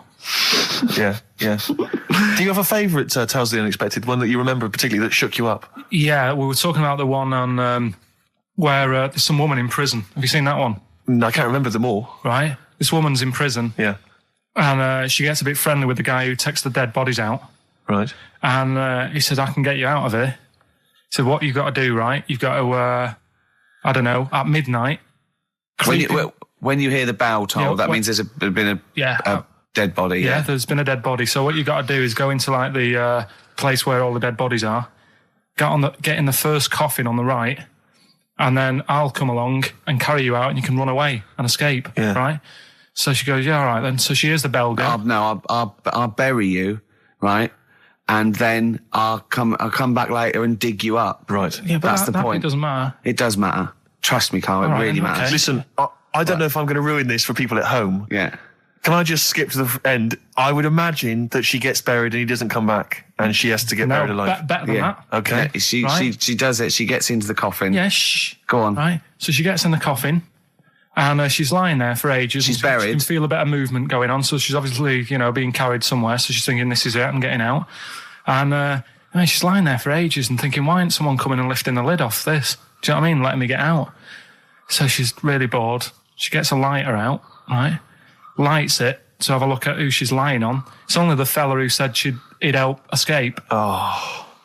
How bad is that? That is... How bad is that? So it is quite important that she's buried alive then, isn't it? In retrospect, you realise that the jeopardy is that she's buried alive and can't get out. Yeah. It makes it so much worse, doesn't it, than just like lying in the morgue and going, actually, I'm getting out of here. Yeah. This isn't going to work. Look at Carl's face. Having told that, he's so pleased. His face is lit up. He's beaming like a child. Have you seen any? Is that your favourite horror thing ever? That's a good one. And Let's see if anyone knows what the finger is. When that bloke was under the ground, wiggling his finger. We're talking about one with some fella who's stuck in the ground or something. This is a motif I noticed in your particular favourite ones. Yeah. Right? People stuck in the ground. Go on. Right. So it's a fella, is it? A fella stuck. Now, I seem to remember it just being his foot, to be honest, being stuck in a hole. And No, he was under the ground and he got a little thing out of the pavement and he put his finger up and wiggled it to try and attract attention. Then you see a woman come along and her stiletto heel just knocks his finger off. You see, I'm wondering whether it's the same one as I saw. Yeah, it could be two like that, couldn't there? They were running out of ideas by the last series. It's a big theme in Hollywood. Or what was that one you told me about with the porn? That was a good one. Oh, this was fantastic, right? Right. There was this. Sorry, can I just check now? We're just remembering classic episodes of the Tales of the Unexpected. This is important. Well, I saw one, right? I saw one on Tales of the Unexpected, right? And it was these two gents. What they used to do, they look down the obituaries and they'd blackmail the wife or the son of a dead eminent person, like might be a priest or a doctor, and they'd go and they'd say he bought some erotic stuff from us before he died, and he owes 100 guineas and all this sort of stuff. And they'd pay up because it'd be so embarrassing. They just didn't want them to say, just pay him, right? And this one bloke said, who are these people? I'll meet with them. And he goes round there, and he goes round, and they go, your father. He goes, my father could not have bought any erotic material from you. And they did it. He goes, he couldn't have. He's blind. Right? And that was the twist. And Karl went, so it was magazines, not videos then. Yeah. Now think about it, Steve. Is that so stupid? Well, presumably it was set in olden times because people... professional pornographers don't tend to call it, erotic material. Yeah. They tend to call it, juicy jugs or whatever. But more than that, I don't understand how a video is going to be any use to a blind person either. I know that you can hear the sound, Karl. Look at him nodding like he's caught me out. Yeah, what sound will you hear? Do. Your meter needs looking at? Yes. Cut. What's then? What's that? Then it's just noises, isn't Occasional it? groans. Yeah. Right. You could listen through the wall at your neighbours. He does. I mean, that's why I save a lot of money. But I thought you were going to point out, Karl, that they could have had a Braille porno. Now, have you thought of that? Look, feel the lumps on that. Exactly. Think about it, Karl. Think about it. You're excited now. Yeah. Your girlfriend's away, Karl. Yeah, the cheese grate has only entered the cupboard. No, she's a good-looking lady. Yeah. Right, there's a little midget. Right, there's a circus. I'm loving it already. Circus going on somewhere. I think it was in America. And is that present day or old times? I'm talking like in the last 3 weeks. Okay. Right, little midget. Circus, really packed out show. People are loving it. Steve, you'll ask the same question I did. I know. So there's a little midget jumping up and down on a trampoline. What sort of circus is this? Right. I'd pay good money to see it. So everyone's clapping, and he's getting carried away. Because he can't believe they're loving it. I didn't know they'd like a little person on a trampoline, but they love me. But you know what it's like when, if there's a crowd of people sort of encouraging you to sort of go higher and stuff. Yeah. And I'm sure he knew it was getting out of hand. But he was jumping and he was coming down the road going higher, and he's going really high in the air, right? So he's doing this, crowd are clapping. There's a hippo, right, just sat next to the trampoline, getting ready to come on and do his act. Oh, right, I thought he was in the audience. Getting ready to do his act, Steve. Yeah. So he's a ventriloquist. What do you mean he's sitting by the trampoline waiting to do his act? Because why does he sit in the dressing room and they go, 5 minutes, Mr. Muss, 5 minutes, Mr. Muss. So anyway, right, so the hippo's there. He's getting annoyed, is he? Because the midget's he's going, how can I follow this? This is really annoying. They're going to be, no. So he's thinking, he's already done the trampoline, my pogo stick act is never going to work. Yeah, go on. So there's a hippo waiting. See, it's a great story, and I just know he embellishes it or it gets slightly wrong. Go on. So there's a midget jumping up and down. The hippo's getting annoyed. The crowd are going mad. The midget's loving it. Can't believe his luck. Although you think he probably knows he's dicing with danger. Yeah. So next thing you know, they're all saying higher. He gives it one big, heavy sort of landing on the trampoline, goes really high, but goes off at a funny angle. Oh. Hypotenuse. Okay. Yeah. And sort of flies up. Hypotenuse! Sure. Flies off at a funny angle. Oh, dear. Hippo's there, swallows him whole. Crowd are clapping, thinking that's why the hippo was waiting there. Rubbish. Rubbish. The first cut is the deepest. Let's hear it, Rick. On this album as well is The Killing of George. Georgie Part 1 and 2, remember? About the gay bloke. Georgie Boy was gay, I guess. His favourite song. Carl's favourite song, right? And I was going, oh yeah, I remember that, yeah. I said about, and I said, did not intend to take his life. He just pushed it when he gets mugged and killed. Do you know what he said? Go on. I was sitting outside, I was singing, he went, well, as I said, they go out too late. They go out too late? He meant gay people go out too late.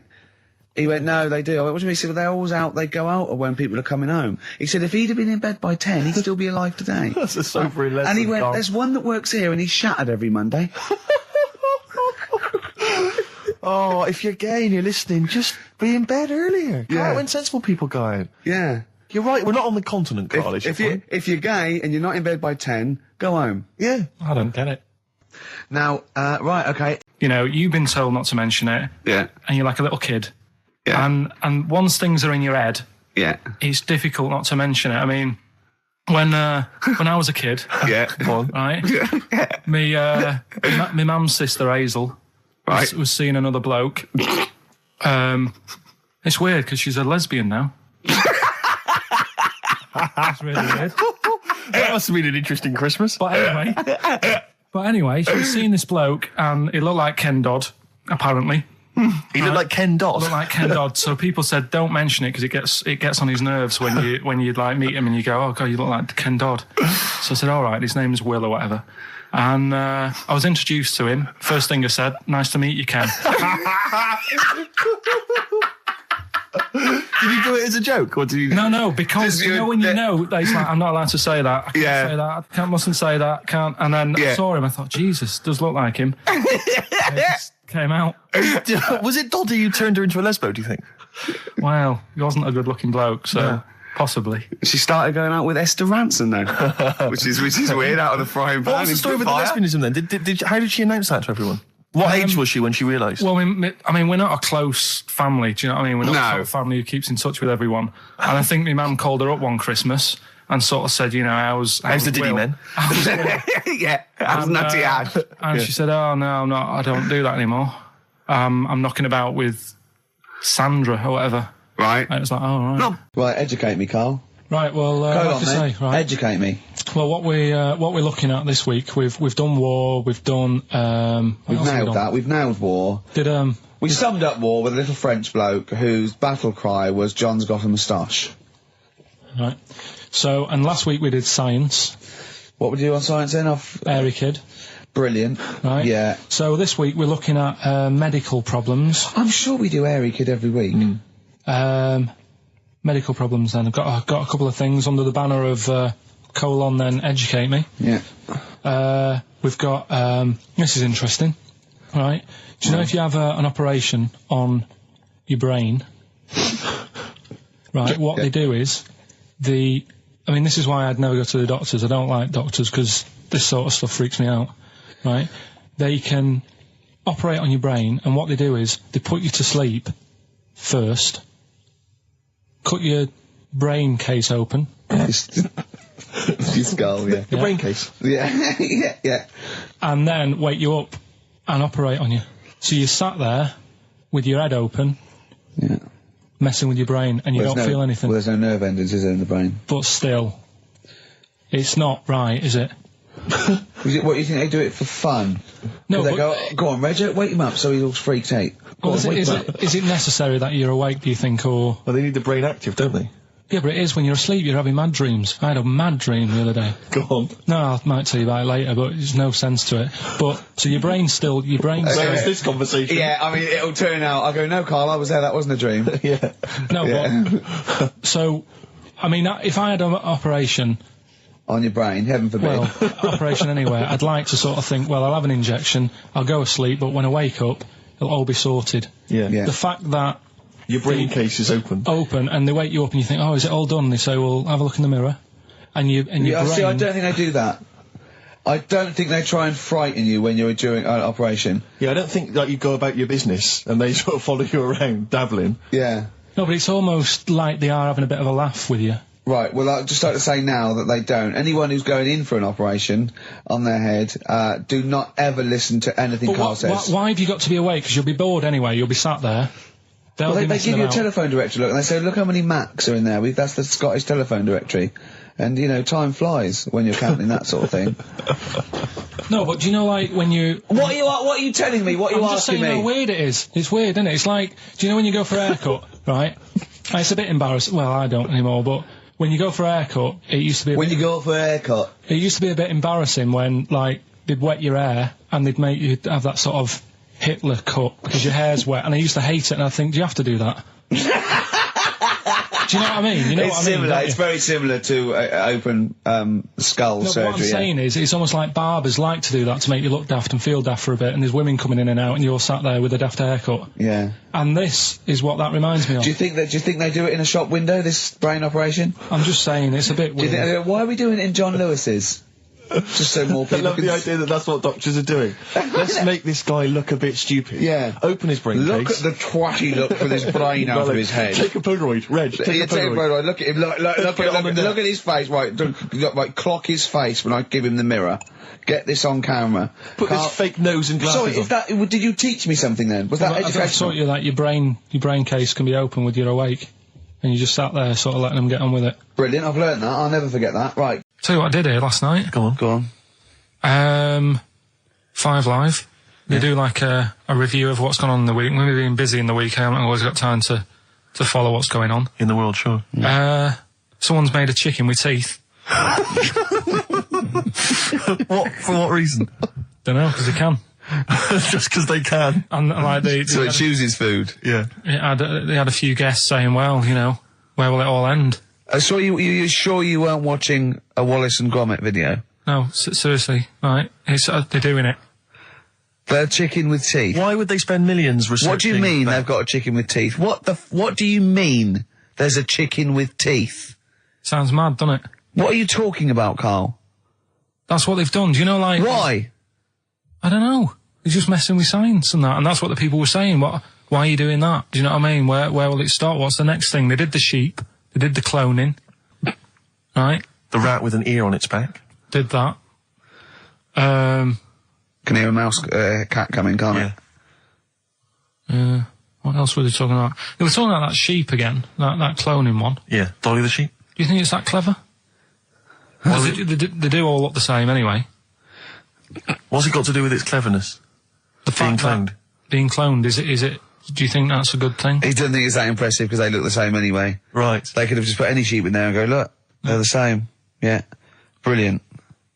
So there was a programme, people were talking What are about you talking about, a chicken with teeth? It was the latest news. It was like all about the war and that, and I was like, yeah.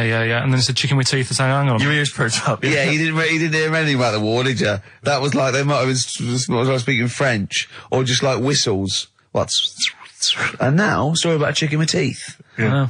You stop washing up, Maybe don't you? someone can let us know, you know. Oh, God, don't open the floodgates. No, but I'm just saying I don't know the full thing. They just, Of course you Surprise, don't. surprise.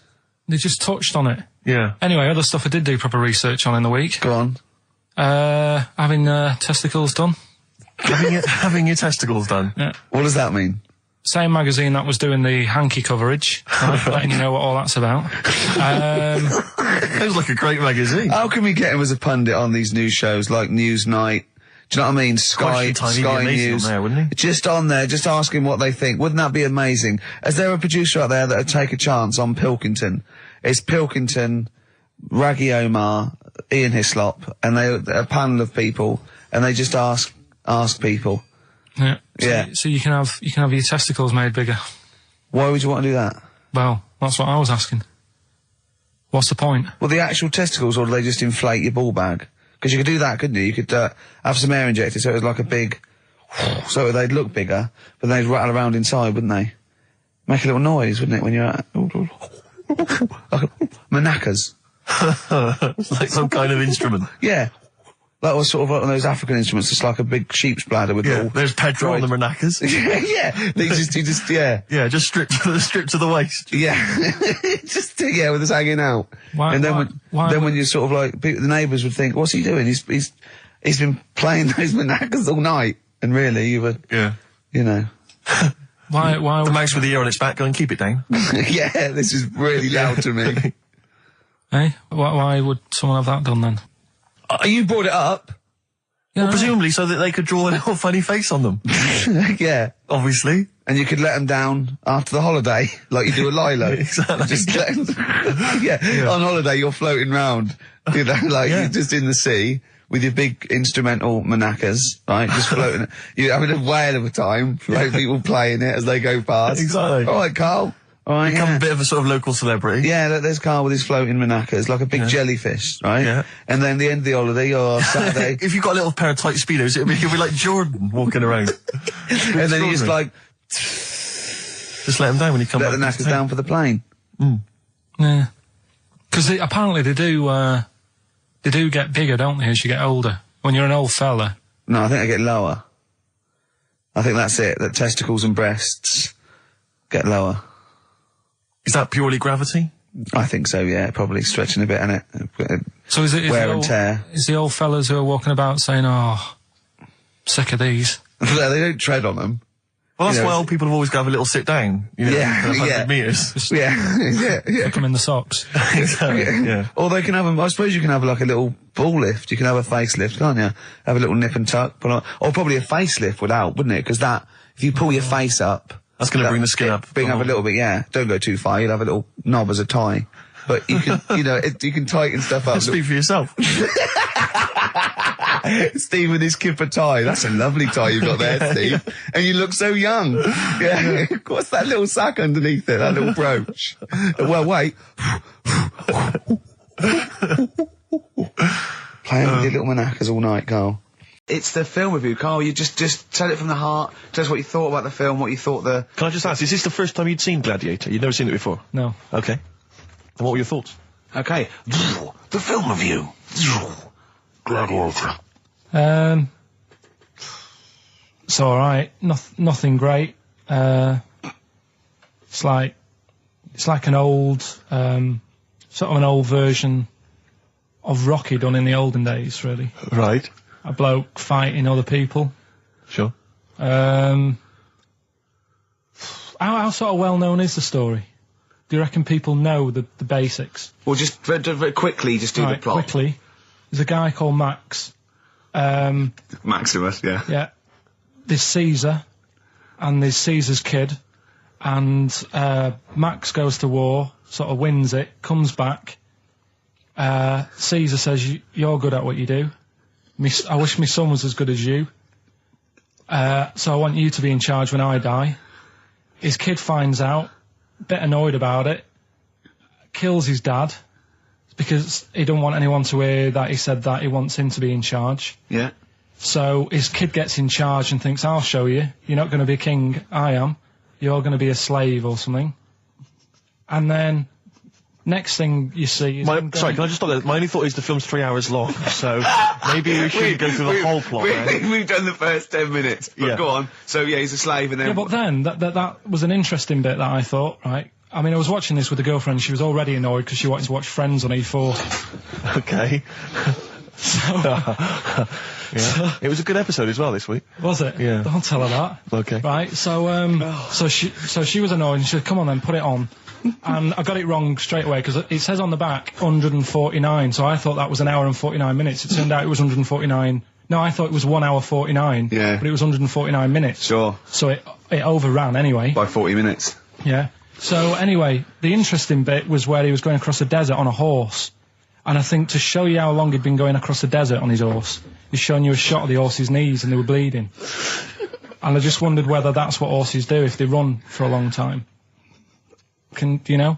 I don't. Good. Right, so anyway, so he goes on, it keeps going on like this.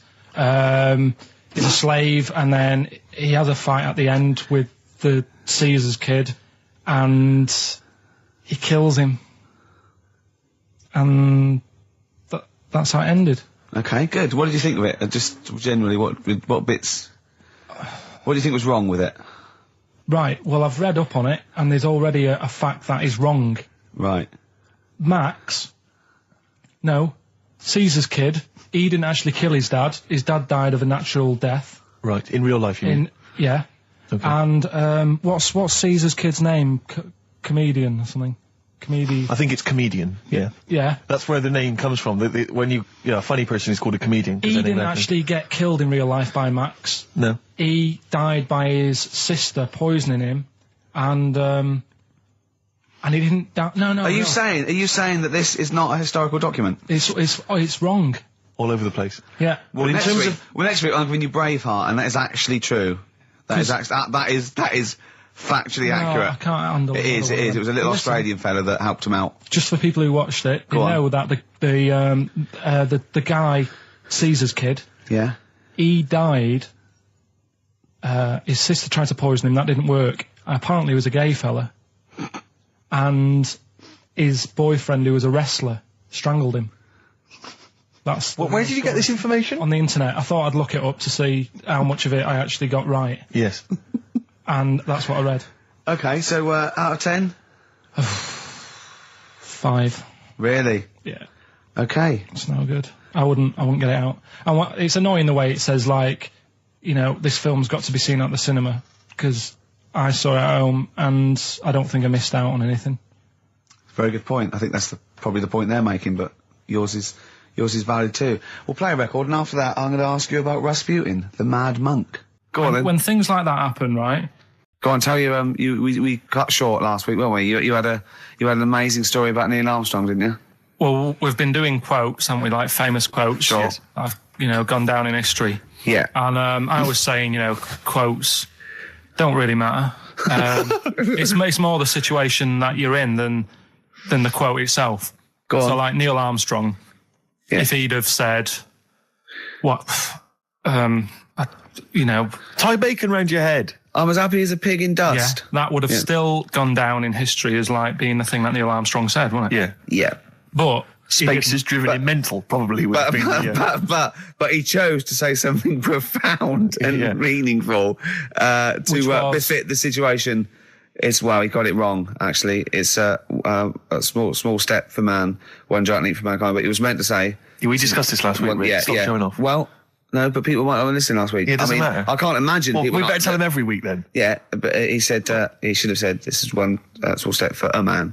Yeah. But anyway, he had a good effort, and that's quite. And that's an example of what I'm saying. The fact that he got it wrong, but it still went down in history. Right. But anyway, the bit that and it didn't happen anyway, did it? What do you mean it didn't happen anyway? That's what a lot of people say. That no one's actually been on the moon. Ah, yes, of course. They filmed it in Teddington Studios. Well, they were saying something about there was shadow on the film, and you wouldn't get shadow on the film, and there's all sorts of things. These people that you always quote as they. Who are they? Are they living in jars? Are they little fellas in jars? Look, Go on. Do they appear to you in dreams? I've spoken to different people about it, and there's loads of little things that if you watch that programme, of them being on the moon, there is no way they could have done it. Right. Done. Fine. Yeah. Done. Anyway. That's put to bed. Yeah. But Good. anyway, as he was getting back in the spaceship on the moon, or whether it be a TV studio, he said, "Good luck, Mr. Croucher." Right. Have you heard this? No. And the reason he said that was because when he was a young kid, and he was, I think it was Croucher, but when he was playing as a young kid in his garden, he was playing baseball with his mate, and he chucked the ball to his mate, and his mate hit the ball, and the ball went over the fence to the next door neighbour. Right, so he goes, right, I'll just nip over and get the ball. And as he was getting the ball, the window was open to his neighbour's house, and he heard like the woman shouting at her husband saying, "I'm not going to be giving you a bit rude, so if you've got a kid in the car or whatever, turn it down." What, yeah, that's covered that, yeah. Right. Genius. I'm not, no matter how many times you ask me, I'm not going to be giving you oral sex. The day I do that, man would have walked on the moon. Right? Yeah. He grows up, he gets on the moon, and he remembers all that story, and as he gets back in the spaceship, he says, "Good luck, Mr. Croucher." Now, do you know, I have to say, I've heard that story before, but when I heard it, the woman said, the day I give you a blowjob is the day the boy next door walks on the moon, which makes it all the more profane Impossible. and enjoyable. Yeah, and unlikely. Yeah. But yeah, no, I've heard the same story, Carl. Yeah. Look how pleased he is. I love that. Right, so not only have you remembered that anecdote, which may or may not be true, but of course you've also proven The that... day I give you a blowjob, that kid in the garden's probably going to walk on the moon and say something about giant leaps. Exactly. But, you must have heard the thing that it never actually happened. Yes, we've all heard Yeah. it. We've all dismissed it as nonsense. And moved on. Yeah. Yeah. And got on with our life. Right, Carl. Remember the cheeky freak of the week that we were talking about? That illness where people age quicker? The 5-year-old girl that was older than her mum, and he said to you, what, if you ran off like you wouldn't serve her fags and beer? And you went, no. He went, why not? And you went, because it's a 5-year-old. Yeah. Right? He went, oh, she's got enough problems. Give her some fags. You remember that, don't you? Sure. Yeah, right. So another dilemma for you, right? Picture this: you're running a restaurant, right? Door goes, right? Few people, most of them look normal. You notice the woman at the back, crawling on all fours. Top half is woman, right? This is real. Yes. This isn't like a comic or anything. This is on, Yeah, was on the internet. I've seen it. They're called dog people, and her legs just come straight down. They're like little twin legs at the back, and so they walk on all fours because it's easier.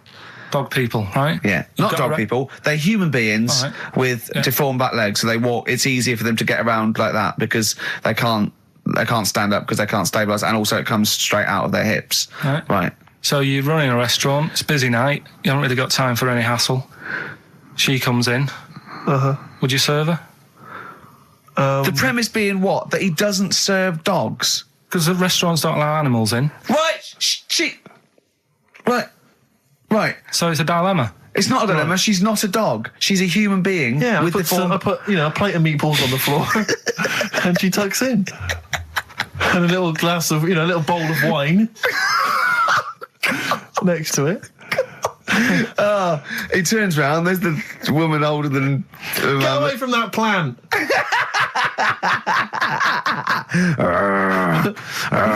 Is service included?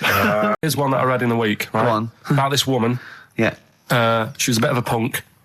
And to get her hair done like she wanted it. Super glue. Right, no. She got lard. Apparently it's a popular thing, you might know. Put lard on your head. Yeah. And you put it in the oven. Oh. Now, apparently the heat that you get from the oven is different from the sort of heat you get from an hairdryer, right? And she had to do that to get the style that she wanted. But anyway, she comes into money or whatever, treats herself to a microwave, right? It's not true. Opens the door, jams the things, like the little catch, so the microwave works. She jams it with a screwdriver or a knife or something. Yeah. Puts the microwave on, sticks her head in, boils her brain. Don't be ridiculous. Right? Well, why is that ridiculous?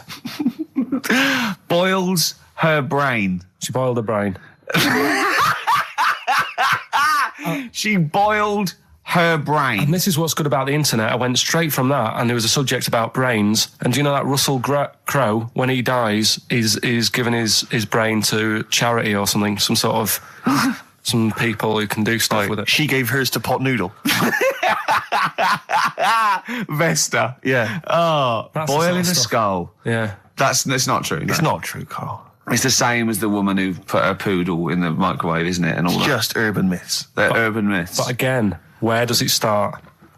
Someone made it up yeah. for a laugh. They're just too convenient urban myths. Everyone's you can tell an urban myth's not true because it's always this happened to a mate of mine, and when you say what happened then, they go, don't know, that was it. Was it? Was that it? Was it? Someone boiled a brain and that was it. There was no more story. Well, were there any dates, locations, times? I think it was in Belgium. There's that one that a bloke, right, was going to get a phone call at 4 o'clock to find out if his business was, okay, right? And if he didn't get the phone call, he knew he was broke, destitute. So dead on 4 o'clock, the phone didn't ring, so he went up to the roof, his office, and he jumped off to commit suicide. And as he was passing his window, the phone was ringing. Oh, no. Carl, it didn't happen. Didn't happen. Think it through. Think it through. Who told that story? Who told that story?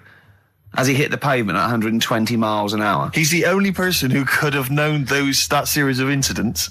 Also, why didn't And he he's wait? dead. As his life's at stake, why didn't he wait till 5 past? I'm going to give it 5 minutes just in Just case. in case the lines are busy. Yeah. And what sort of bloke goes out, I'll call you at 4, okay, if your business... Well, call me anyway. No. If I don't call exactly 4, then, no, you commit suicide. Commit suicide. I would, because if I don't call at 4, that's the end of it. Well, call me anyway. No, that's not the way I work. Why can't you just call me and tell me the other way? Well, I'm telling you how I do it. If you're bust, I don't call. Can't you just call to verify in case something goes wrong? What if it's engaged? It won't be engaged. Just commit suicide at 4, please. It didn't happen, Carl. And I remember smashing a car window by accident and legging it in the lounge and sort of pretending to go asleep on the settee. Right? Genius. And I heard a knock at the door. and I Chloroformed thought- himself, just to be unconscious when his dad came home. And there was a knock on the door, and I thought, oh, God, this is a fella who saw me. I was chucking a stone in the air, seeing how high I could throw it. Of course you were. Did it keep landing on your head? That would explain a lot. And it came down. Chucking a stone in the air, love I can it. see how far I could It's throw brilliant. So, you know, I wasn't bothering anyone. Did you by invent that game? that, right? Did you get the stone for your birthday? Go and play with your stone. He gave one to Suzanne. Carl, go and play with your stone. The thing is, right, and it came down at a funny angle, and it course it did. It ate the back of this car, and the back window is the most expensive because it has that heating thing in it, Yeah. in case you got a frosty window. Yeah. So I thought, oh god. So I legged it in, got on the settee, went to sleep, knocked at the door. Genius. It's a brilliant plan. It's a brilliant plan. I couldn't be guilty. I'm asleep. So I love the idea. So the thing is, our lounge used to sort of, you could see in from the door, right?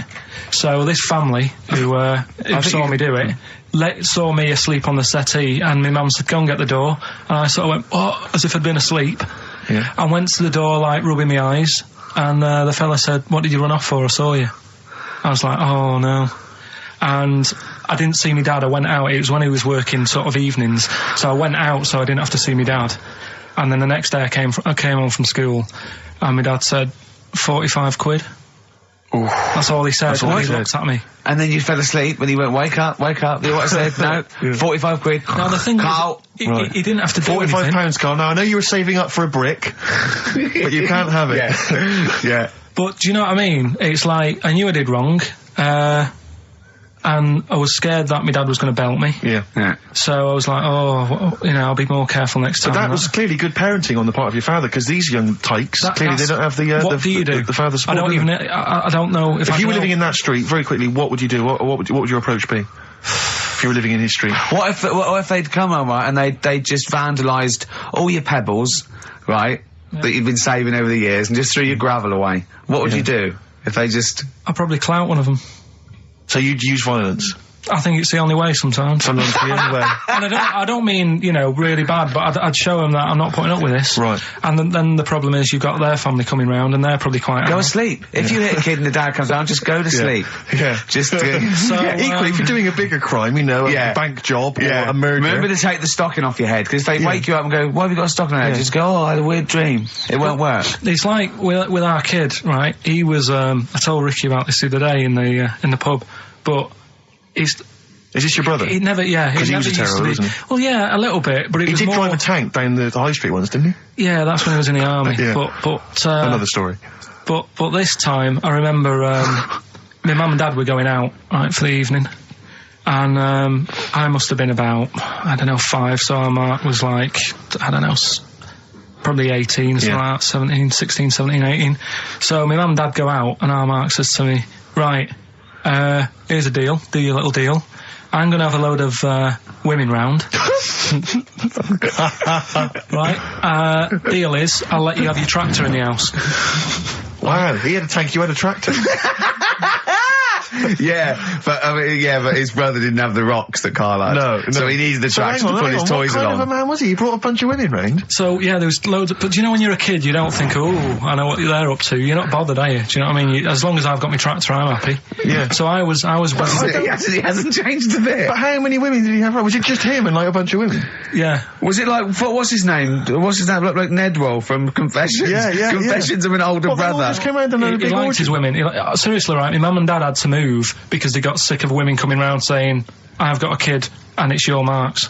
They had to move because it got that bad. You know, did you hear, when you were playing on your tractor and there was women running back and forth in underwear, did you ever hear this noise? Did you ever hear that? Or kind of wow, wow, wow, wow. Wow, wow, wow, wow. And just see your brother's arse disappearing down the thing exactly. being chased by a butcher. He says that you're winding up because you're sort of like negative about I'm everything. negative? Yeah. And, but what I think it is because we pointed out that his lateness is unacceptable. Yeah. He said, meet you at 6. He turned up at 20 past. He said, well, someone stopped me in the corridor. I don't care. I've got stuff to do. We had stuff to do. I think we're a bit busier than you, Carl. You've got one job. We've got loads of jobs. I keep telling you that. You've got one job in a little room, a 9 to 5 there, that you don't even get done in 9 to 5. That's why you're late and mucking around all the time. There's loads of work to do. Yeah, one job. No, cool. it's not. It's one job with a lot of other jobs in it. It's like those little Russian dolls you get. Right?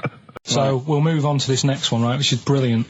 Dead short story. So, right, old woman, about 70 years old. She's normally fit and healthy and stuff, nothing wrong with her, she's having a good life. And one day, she goes for a check to the doctors, just to check herself out, 'cause she's getting on a bit. Says, take your clothes off and that. So she does, and checks her out, says, yeah, you're looking good, you're looking good. Turn round, he said, oh God. He says, you got a tumour on your buttock. Right? So she goes, oh, what, can you do anything to sort it out? So they go, yeah, we could book you in for an operation, it's best if we remove this. Books are in for an operation, operation day comes, strip her down and that, they're all stood round, the doctors, start to operate. It only turns out it's a pork chop that she sat on 5 years earlier, and it had stuck to her buttock. Right, Karl. I can forward you. Serious. Right, okay, Karl, I'm telling you now, I'm leaving. I'm never doing this show again. No, I'm serious. Honestly, you're talking. I've never had such. You are. Play a record. Play a record. I couldn't believe it. What do you mean you can't believe it? Stop the record. Stop the record. Stop the record. Right, okay. Right, what do you mean you couldn't believe it? No, when I read it, I said, I've got to tell Ricky This woman had a pork chop stuck to her arse for 5 years, you mental case. Of course she didn't. Doves caught by the river. People are going to think you're thick, Karl. Well, they can think what they want, because if they do their own research, they'll probably find the story. Because it won't have happened that many Karl, times. think about it. I mean, how could an old woman have a pork chop stuck to her arse for 5 years? She said she couldn't remember even making one, so she was as surprised as the doctors were. But hold on though, she presumably must have sat on it naked. Yeah. Didn't that bring back any memories? Yeah, it's weird, but... Karl. But why would it stay there? Why wouldn't it fall off when she had a bath or a shower? Grease! What about a bath? But why didn't the doctor realise that when he first looked at it? Yeah. Was he not paying attention when he said, I think it's a tumour? Karl, listen, think about it. A pork chop stuck to your arse for 5 years. You're naked, you sit on a pork chop. Will we ever get to a point where all this is too heavy for the world to handle? Right, what error has he made there, Steve? What physical, scientific error has he made there with that question? I can't begin to explain it. Karl, we're not getting the rocks from other planets. It's already here. It's like having a big pile of books in a room and then moving them over to the other side of the room and build a thing going, oh, can the room take it? I'm building a lot of things out of these books. What about plastic? Where's that come from? Other chemicals that existed on the planet. Yeah. Do you see the point? Hang on a minute, though.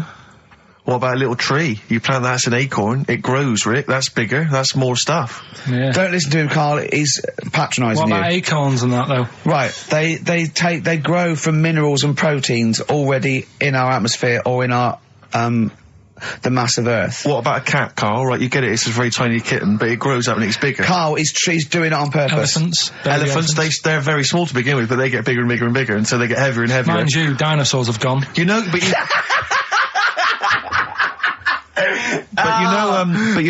you know, famously that's how Atlantis disappeared. You know, you've heard of the legend of Atlantis. Have you heard of the legend of Atlantis? I think so. This was a city that existed, is proven, right? And what happened was they just kept buying stuff in mail order. They just kept ordering stuff, like the king and stuff. Just kept ordering stuff in mail order. He brought girls across, carpets, a lot of carpets. He kept buying TV set, big screen TVs and stuff like that. And eventually, he bought up all the myrrh that the wise men didn't want. Yeah, because he's from like olden times, and he just kept buying stuff, crazy. Like he was just a shopaholic, basically. Mental it was. And he was ludicrous. It was like, and in the end, it just sunk. It just sunk. Too heavy. And it just sunk. Chang and Ang, they're in the bath. They're washing their own bits. They got one of those dividers, right? They go, "What? That's definitely yours. I marked mine.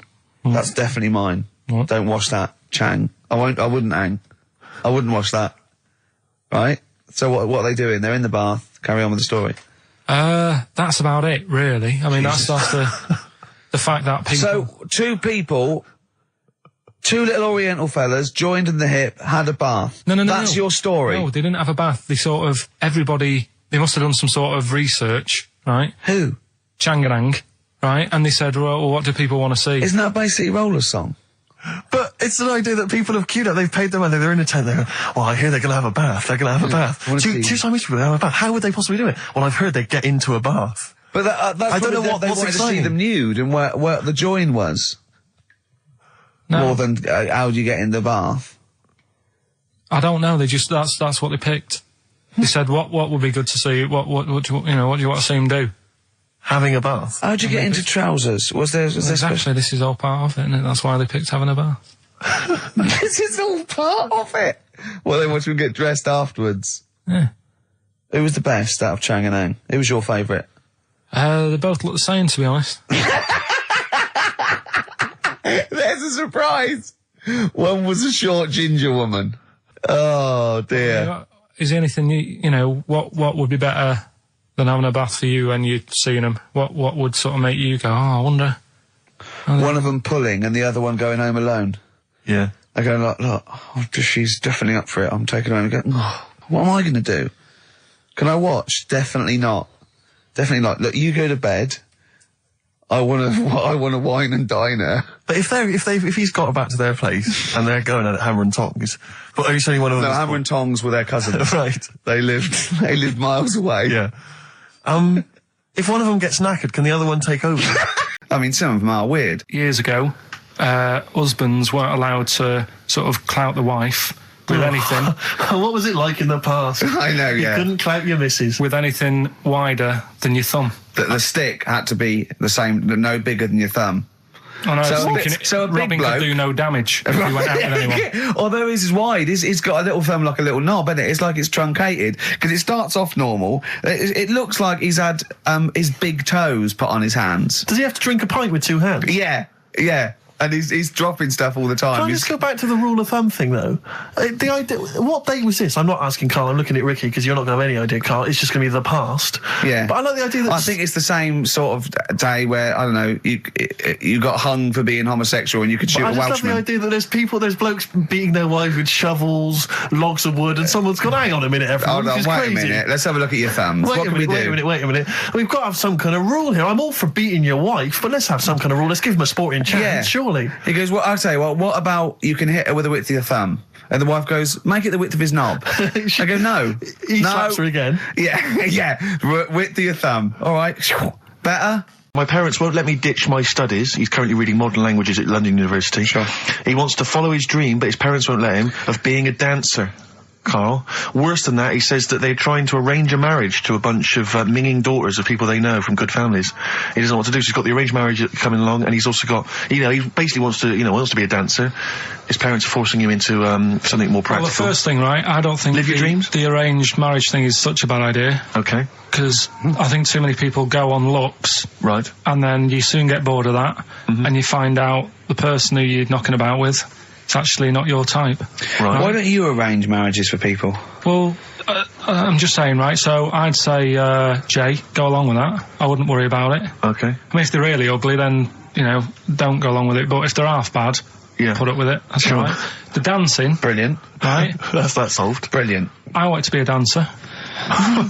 After I did the boxing, right, I joined a dancing thing just near Man United's ground, right, called Twiggies. Went along, I wanted to learn some moves. How old were you? Well, it was when Michael Jackson was, pretty big, so about 83, 84, 85, something like that, around there. Wanted to do it. When I went, it was shut, and it had become like a warehouse for toilet rolls. So in a way, I wonder what would have happened. Sorry, how is that an anecdote about you going through dancing? You've told me before you did boxing for a while, you did dancing for a while. You had a true fight in the boxing. You didn't even get in the. That's not an. Imagine if that was a film. This is a boy's dreams of becoming a dancer. Oh, it's shut. Next on. I mean, how is that a story? Yeah, that was Billy Elliot. Do you think it would have won quite as many awards? Yeah, brilliant. Footloose. All right? Yeah. I'm fed up they banned it. Let's go. Eyes shut. Flash dance. First, there was... it's a warehouse. Never mind. I'm just saying, you'll find something else. I think I got a go-kart after that. I bought a motorised go-kart and kept myself busy with that. So... There's always other things. Just think, Alan Bennett has to sit down and really sweat over his stories. Yeah. He just opens his mouth. You are a living Alan Bennett character. So that's solved. Well, Jay, don't worry about that. There's no emotional problems I can foresee if you follow that advice. So the advice there is do an arranged marriage. If If she's not ugly. Minging, she's not completely minging. Yeah. And don't worry about dancing, get a go-kart. Cheers. This is the dilemma. Me and Steve, yesterday, were trying to convince Karl that it would be a good idea to buy Suzanne a Christmas present. Okay? Now, why aren't you going to buy her a Christmas present? Explain, Karl, why you don't think you should buy her a Christmas present. No, well, I've told her I'll get her one, but in the new year. We're going away on holiday and that, so there's no point taking stuff away. Yeah. Going to Lanzarote next week. Just get something in the sales after Christmas for this, Yeah. Right. And me and Steve were trying to explain to Karl that she would love it if you bought her something on Christmas Day. Yeah, but she knows now. But knows what? I've told her. So no, she's well, I'm getting going to tell you, do you know, right, this, dear listener, this was Karl's worry. I said, I bet she's got you something. And Karl was worried in case he got her something and she hadn't got him something. Yeah, he'd be livid. He didn't want to be down. He didn't want to be a present down. Yeah. Look at his face. So buy her a nice necklace. Don't spend, just spend £100, you know, just a little token. We're going away. I'm taking her away on holiday. No, you're not taking her away on holiday. What, you're paying for it, are you? Yeah. Are you really? Well, half and half and that. Right. So you're paying for you to go on holiday? That's good of you. So the gift is your company, really? She's done all right. She's done all right. Why do you talk like you're 60 years old? And you've been working down the mines. I don't know, she's done all right. Do you go over to her and say, Suzanne, you're bloody lucky? I mean, you've fallen on your feet. to Look be who fair, you've Rick, got. What? I'm not sure she has done all right. I don't want to be critical, but... Oh, dear. So what are you going to get in the sales? What are you going to get her? Yeah, it depends. I'm thinking, I mean, I'll give her the choice. She can have Kingsley and old Bob Marley. Right, I'll let her decide there. Oh, dear. I can't wait to see you. Where are you going, Lanzarote? Yeah. Where's that? Don't know, Suzanne sorted it out. I said, Lanzarote, I said, is that Africa or is it Spain or Portugal? Just thought you don't know. I went, what do you mean don't know? I goes, well, what's the currency? I went, don't know. I said, Suzanne booked this one, did she? Yeah. I thought, where is it? Is Lanzarote African or? Foreign. Somewhere foreign. I was looking last night and doesn't look that good. There was like one of the highlights of the things it says you've got to do is go and have, apparently they've got restaurants in caves. I don't know if there's a jingle for that, maybe. You nearly had the eye out. Knob news. Knob news, excellent. This is an extraordinary story. A woman tried to sue her bosses for £210,000 after finding a cooked penis in a canteen stew. Hospital cleaner Sophie, something, I can't quite pronounce that name, was eating goulash for lunch and could not cut one of the lumps of meat. Oh, you can see where it's going. I've got so many questions already. I know. She picked it up and tried to chew it, but it was too tough. Then she inspected it with workmates, who all agreed it was a penis. Imagine that discussion. Yeah. Miss McLata said she vomited for the rest of the day, instantly became a vegetarian, and had to have psychiatric help. It's not known whether the organ was from a human. The case continues. Well, it can be found out, so that's one thing. Obviously, the doctors aren't confused. They're not going, I don't know, I've never seen one like it. Yeah. Also, why is she eating goulash? I know. I mean, that's my first question. Why? Yeah. Lunch. Oh, what do you want? I fancy some goulash. Yeah. Oh, some gooly lash. Gooly lash, Thanks very like much it. indeed. Lancashire cockpot. Oh, It's on the menu. Brilliant. Only £5.50. Wangers and mash. I'd love some wangers and mash, please. Coq au vin. Coq au vin. It's already done for There's you. wangers and mash, coq au vin, Lancashire cockpot. You know. That's just off the top of our brains. Yeah. So, if you've got any of your own, keep them to yourself. We're not interested. What do you make of that knob news? And it's in a hospital. Oh, yes, it was. No, a hospital cleaner. You're right. Oh, cleaner. God. I know how your mind's thinking already. There's been a mix-up. That's been a mix-up. What kind of mix-up? I love that. What, some bloke's gone in, some lesbian's gone in, wanting a sex change. She's got a carrot for a cock. Bit of stew and steak. Stew and steak.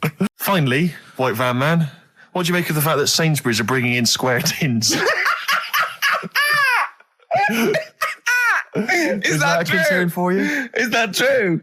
Apparently so. Why? Dunno. It's like it's easier to stack. This is what the guy in the Sun has said. That should be interesting. That should be his comment on Sainsbury's are bringing in square tins. Is no. is that should be interesting for meatballs.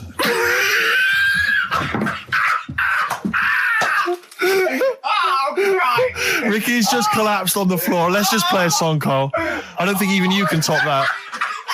Cooper Temple Claws. Who needs enemies? Good question, lads. Nobody. Woman says partner ran off to become vampire. Yeah. And it says a young mother says her partner has dumped her to become a vampire. Rebecca Roberts from Somerset says Matthew Barrett fell for a blood-worshipping woman in a US cult. The 23-year-old mother says he began shaving all his body hair, dressed in black, and used Rebecca's lipstick to redden his eyes. Rebecca caught him performing weird blood rituals in front of his computer at night, cutting himself to prove commitment. She said, I thought it was just a hobby. Everyone's got a right to one. I was pleased he'd found an interest. Brilliant. This is apparently from The Sun. Apparently he's left. He's gone to America. He's living in this Ohio-based cult.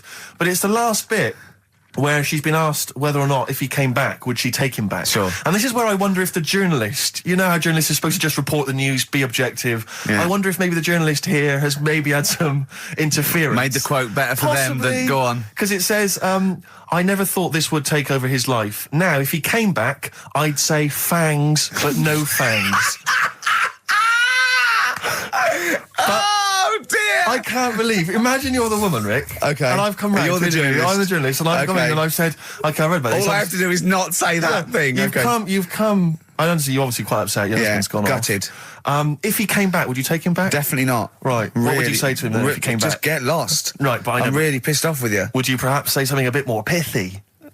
Not in this situation, no. You're upset? He cuts himself, he drinks blood, he's left me. Sod off. I'm not interested, mate. Because I tell you what. Go on. I mean, I like what you said there, but I wonder if we could condense that a bit more. If he came back, would you say... Go away. Would you ever say something like, thanks, but no thanks? No, because it makes it flippant, because I'm really angry. I know you're annoyed. And I'm upset, so I wouldn't say... I certainly wouldn't say thanks. I might say no thanks. But what if you sort of said it like aggressively, like you were giving him the finger, thanks, but no thanks? Like you didn't really mean it. What, sort of sarcastically? Sarcastically, would you possibly say I might say thanks, but no thanks, and that'll be it. And that's and I'd leave it there. I'd never change that. Sure. I'd never change those words. Can I ask you a question? Go on. Do you like puns?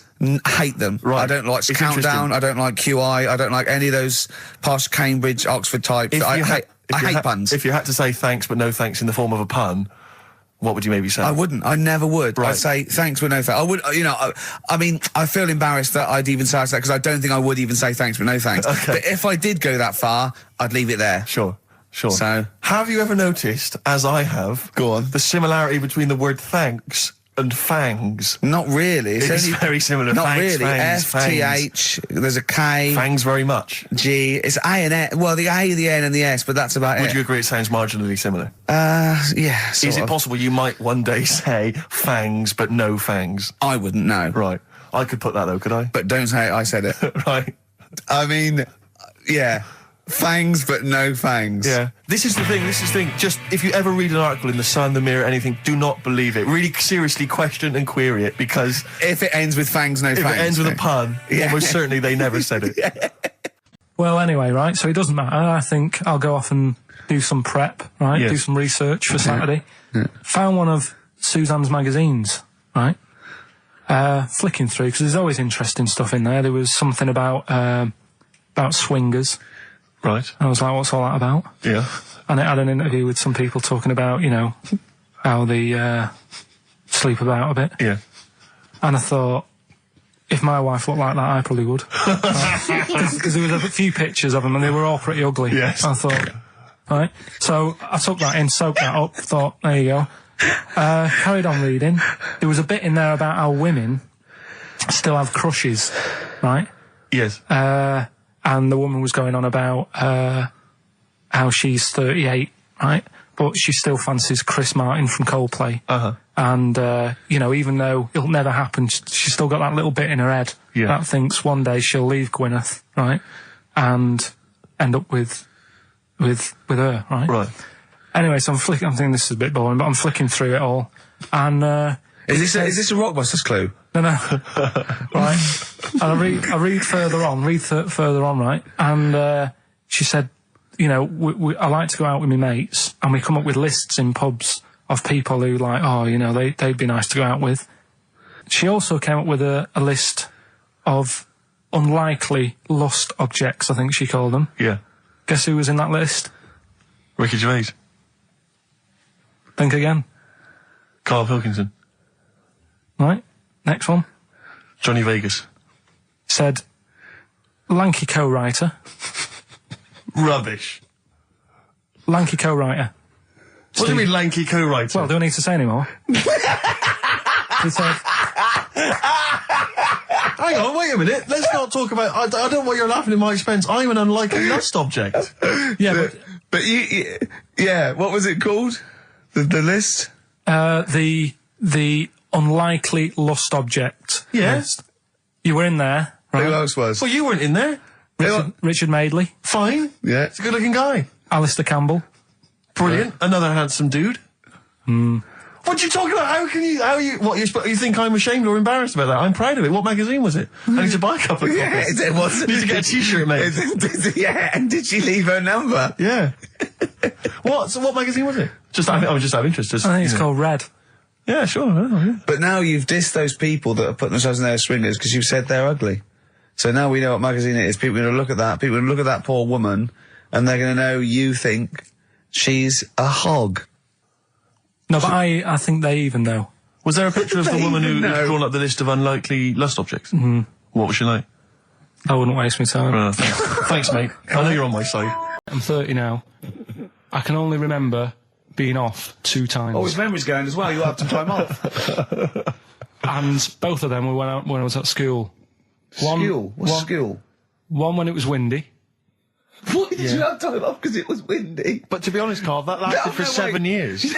Your time off at school. Why did you have time off? Because it was windy. Were you windy, or was it windy outside? No, it was like when... Your auntie wasn't out the window, was she? When the winds were bad in the 70s, and my mum said, oh... Whoa. What? I remember space operas and flares. I don't remember the winds being bad in the 70s. Well, my mum just said, you might get blown into the road, so don't do that. She had so much faith in you, didn't she? As a human being. Is that why she got fired from the pie shop? I'm not coming in today, I might get blown into the road. God. The funny thing it was, right, Steve, they had this thing going at school, because a lot of people used to wag it back then. Right? Used to what? Wag it, sort of not go in. Yeah. Right. And they sort of tried to make it interesting for you by giving you an education. A certificate if you did a full week. Reward for the rest of your life with achievement. That sort of carrot. And also, like, let you go home at 3 o'clock on a Friday. Right. If you'd done a full week and that. Yeah. So it was lovely weather all week. Then it just sort of changed on a Friday. And I got up and it was all windy. It was always windy for Friday on the 7th, isn't it? Don't, if you don't go in because, you might get blown into the road and that. So I said, all right, then I'll stay off. And, so why did you told you to hold on to a fence or walk you there? What's this? Don't go out. Immediately give up. I love this getting blown into the road. Is that based on your cats that kept getting blown into the road? Well, so I got to school on the Monday, right? And the teacher said, Took you a right, long time. today, to punish you, you're the only one who wrecked the whole week, right? Everyone else came in. You didn't. So everyone else is going home at 3 o'clock today. But you're not. Brilliant. Serves you right. And I wasn't bothered though. It was great because I said, well, you'll have to stay with me, won't you? And it was great. So all I did for half an hour was doodle and stuff. It was great that afternoon. Yeah. And that was ages ago. That was like when I was about 8. And that's one of the times I was off ill. Yeah. So it was, but that wasn't even ill. That was wind. Yeah. Yeah. So. Yeah. After the female woke up pregnant after 7 months, and the baby was walking around. No, it forced its way out of the vagina. Oh, no way. Yeah, it forced its way out, and it was almost had like super strength, like, and it was pulling her along by the umbilical cord, and they had to, and it was a stone. Extraordinary.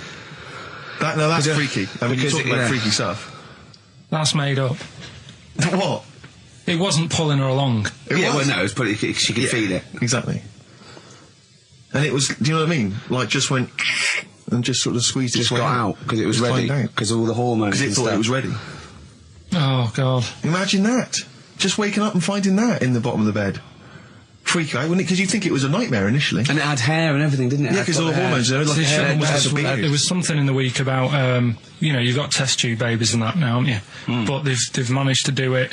I only caught half I knew he'd be more impressed by the crabs than that. He doesn't care if it's human. No, I am. I'm telling you though, that there was something. I only caught half the story because I was busy. But there's something about babies being able to be born without having any people involved. Or something. It's like putting them in an oven or something, and it's like a cake. And after a certain amount of time, it's ready. I think you can buy those in Argos for kids at Christmas. It's my first baby kit. Yeah. Yeah. There's Play-Doh, I think, that they can buy. Yeah. So what do you think of that then? The baby one. Yeah. I prefer the crab one. Yeah. But the baby thing's pretty horrible. Yeah. So it was bigger than like the average. Both made up. We made those up. Yeah, they're both rubbish. They're both they bullshit. are both rubbish. Despite the fact they're both rubbish. Yeah. They're interesting. We made those up. Both those stupid stories up. Yeah. Imagine downloading a crab's memories and seeing its mum feeding it as a child. Both utter rubbish. I had trouble. Yeah. I know I was going to have trouble with pushed its way out of the vagina. Yeah. I practiced that about 30 times yesterday with Steve. I was going, I'm not going to be able to do it, mate. Yeah. I'm not going to be able to say that. Yeah. Are you disappointed? A little bit. I mean, the baby one's a bit sort of out there. Yeah. I wasn't really having that one. No. But the crab one, See, now, what's interesting, I think, is a useful experiment, Carl. I don't know what it's taught you about yourself, but would you say that that's revealed to you a certain thing? I don't know, maybe that you're a bit gullible. I mean, you know, what I'm saying is maybe you shouldn't accept or swallow hook, line and sinker everything you read on the web. You got to think maybe a valuable lesson I there? feel bad because I said to Steve, he won't be annoyed that we conned him, he'd be annoyed that they're actually not true. You'd love that crab thing to be true, wouldn't you? it wouldn't surprise me if it did happen one day. Sure. Yeah. So, and then yeah. he's laughing. And it's, in the break, when I said about the crabs, you know, I'm keeping them then. Yeah. Yeah. Tell you a job I don't like. What? I wouldn't want to be doing. The woman, there's a little woman who sits in the little snack stall on Finchley Road station. Yeah. And I don't know how to describe it really. She is surrounded by snacks. She can't move for snacks. It's Does like, it look like American Beauty, but with different... not dissimilar to that. Yeah. It's a little hut on the station. And it's like, if you go to the seaside, you can put your head through one of those cardboard cutouts and it looks like you're a big fat person or whatever, and you can have your photo taken. It's like an equivalent of that, but it's just snacks everywhere. She's got bananas up to her chin. She's got chocolate coming down to her eyes, crisps either side of her. She can't move. She can't do 360 degrees. She's like packed in there. I don't know how she gets in there. I think they put her in there first, and pour in the bananas. Yeah. And then they go pour in the nuts. She has 2 hours of makeup before they open. Exactly, yeah. Dressing her in there. Because I'll ask for something from the fridge, and she cannot turn her head to see. She has to go by feel alone, just to feel the fridge and get stuff out and pass it. And often I'll say, that's not what I wanted, but she can. You've got to let her off. It's extraordinary. Dear. But there's no music playing. But she has there's to nothing. sell her way out of it. Exactly. If it's a slow day, she's stuck there till the next day. Yeah, it's like a world-breaking attempt. He was one of my best mates. Was he really? Yeah. Seriously? Yeah. What do you reckon he's doing now? Do you still keep in touch? When my mum and dad were still in Manchester and they had a butty shop, he used to go in because the bookies was next door. I know the way you paint a picture. He used to, If you did this in your history exam, Carl, you will walk it. Go on. So your parents had a butty shop. There was a bookies next door. yeah, and he liked having a bit of a gamble, so he used to, I think he works for some insurance company. Do you think that his fiancée Beth knows he's got a gambling problem? Or that his 2-year-old son Lewis? No! Yeah, they live in Cheadle Holme. Hume. Cheadle Hume.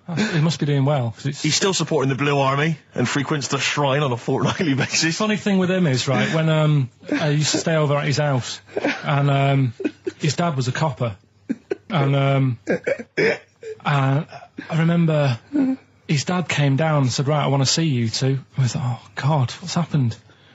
And got us round the table, and he said, do you know much about drugs? So we were like, what's all this about? So he goes, you know, they're not good for anyone, you know, the stupid thing to get into. And we're like, yeah, we know. And he went, you know, do you? We said, yeah. He said, what's this then? And he'd found something in his bedroom, and it was a Skittle. What, the sweet? Do you know little sweets with the S on it? And Oh, really? Drugs. Yeah. So he said, well, yeah, it's a Skittle. Yeah, I know what it is. Oh, he was bluffing like that as a slang word. Yeah, he thought because he was a copper, he probably had to be down with all the terms and that. So we said, oh, it's a Skittle. And he said, yeah, I know what it is, but what's it doing in your bedroom? Oh. It was like, no, it's a toffee. So, would you like to start on your, to Steve, because I've heard all these. Well, we won't do them all. Well, we'll start off with the Mr. Freeze. Tell Steve the story of Mr. Freeze. This is the first time he nearly died. This is the most serious of the lot, really. So, What it was, do you know, like, don't know if your mum and dad did the same thing, but like they do the weekly shopping on like a Friday. Yeah. So when you got to Thursday, there wouldn't be much stuff left in the cupboard. It'd just be like, you know, your Jacob's crackers and stuff like that. So when they'd been to the supermarket and they came back, I was like, you know, what's that saying? Like a pig in. You know, I loved it. It was like loads of food coming in, loads of biscuits. What is that saying? He nearly said pig and shit. Right. Is that the saying? Yeah. Right. So yeah, all this food comes in. Thank God he didn't. Otherwise he'd have been in trouble. That's true enough. Because he's culpable for our actions because Exactly. he's the producer. So technically, that twat's in charge. Go on. Right. So anyway, so there's loads of food, and I'm like, oh yeah, look at this, and chocolate biscuits, and you know, penguins and stuff. Bacon. And bacon. Just in case, you never know. So anyway, my mum and dad's putting the food away. Me and our kid are like, he's already grabbed something, gone back upstairs. It's like feral children. it's like a quest for fire. And then they run upstairs. What did he just sit under the bed, gnawing at some sort of pig's trotter? So I saw, do you remember Mr. Freeze Pops? I do, yeah. So they're kind of like popsicles, icicles. Yeah, but really long, like a foot long, right? Yeah. So I thought, I'll have one of them. So I grabbed it. Went for the nutritious stuff first. Absolutely. And like my mum and dad are putting this stuff away and what have you. And I rip it open and knock it back, right? Straight away, just right back like Swallow that. it straight away, yeah. But it went down the wrong way, right? So I was down like, your shirt? So I was like, oh God, I can't breathe. And my mum and dad didn't even know what I'd ate. Do you know what I mean? I ate it so quick. Yeah. And I'm sort of tapping my mum on the back, going, and she's going, oh God, you know, he's choking again, because I was always choking. If it was one thing, I don't know if I've got like a small throat, but I mean, even Ricky knows I can't drink that much, can I? Yeah. Do you know, or eat pebbles. I'm not a quick drinker. I'd always, I think I'm scared of like swallowing stuff. Yeah. And it was like bottle tops and mint imperials and stuff. I was always choking on stuff. So anyway, she's going, oh God, what's he picked up on it now? Drop it. So- Hit his nose with a stick.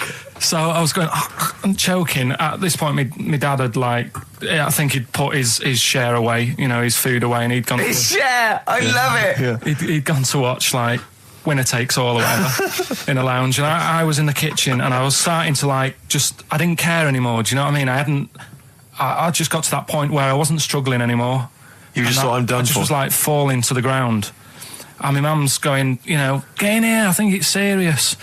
And my dad comes in and sort of starts shouting at me, saying that's what you get for being greedy. He didn't even know what I'd eaten. Well, it was the moment to teach you a lesson, certainly. So he's there like that, and my mum's going, oh, look at him. And my lips were going purple, and my eyes were rolling into the back of my head. You look like Marilyn Manson. And so anyway, she grabbed me from behind and did that fireman thing. The Heimlich manoeuvre. Yeah. And, you know, winded me. And it came up, and I was all right. What, the whole popsicle came flying back out? You see, that's what I don't understand, because there was nothing there. No, just a little bit. No, it swells up, doesn't it? Because it irritated it. So it went down your sort of like your epiglottis. It went down the wrong way, like it went into your air canal instead of your throat, and it sort of spasms, and that's the. So there's people dressed up on TV. They were dressed up as the characters. They had their sort of costumes. There was a guy I went to university with. I don't want to mention his name. Went into his room once. He's into that sort of thing. He showed me in his wardrobe. He had a full-size Star Trek outfit that his mum had made for him. His mum had made for him. But I wanted to say, well, A, you've taken this to university, but B, when are you going to wear that? Yeah. When are you ever in the mood to wear that? Well, you know, you never know when, you know, like on Apollo 13, wasn't it, when someone had measles or someone else got in. Sure. So you might go, oh, I can't believe it. Yeah. Can't believe it. The Enterprise, Uhuru can't make it. But it's the idea of that being, you know, I'm not one to speak, but it's that idea of that sort of being attractive to women. Because that's presumably generally when you're at university, when you're 18, 19, that's the reason you wear those kind of clothes, is to try and make a bond with someone, isn't it? Try and establish some kind of connection. Yeah. Saw a guy walking down the street the other day, must have been 18, 19, wearing on his t-shirt, it just had a picture and the words Star Wars Phantom Menace. He probably like. But it's just the idea of a girl going, yeah, well, I love that film as well. Yeah. Because it's supposed to be kind of kooky and eclectic t-shirts, aren't they, normally? They're supposed to be a bit sort of radical and a bit offbeat. My favourite, though, are, I love fat goths. Yes. I really love Who fat are still goths. persevering with it, even into their 30s? I like fat young ones. I love fat 18-year-old goths. I really like them. They're one of my favourites. And I like 42-year-old goths Yeah. who, they're losing all their hair. They're just growing at the back. but, you know, I don't know what jobs they do, but their main hobby is looking like Nosferatu and wearing lots of silverware. That's one of my favourites. I think I mentioned to you before, I saw a girl on the tube, she had a bag, and she was quite gothy. She had a bag, and it sort of had like a Barbie's head kind of sort of defaced hanging from there, and loads of badges and tassels and little motifs and odd things, and she decorated the bag. And then had sort of things like, you know, legalise cannabis and ban the bomb, you know, and stop the war. Yeah. And I just wanted to grab her and say, you doing much about the war, or are you working mainly on the bag? Yeah, you spent most of the year you're filling in the embroidering. petitions, are you doing the marches, or is it largely badges. the bag you're focused on? Oh, dear. I'll tell you another thing, that a fashion mistake that always offends me whenever I see it, is an Englishman of any age wearing cowboy boots. I had cowboy boots. I can't believe it. When I was 18, right, I went out and got a pair of cowboy boots. The cheapest. I mean, they were the only ones I could afford. Awful. Why? I mean, was that 'cause they were like clogs that came up to the knee. They were so uncomfortable. And why did you get them? Who was wearing them at the time that you thought they were cool? Clint Eastwood. Right. Okay. And I had cowboy boots. I put segs in them. What segs? Which the little things you nail into the bottom. So they sort of clip clop as you Clip clop, so I'm 18, right? Those tight jeans, so tight in fact, I thought I had to enter the doctor, and I said my balls are aching, and I went off. I said I've got a pain in my epididymis and all this, which I was doing biology, and he went, your jeans are too tight, they're squashing your balls. Right? So I had cowboy boots, right, and pale ones, not even sort of like finished properly, sort of like just the raw sort of leather, cheap wooden bits at the bottom, segs, really tight Levi's, and a red sweatshirt with bullshit on it. That was a present. Just embroidered on. I looked pretty hot, baby. Oh yeah. Yeah, and I remember once as well. This was really embarrassing. I had leather jacket, and how old were you? Oh, this is embarrassing. 26, I think. And I just had a nice leather jacket, right? But I was bored one day, and so it's about 1986, 87. Yeah, 87 must have been. And I just painted on the lapel a little acid. And that didn't last. And were you going to acid house raves at the time? No, of course not. No. It's Russian. Yeah, that was the Welsh fella. It was bloody awful, but not as bad as his Russian cousin, Ivan. Yeah. Go on. He had a fella doing some work for him, right? This fella built his house. After it was done, right, the terrible fella was like... fella Ivan. He was going, oh, it's brilliant, you've done a good job there. Yeah. I don't want you to build another one like that. Took his eyes out. Just stopped him making an house like that. Yeah. Blimey. That's bad, isn't it? Why didn't he take away his trowel? Then he could have seen, but he couldn't have built a house without a trowel. You can't build a house without a trowel. Yeah. I suppose he probably later thought that once he'd been nicknamed Ivan the Terrible. Yeah. He thought, why? Because you gouged people's eyes out. Yeah, but I didn't want to build another house. I know, but take his trowel away. What would I have been then? Ivan the Crafty at most. Exactly. Yeah. Ivan the Jealous. You know, Ivan the spoilt brat. But yeah. Gout someone's eyes. That is bloody terrible. I'm surprised you're not called Ivan the... Do you know what I mean? You're going to get on in history like with Vlad the Impaler. Yeah. He's mainly remembered for impaling people. Yeah. He did a lot of other stuff. Did a load of great charity work he did. The impaling is the thing that's really gone down in history. When were you reading about Ivan the Terrible? No, it's just... Or Ivan the Terrible is the thing you remembered from this informative article? No, it was just little bits like that. Talking about him, there was a thing about someone who worked for... That fella who painted the ceiling. Sistine Chapel? Yeah. There was a thing, a woman who worked for him in his house. And I love how you assimilate information when it's just bordering on the academic, or just the interesting and true. It's wonderful. Ivan the Terrible gouged someone's eyes out because built him an house. That fella who painted that ceiling had a woman work for him. Imagine if you wrote that down in an essay. Imagine if you wrote that in a school essay. Well, you'd probably end up with not getting a grade, or thinking you turned up to more than you had. Exactly. Anyway, the woman who lived with... Yeah, the woman who lived in a shoe. Go on. Yeah, there was this woman who lived with him, and she used to, like, go out and do all this shopping and that. Yeah. But because she couldn't read or write, he used to have to draw everything that he wanted. Why couldn't he just tell her? I don't know. No, but no, wait. That's an excellent point. Could she talk? Yeah, but if it's a big list and that, loads of different coloured paints. But why and couldn't stuff. she draw on a piece of paper? Why did he have to do it? Because he's a better drawer, isn't he? That's the point. That's it. That is. We were just looking for the logic of the story. You found it. You've done it. Play a record. With my mum and dad. Go on. My mate, Colin, right? Colin Makin? No, Colin Bailey. Oh, right? yeah. He had a little Sinclair Spectrum, right? Yeah. Computer, Yeah. which was like the thing to have at that time, right? Yeah. Used to always go round to his house. The deal was... Not the one you had to play through the window because you weren't allowed. No, that's another lad. Oh, right? yeah. This is a different lad. And the deal was, he came to our house, and my mum gave him a pie. And then I'd go round to his, and I'd stay there for a few hours playing, you know, Hungry Horace and stuff like that on it. Sure. Right? Now, my mum and dad knew that I really wanted one of these computers, right? So I waited about a year. Came round to Christmas Day. I thought, I reckon might have one. Turned out they bought me the wrong one. They bought me a ZX81 instead of a Spectrum, right? And Christmas Day, I'm there trying to load the games up. It's not working. I'm thinking, what's wrong, right? And the thing with me, when I was a kid, I used to get quite sort of agitated. This is the moment. Right? I found out that it needed a RAM pack to make it work, right? Looking in the thing and it's saying, and make sure you put your RAM pack in the back. And I was like, oh, where's the RAM pack? And my dad's going, I don't know, I've got you the main bit. That's it. So, I was that wound up, I just was sick, right? Just sick. I didn't feel sick or anything, I just was like, oh God. Went to the sink, just sick. Because I was that on edge about it. Yeah, it's just like, you know, you had the girls in and that, and it reminded me, I was talking to Steve in a week. Yeah. I think it's when people were talking about going to Stringfellas and that. Yeah. I was talking about seeing naked people. Yes, I asked him, I said, when he used to watch, say, he accidentally flipped onto BBC Two and some ballet was on, would his eye ever been drawn to maybe the gentleman's lower regions rather than the ladies? The gentleman's package. Yeah, would your eyes ever be accidentally drawn to that and you couldn't resist it? And you said yes. Yeah, because, right, I don't think I'm Oh dear. Oh, go on, I mean, fair enough. No, right. I'm always looking at the beautiful ladies, but fair enough. Yeah. No, go on.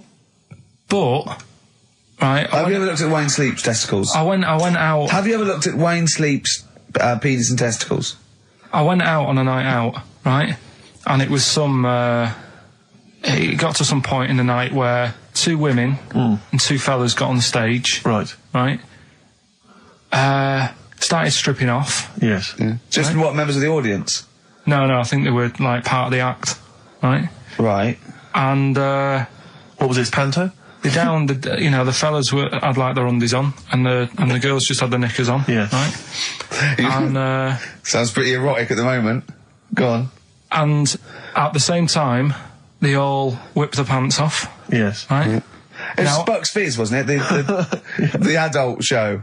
Now, I said to Steve, at that point, Sorry, I wasn't there. He said it's to be later. yeah. I said, well, you have a quick glance at the fellas. And then the annoying thing was, I thought, right, now I'll have a look at the women, and it was too late. They put the knickers on. How long were you looking at the fellas? Not that long, but it Why was were you like, looking at them first? that's human nature, innit? Why? I don't know, but I'm sure you would have done the same thing. You just Why? sort of think, well, how are they shaping up? So they weren't it's a shaping up at comparative all. test. So who had the biggest knob? Which one of the blokes had the biggest knob? No, it's like, normal. But This is a whole new side of you. This is a whole other area. So you look at ballet dancers, you look at the gentlemen's. No, I don't. package. I just was, when he said this, it reminded me of this night when I was walking home thinking, didn't get a look. Because I was messing Where around. was this? What event was this where people are stripping off? Carl, I tell you what, you are the most interesting man I've ever met. But are you comfortable being nude and that?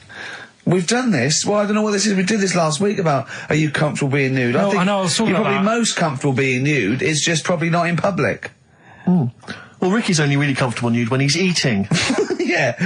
There's nothing to get you know. Yeah, you can just wipe spilt on yourself it. down. Yeah, you just sit in the bath, yeah. No, but I talked about that, and then when I went home, I was talking to Suzanne about it, and she said, "What's all that about? You don't like being nude, right?"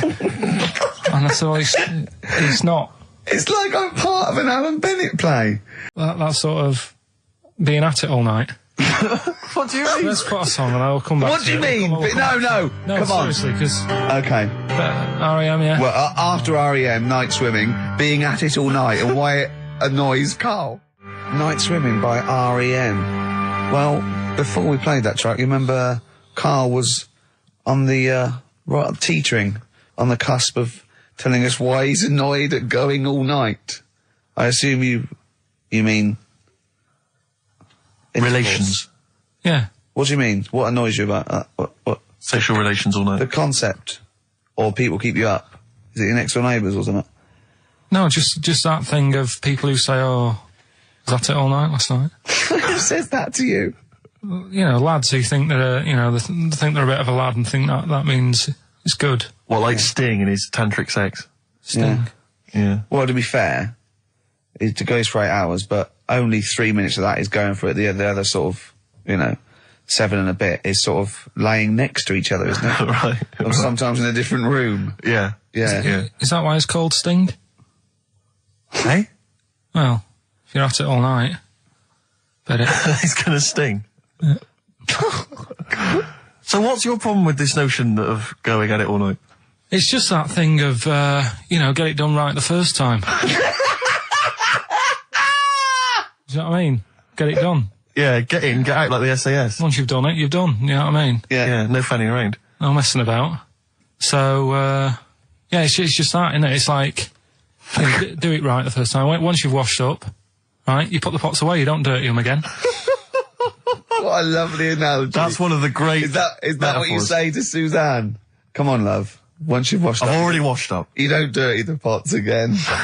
Go. What a romantic Ding dong. song. Do you want to go to Egypt? I said, no, not really. No. She goes, but don't you want to see the pyramids? Not interested. It's like, I've seen them on the telly. Okay. Sure. Are they going to be that much more amazing when you see them in real life? Good point.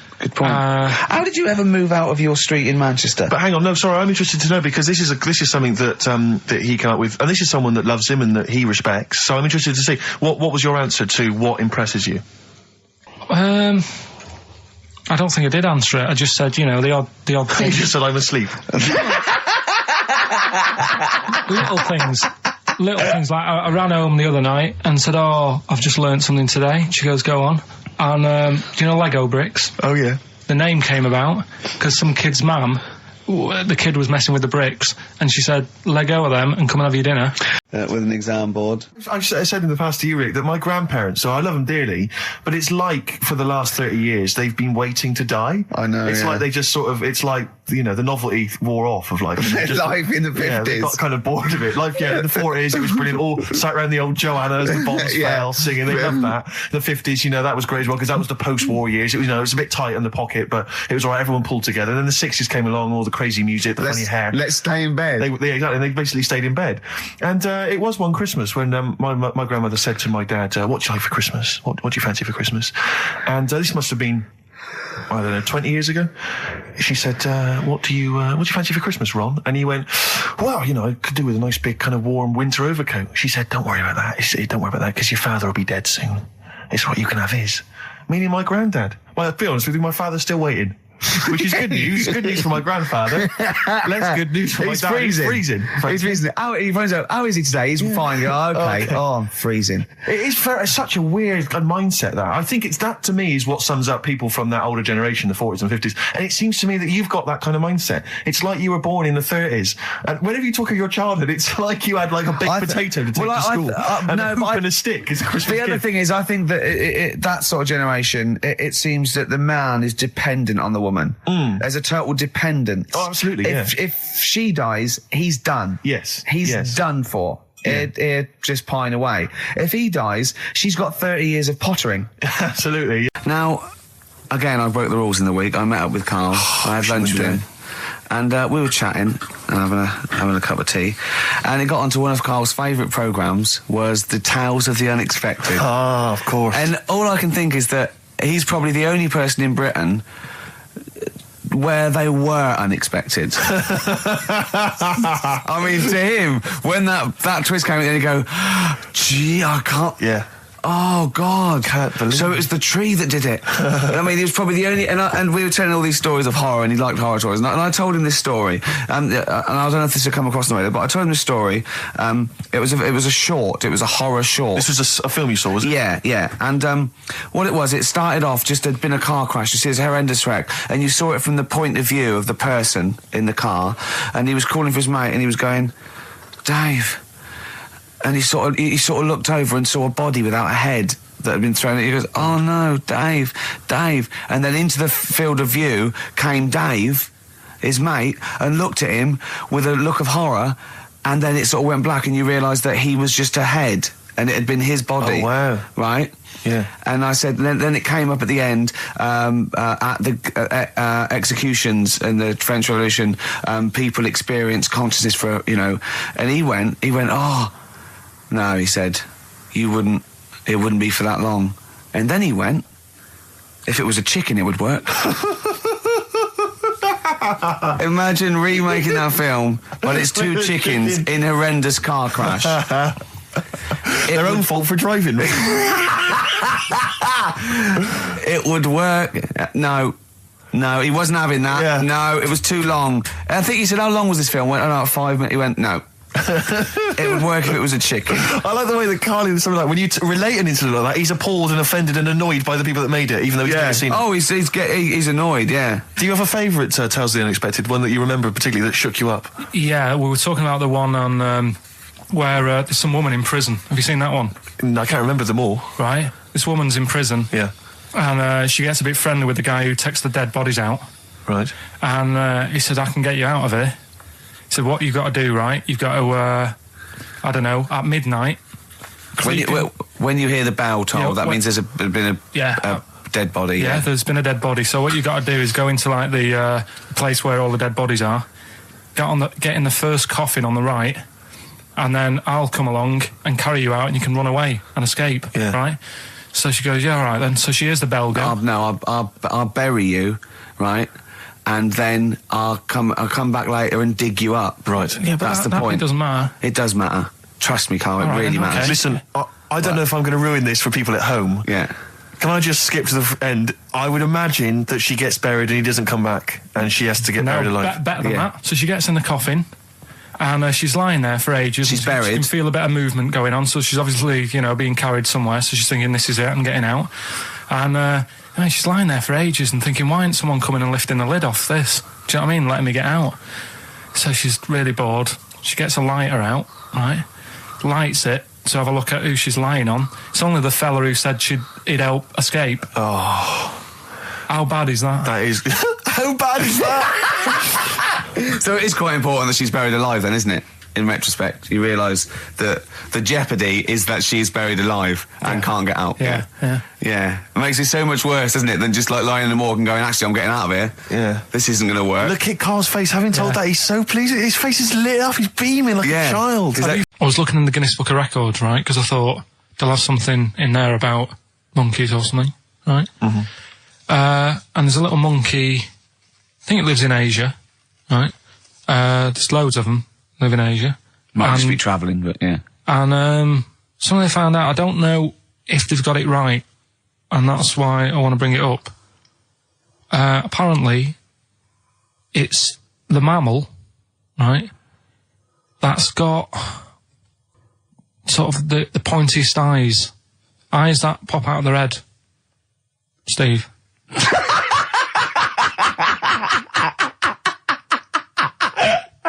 Now,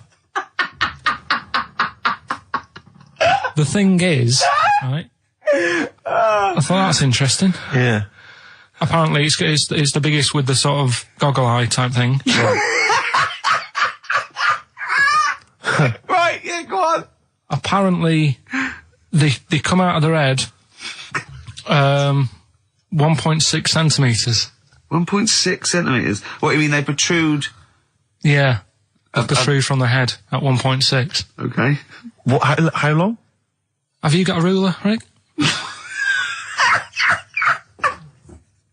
1.6. He's having a go. I'd say I'd be a little bit annoyed if the monkeys beat me. Well, I don't think it has. That's what I'm hoping. Is there anything we can... I mean, what's 1.6? Oh, can you... It's about... Drop your trousers. It's, about 3/4 of an inch. What do you think? I don't know. Have they got it right, or what? Maybe I should come down to Monkey World with you next week. So anyway, so that's not the monkey news, that's just something that cropped up and... Sure. I do know once, when we were playing pool in the office, I think Lucy was your partner. Yeah. It was me and Ash versus you and Lucy. And you were having trouble because his glasses kept slipping down. So Lucy pushed his glasses up his nose, but the glasses touched his eye. Do you remember that? Yeah. He started it. Well, you're the one who joined in. No, I know, and I feel bad now. Yeah. He makes me nervous when he goes, yeah. It's like, play a record. No, I'm just trying to think about which part of your fat, middle-aged physique I can pick on. The tits would be a good Yeah, start. yeah. Oh, the belly. Sure. Oh, what do you think of that? Oh, that's... What is that? Play a record. Is that monkey news for this week? Have we not got any other monkey news? Well, it's just, it hasn't been that good. I mean, the one that I found out here, because we've covered so much in the monkey world, right? The fact that we've done a monkey that was a sort of half man, we've done a monkey that got a decent job in a train station. Can you think of any of the other? Well, that's just some of the great monkey news from the past. That's what I mean. So that's what you got to compete with. So even though this is quite amazing, Just tell us. another monkey's got married. Oh, not another monkey getting married. What do you mean? It's got another one. You know, it was knocking about with some woman monkey for a bit. A woman monkey. They decided to, you know, get married. Yeah. They did. What do you mean they decided to get married? Was it pressure from her parents? They had a good do, and Good do. I love the spread. I love that. Peanut vol-au-vents. Yeah. Celebrated in a pub, and then they both went off to the cage that night. That's what I mean. Even though that is quite impressive, But because it's not true. Or it's a joke. It's nothing. It's not. on an Nova website, official sort of news website. 2 monkeys have married in Romania. After a whirlwind romance. Well, that's... After a whirlwind romance. God, yeah. Yeah, a quick one hanging onto the rope. Yeah. She was in the tyre. Yeah. He saw it. Yeah. He went, I'll have a go at that. They go, we got to marry her now. Yeah. Her parents came in and said, did you just shove my He was dog in a the zoo tyre?" knocking one off. She went, I can do that for you. Yeah. Yeah. Guests say the monkey bridegroom was scared by the number of people attending the wedding and refused to get out of his cage. So his bride was, Not bloody Hello Magazine again. No, it was, no, I think it was like last minute nerves. Right, Like, right, you know, right, legit, I'm yeah, single second now. thoughts. It's like, you know, it's the big step. Yeah. But his bride enjoyed every minute of it. She was loving it. Yeah, she sure, looked lovely, by the sure. way. She looked lovely. Yeah. Did she? I could. Reports she only appeared to have problems with her veil and dress. Do you see, you know, this is... The guests I hope they didn't ruin it like Anthea Turner and maybe get sort of sponsorship PG tips or something. Totally, with strong plum brandy, so they got them drunk as well. So they carried on the celebrations at the pub, and the bride was taken to her new husband's cage at night. I apologise, play a record. We're going to have Really people wanna make just it- killing themselves. What? Because my auntie Nora, she same thing, pumped her with loads of drugs. She used to have a cabinet next to the bed is like boots. She's got loads of stuff, right, for all sorts of stuff. And I mean, she's not that old, but she's on loads of stuff, right? She's and a bit coked up as she she, smelled. she called up my mum once, and Yeah, you told us this. Go on, tell it again. and she said, "Oh, how are you doing?" And that, she's all right. Bit worried though. My mum said, "Why? What's up?" She said, "I've been breaking wind." So she goes, "Well, you know." She says, "No, but this one is going on and on and on." And she was like, she was like, what do you say? What's like passing wind, farting for 5 minutes. one thing, not like, you know, trumping and then nothing. Yeah. Continuous. Continuous drone of a fart. Yeah. I don't think she had... How big was she? She must be the size of a barn. No, she's not that big. She's good for her age. No, but I mean... Quite slim. No, It's but just- fine for 5 minutes. Where's all the gas? Was she circular breathing? Was she sucking it in with her mouth? It was just... I don't know that much about it. But she called up my mum. About 2.5 minutes in... Could you hear it in the background? 2.5 minutes in! 2.5 minutes in, she called my mum up, and it went on for a further 2.5 minutes. Oh. And she just stayed on the phone, did she? Where The whole was- time going, well- can you hear that? Well, Did she hold the phone next to her arse? Listen to that. She was off the ground. Trying to work a tune down. She was actually hovering. She was 4 Yeah. foot off the ground Yeah. when they found her, the ambulance men. The cat's dead. Don't light a match! Don't light that cigarette! Yeah, it's like that advert. The kids come home from school, switch on the light. Yeah. There they see Granny Yeah. hovering, turn the light on. Be careful if you have an elderly woman at home. Yeah. Drugs make you fart. so that's what I'm saying, just let these people... What are you saying? No, wait a minute, what are you saying? I'm saying let people enjoy the life they've got left. No, you're not. You're saying don't put them in hospital, leave them at home to die. No, I'm not. Give them a Rubik's Cube and let them die. What do you reckon you can do then without an head? How many steps? There'd be muscular spasm, right? Yeah. It would twitch a bit. It would, yeah. You could not distinctly take 32 steps. The body... Well, don't... Yeah. Is the doctor still on the line? Yeah. The fella that bought 6 parrots. Yeah. And, you could Incredible. have 32 steps. Right, so you don't Beheaded believe man that? doing a bit of line dancing. Right, you don't believe that, but something that you do believe that a cockroach can live a week without an head. It can. Slightly different kettle of fish there. Why? Wow, insect to human is what I'm thinking. Yeah, that but- difference. There's not that much difference in Well, of some course there insects. is. Do you know that a snake has a heart and lungs and kidneys and stuff? Go on. No, well, I'm just saying. So? You're making out as if like they're a totally different being. Species. I am making that up. I mean, call me old-fashioned. Do you know what you're talking about, mate? I don't want you embarrassing yourself, Rick. Yeah, I am suggesting they're totally different beings. Yeah, that is. Yeah. Now, Carl, the cockroach is a very different thing. The interesting there is that it lives without its head, because a lot of it's on. There's some of them are phototropic, chemotropic. Some of them just literally have irritation and muscle memory. I mean, they do have a central nervous system, but it's very different. So if you lose the head, it bypasses a lot of that anyway. All this is running around. The reason it dies is because it can't take on water. But it's very different to a man, right, having consciousness and then losing that, and the body's still going, no, I think I remember what I was going to do here. Yeah, so I'm going call to out walking carefully along the walk white line. 32 steps along this white line. Imagine just looking down going, oh, missed a bit. Yeah. Maybe the head was in the corner going, left, Yeah. left, left, oh, he's now, Well, let's just put it out. I mean, if anyone listening has maybe had a relative beheaded, maybe in a horrendous car accident, but they got up, maybe they went for a walk, they had a little chat before they passed dear on. Carl. Get in touch. Carl, never know. you are my favourite being. You are my favourite species. Now, you, Carl, may not be particularly different genetically from a cockroach. You are. Why can generally cockroaches do that? Why whoever made them went... Let's play a record. Do you know what? When I told him this fact, I send him little facts on text messages just to inflame his, interest. I just sent him a cockroach can live 9 days without its head. He texted back, "What's the point of that? Yeah. What's the point of They're that?" not doing experiments, these cockroaches. It's a boring last week to have. And he went, and on top of all that, you're thirsty. So it's the worst week of your life, isn't it? That week without your head. Play a record. Play a record, Carl. Competition time next. Oh, we need some corn. Look at his little face. Look at his little You've not heard face. Carl's competition. Oh, he could do without an head. Strokes.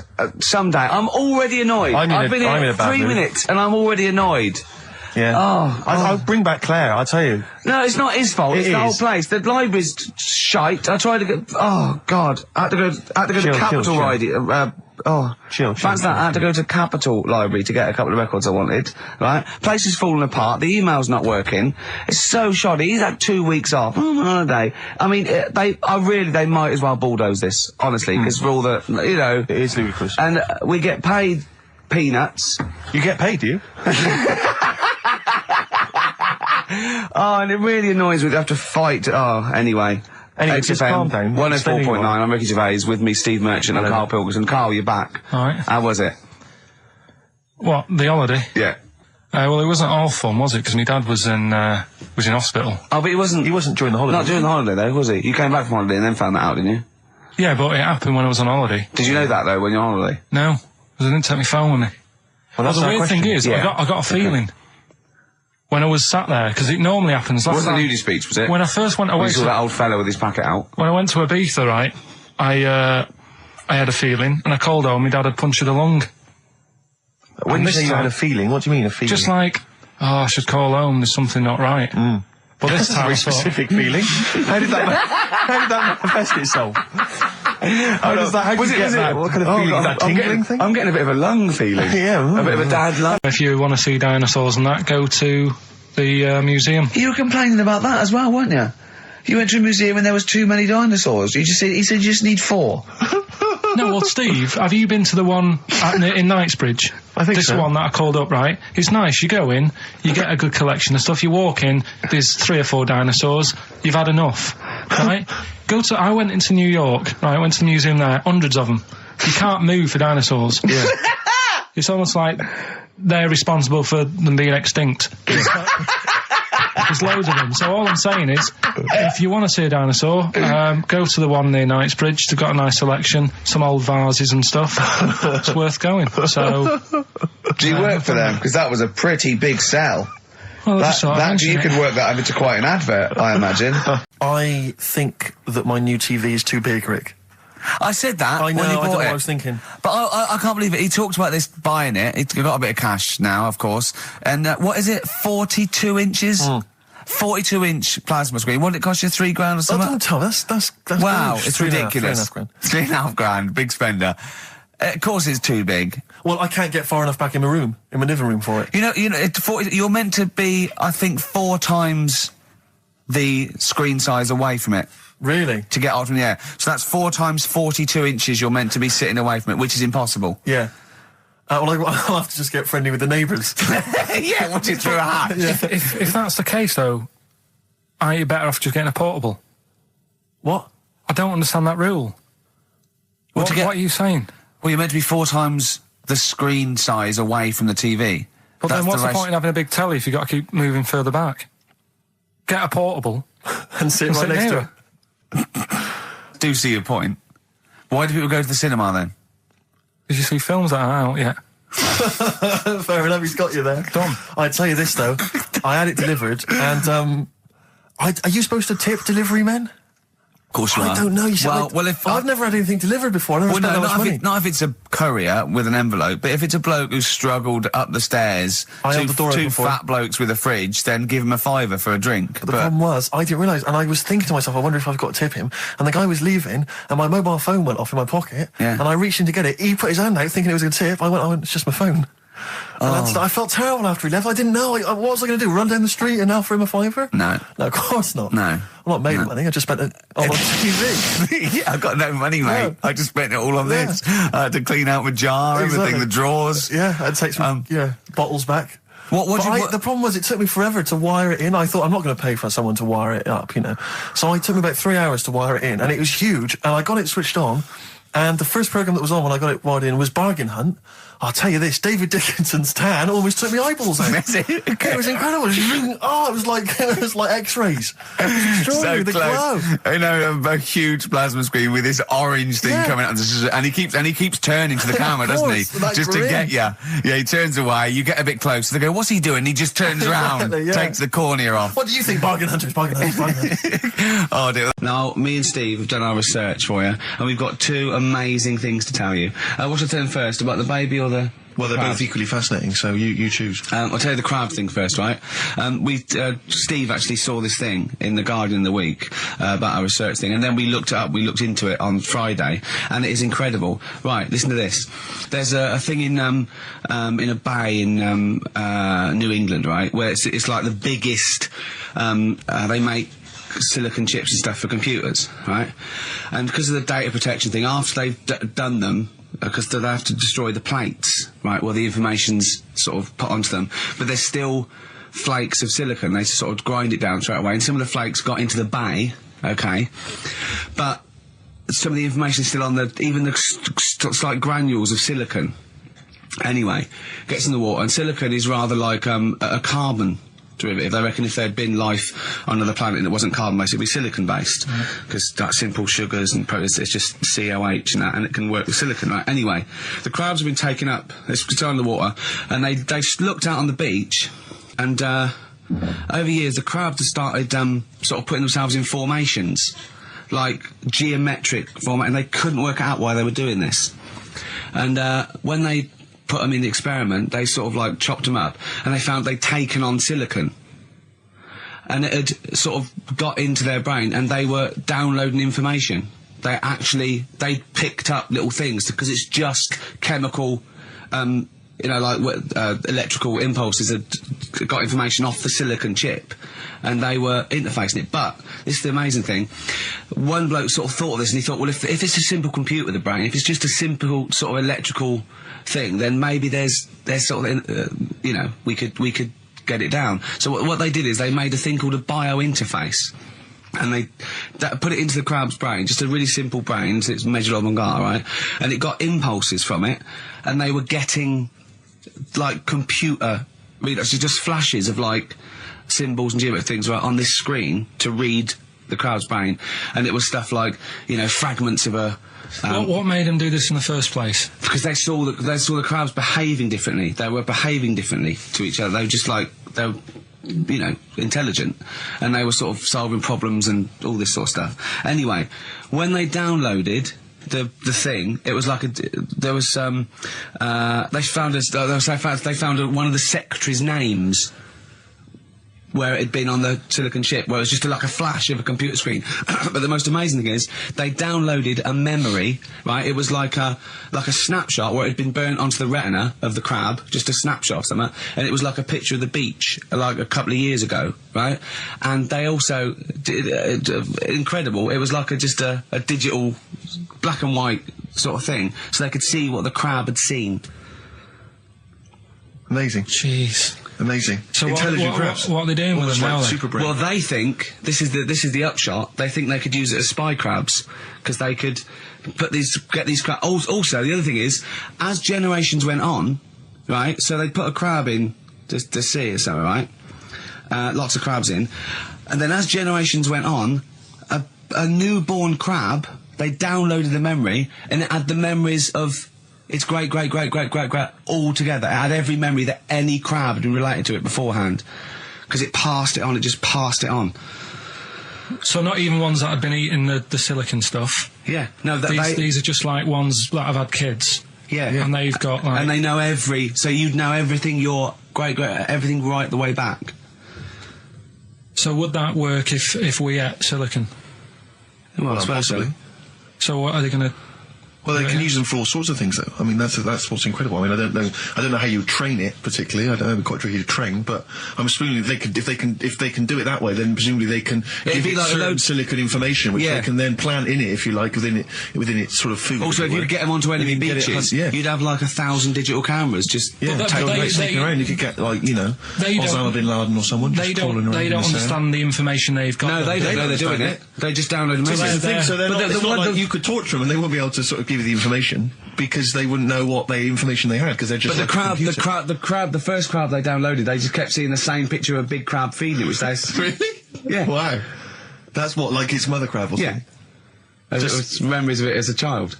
But they're not in colour, presumably. Because no, it's all in black and white. It's just a digital camera, because it's just they don't see it in black and white, so it's just like a I don't know. I think it's burnt onto the retina or something.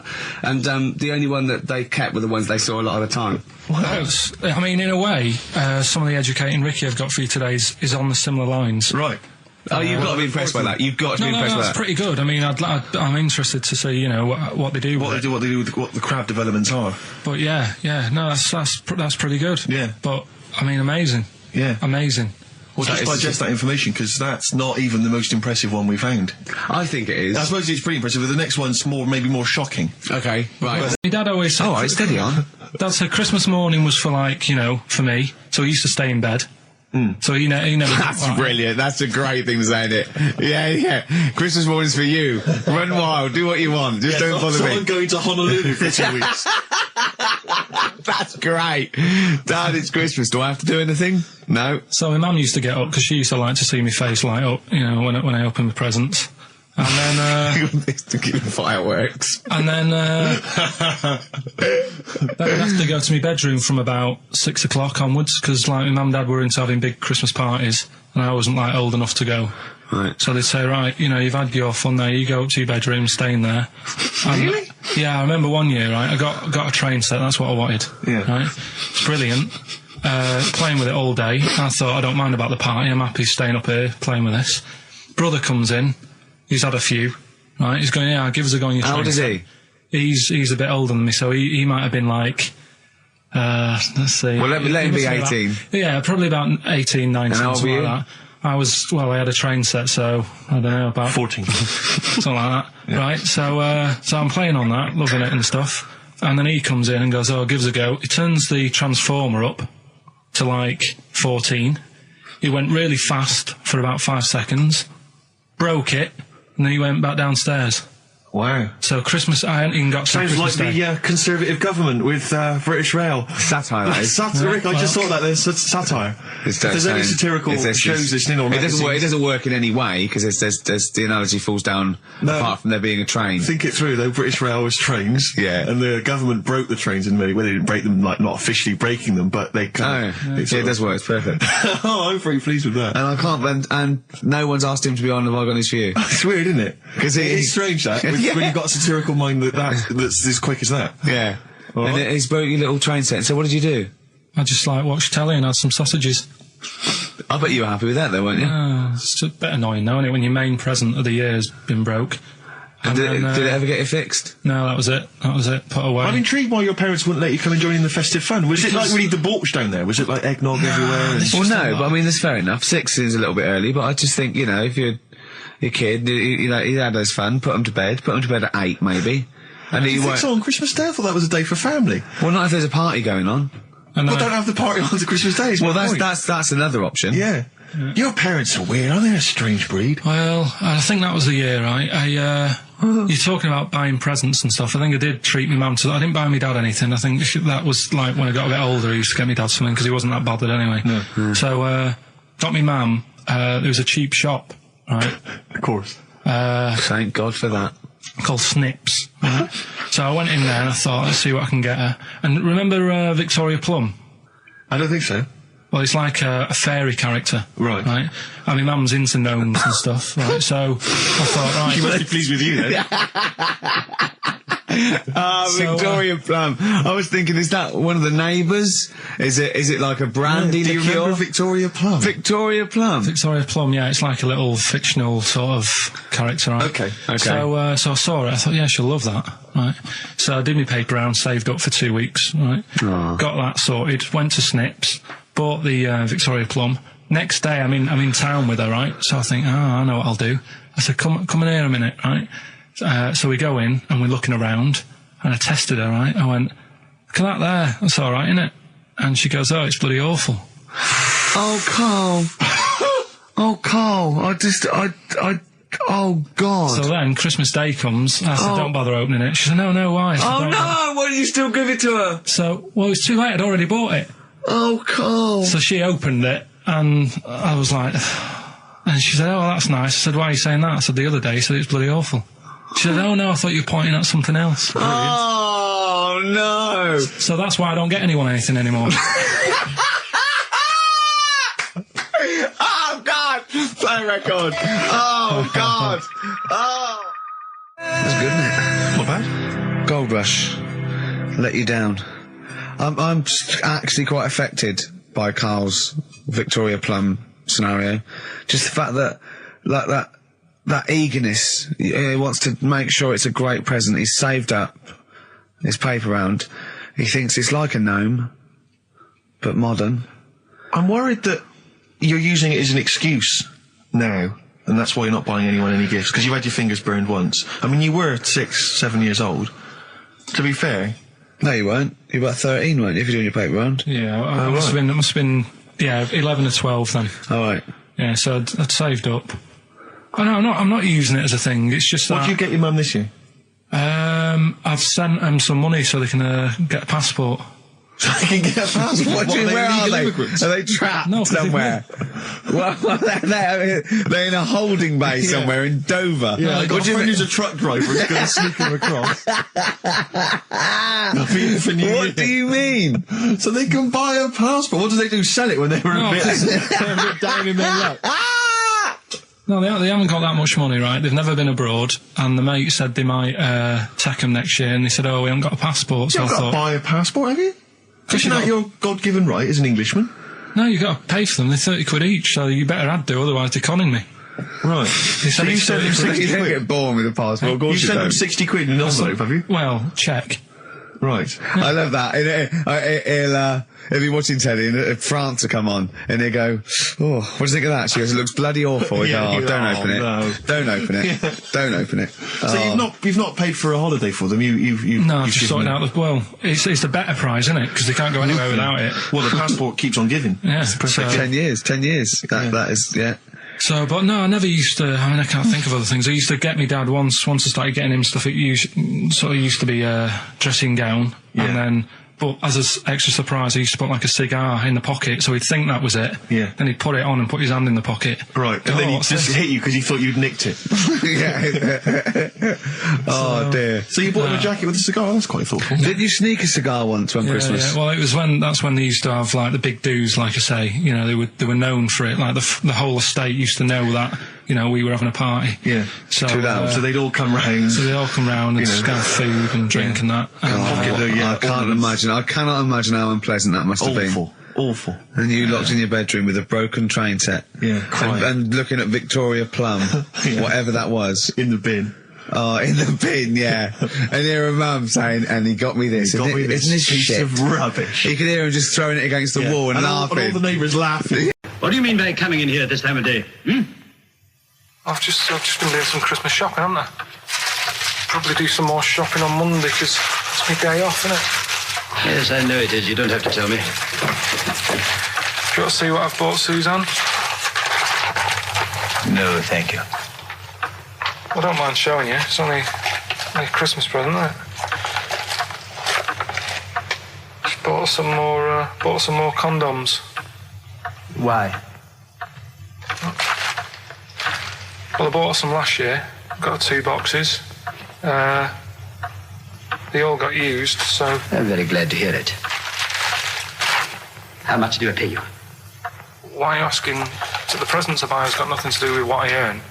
Like I say, if I won the lottery, I wouldn't go mental on her. Do you know what I mean? I probably wouldn't even tell her because I think she'd want to travel around the world and all that, and I'm not into that, to be honest, so I'll probably keep it quiet. Why? Well, once you've been around the world, where do you go next year? Each to their own, though, innit? You know what I mean? Well, what do you want? What for Christmas? Not that fussed, really. And you, it's just as well I'm not that fussed, because do you know I do some work at XFM? Do you know what they're giving me for Christmas present? Nothing. No, might as well have been nothing. 2 CDs. That's it. I was well fed up. I'm sure you will. They give you a list of about 30 albums and you get to pick 2 off the list. So I've gone for Kings of Leon album and the best of Bob Marley. Mr. Marley has been dead these 7 years. In fact, he died 7 years ago this very day. Did they? Do you know what sort of donuts Bob Marley likes? It's not my business. No, it's not a proper question. It's an old Peter Kay joke. He likes the ones with jam in. Do you get it? Do you believe in palm reading and stuff? Yes. Sorry, yes. Yep. Yeah, of Yeah. course. Sorry, I forgot. Yes, of course we do. Right, well, there's a fella who, he used to do palm reading. No, yeah. But a lot of people, he found that when he went up to him in the street and said, do you want your palm reading? He was like, a lot of them were like, I'm a bit ashamed of my nails and stuff because they're a labourer or they're a cleaner or something like that. I know a lot of labourers are slightly embarrassed by their nails. Yeah. No, but... Yeah. So he If you found look that, at my bloody hands, Reg, well, that's that hod carrying. did I ever tell you that? Did I ever tell you that I got picked at school to make tea and serve biscuits to old people because I've got good nails? No, go on. Is there any more to the story? Well, that's about it. I mean, we used to do, like, I think the head teacher must have been getting something, maybe getting his mum in there for free or something in this old people's home. So he offered the kids of the school, he said, right, all sit at your desk and put your hands on the table. And everyone did. And he walked past mine and he said, not bad, not bad. And he said, you've got the afternoon off, you can go and serve biscuits and tea to the old people. What did you say? I said, all right then. Was that? Yeah. Good afternoon. But anyway, so these... what did he do? He just sort of walked around and went, you all right, do you want bourbons or digest? I bet you'd get on with old people, wouldn't you? I'd love to see... Maybe especially the senile ones. Yeah, no, but I'd love to see you on VH1, just in a link. They just go, you know, they've just played Robert Palmer, right? And it comes to you in a little park, and you just sit next to an old lady, go, all right? And you go, yeah, not too bad. You go, what do you think of London? Crap, innit? And she goes, yeah, it's awful, innit? And you just have a talk, and you go, right, well, she doesn't like it, in excess. Yeah. That's what I'd like to see. I still think my idea is better, but...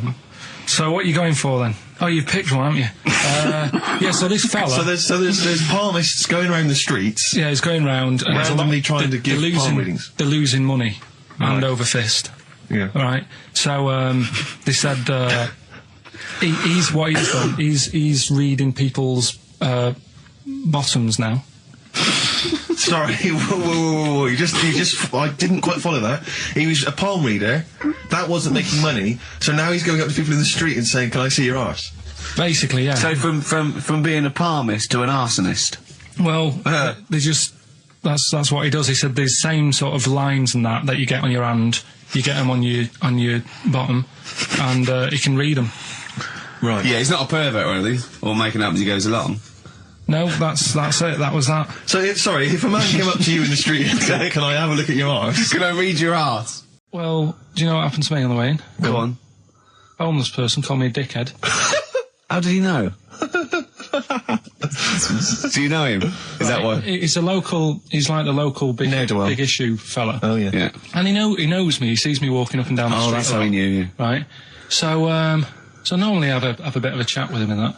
And I walk past him. And, you know, I can be a little bit cheeky with him because I've been cheeky with him in the past with stuff.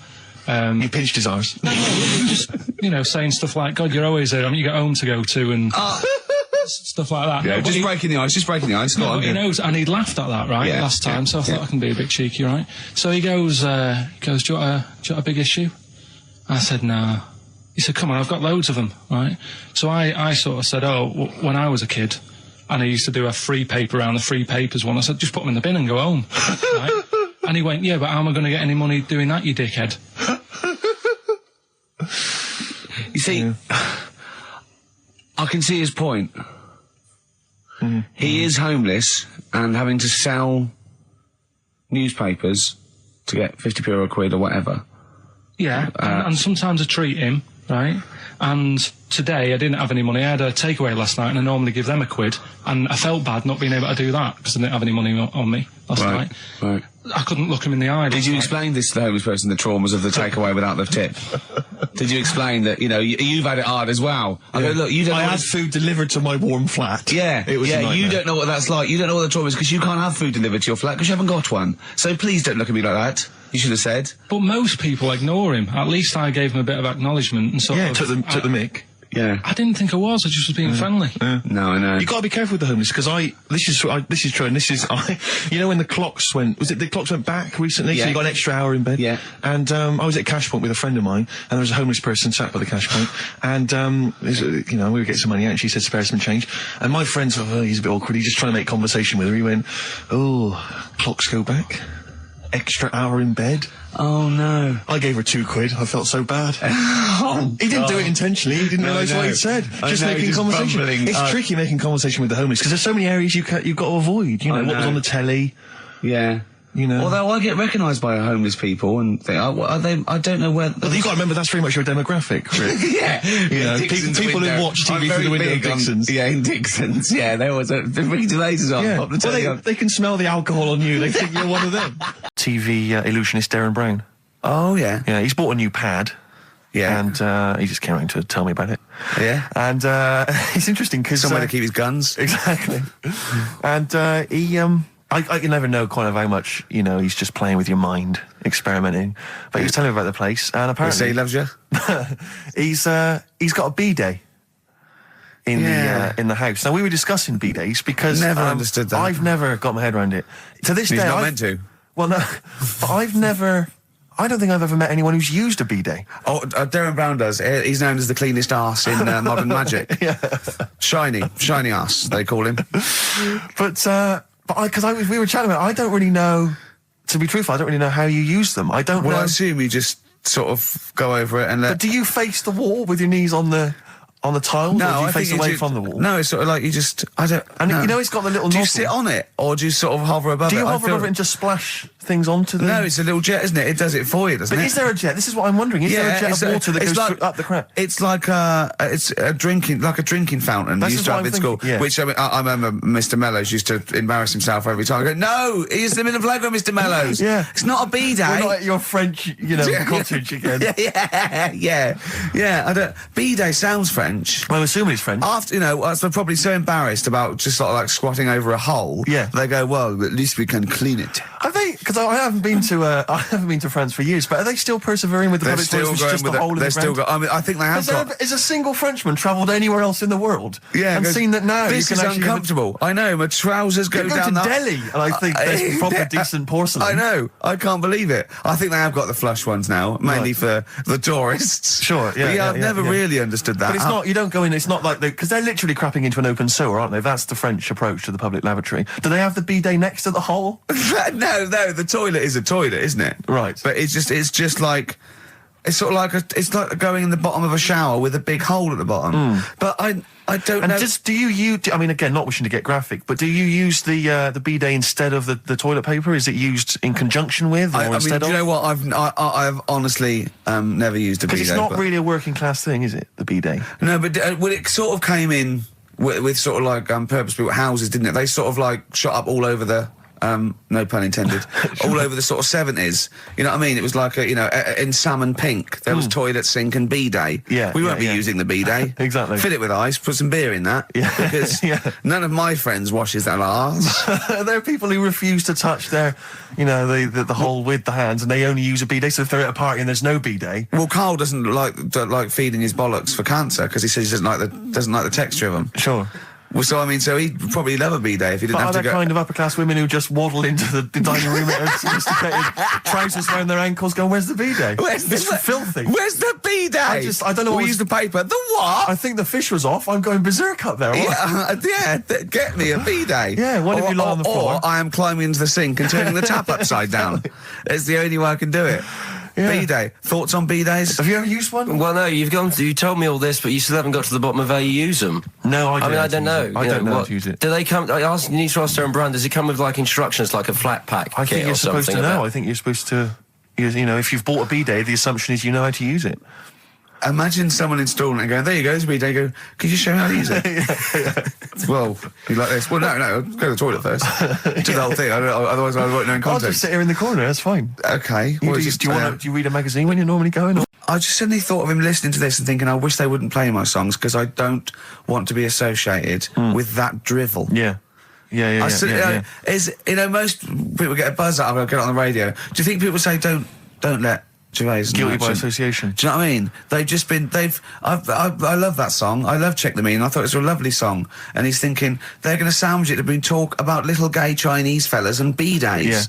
Yeah. And it's going to make me look What worries me, Rick, is that if we had to draw up some kind of list of artists who would allow us to play their songs, it's going to be such a short list. Gary Glitter, it's just going to be a few people who, are slightly more shameful than us. I just thought of something. There are 1 billion people in China. Mm-hmm. And I assume it's the same percentage of homosexuality occurs, as it were. That's 1 billion, 1 in 10. That means there's 100 million little gay Chinese fellas running around. Richard Ashcroft, if you're listening, I apologise for that last... Think about it. John, are you okay? War is over. I heard a DJ in the in the week. I won't say who it was, but sort of like a cheesy sort of housewife choice DJ.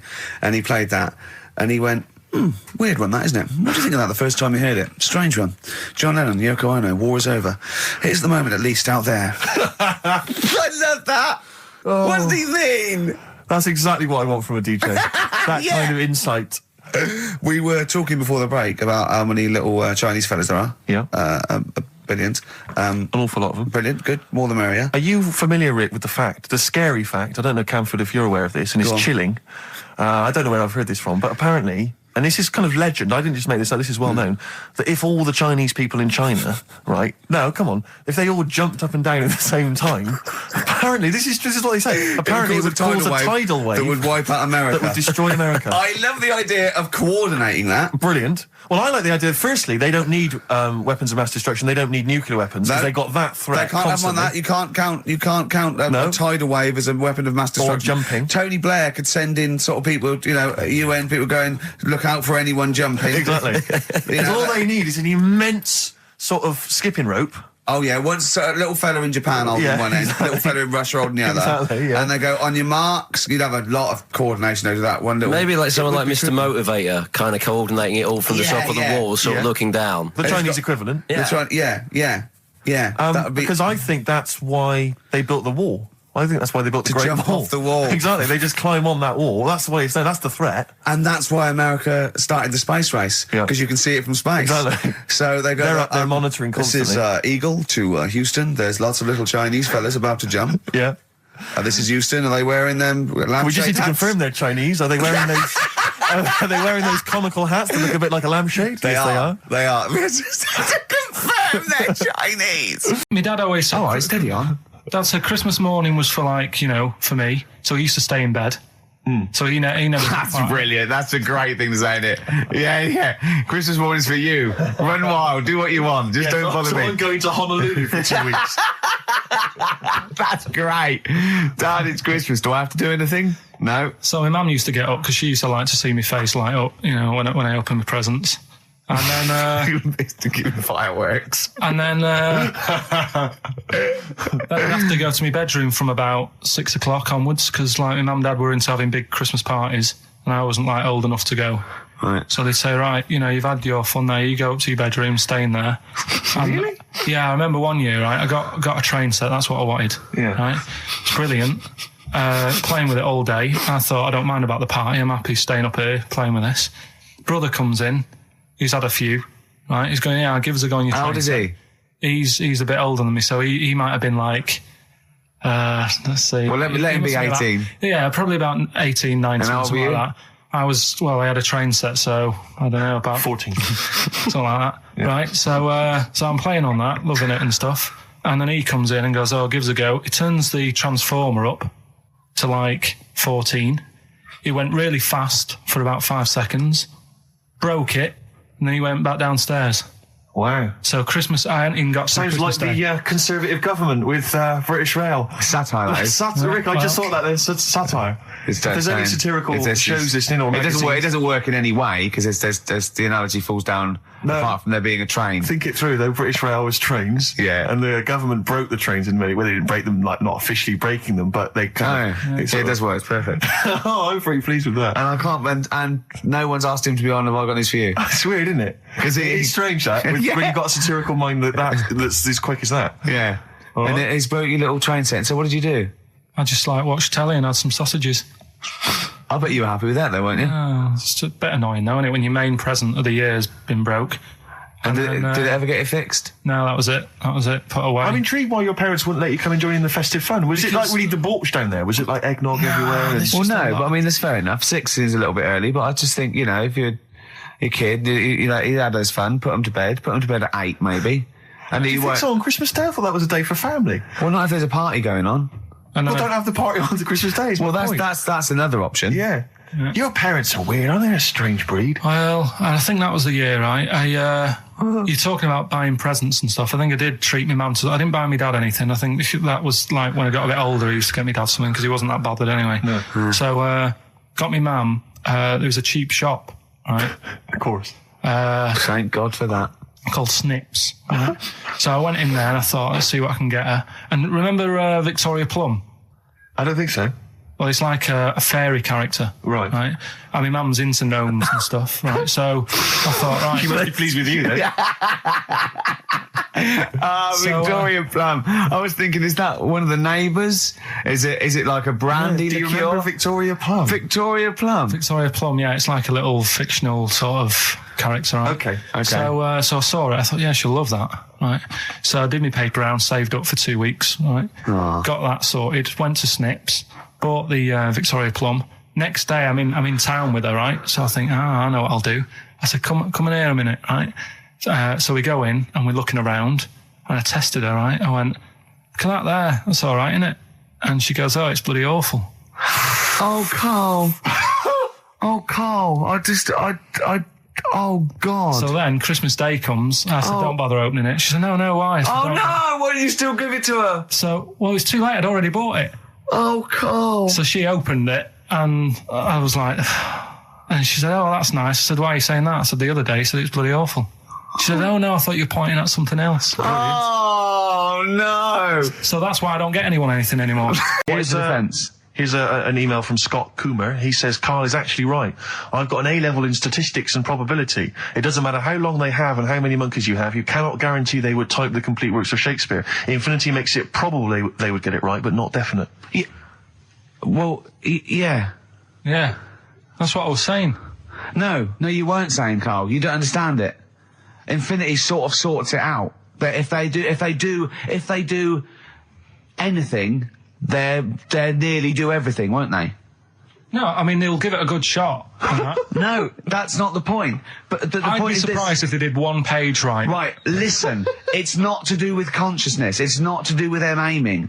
They are just bashing away at the keyboard. It's like they're used to show that there isn't consciousness. They chose the chimpanzee because it can type, presumably, hit the keyboard. It's because they hadn't come across you at the time.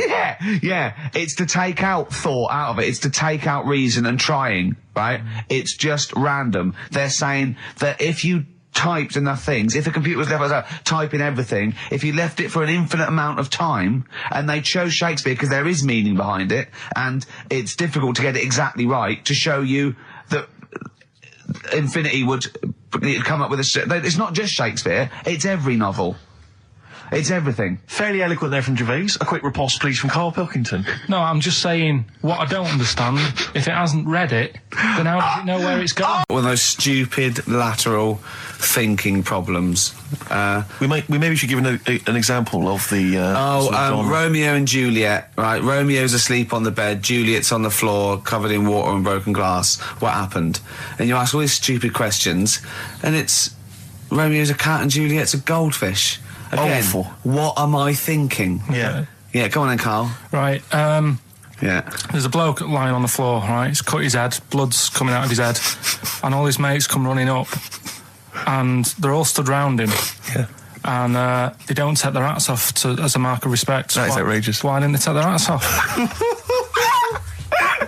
I'm laughing, but it's probably as good as the real absolutely. ones. A bloke's fallen with his... Yeah. He's lying on the floor. Yeah. He's dead. Yeah. His mates come running up. Was it important that his head was cut?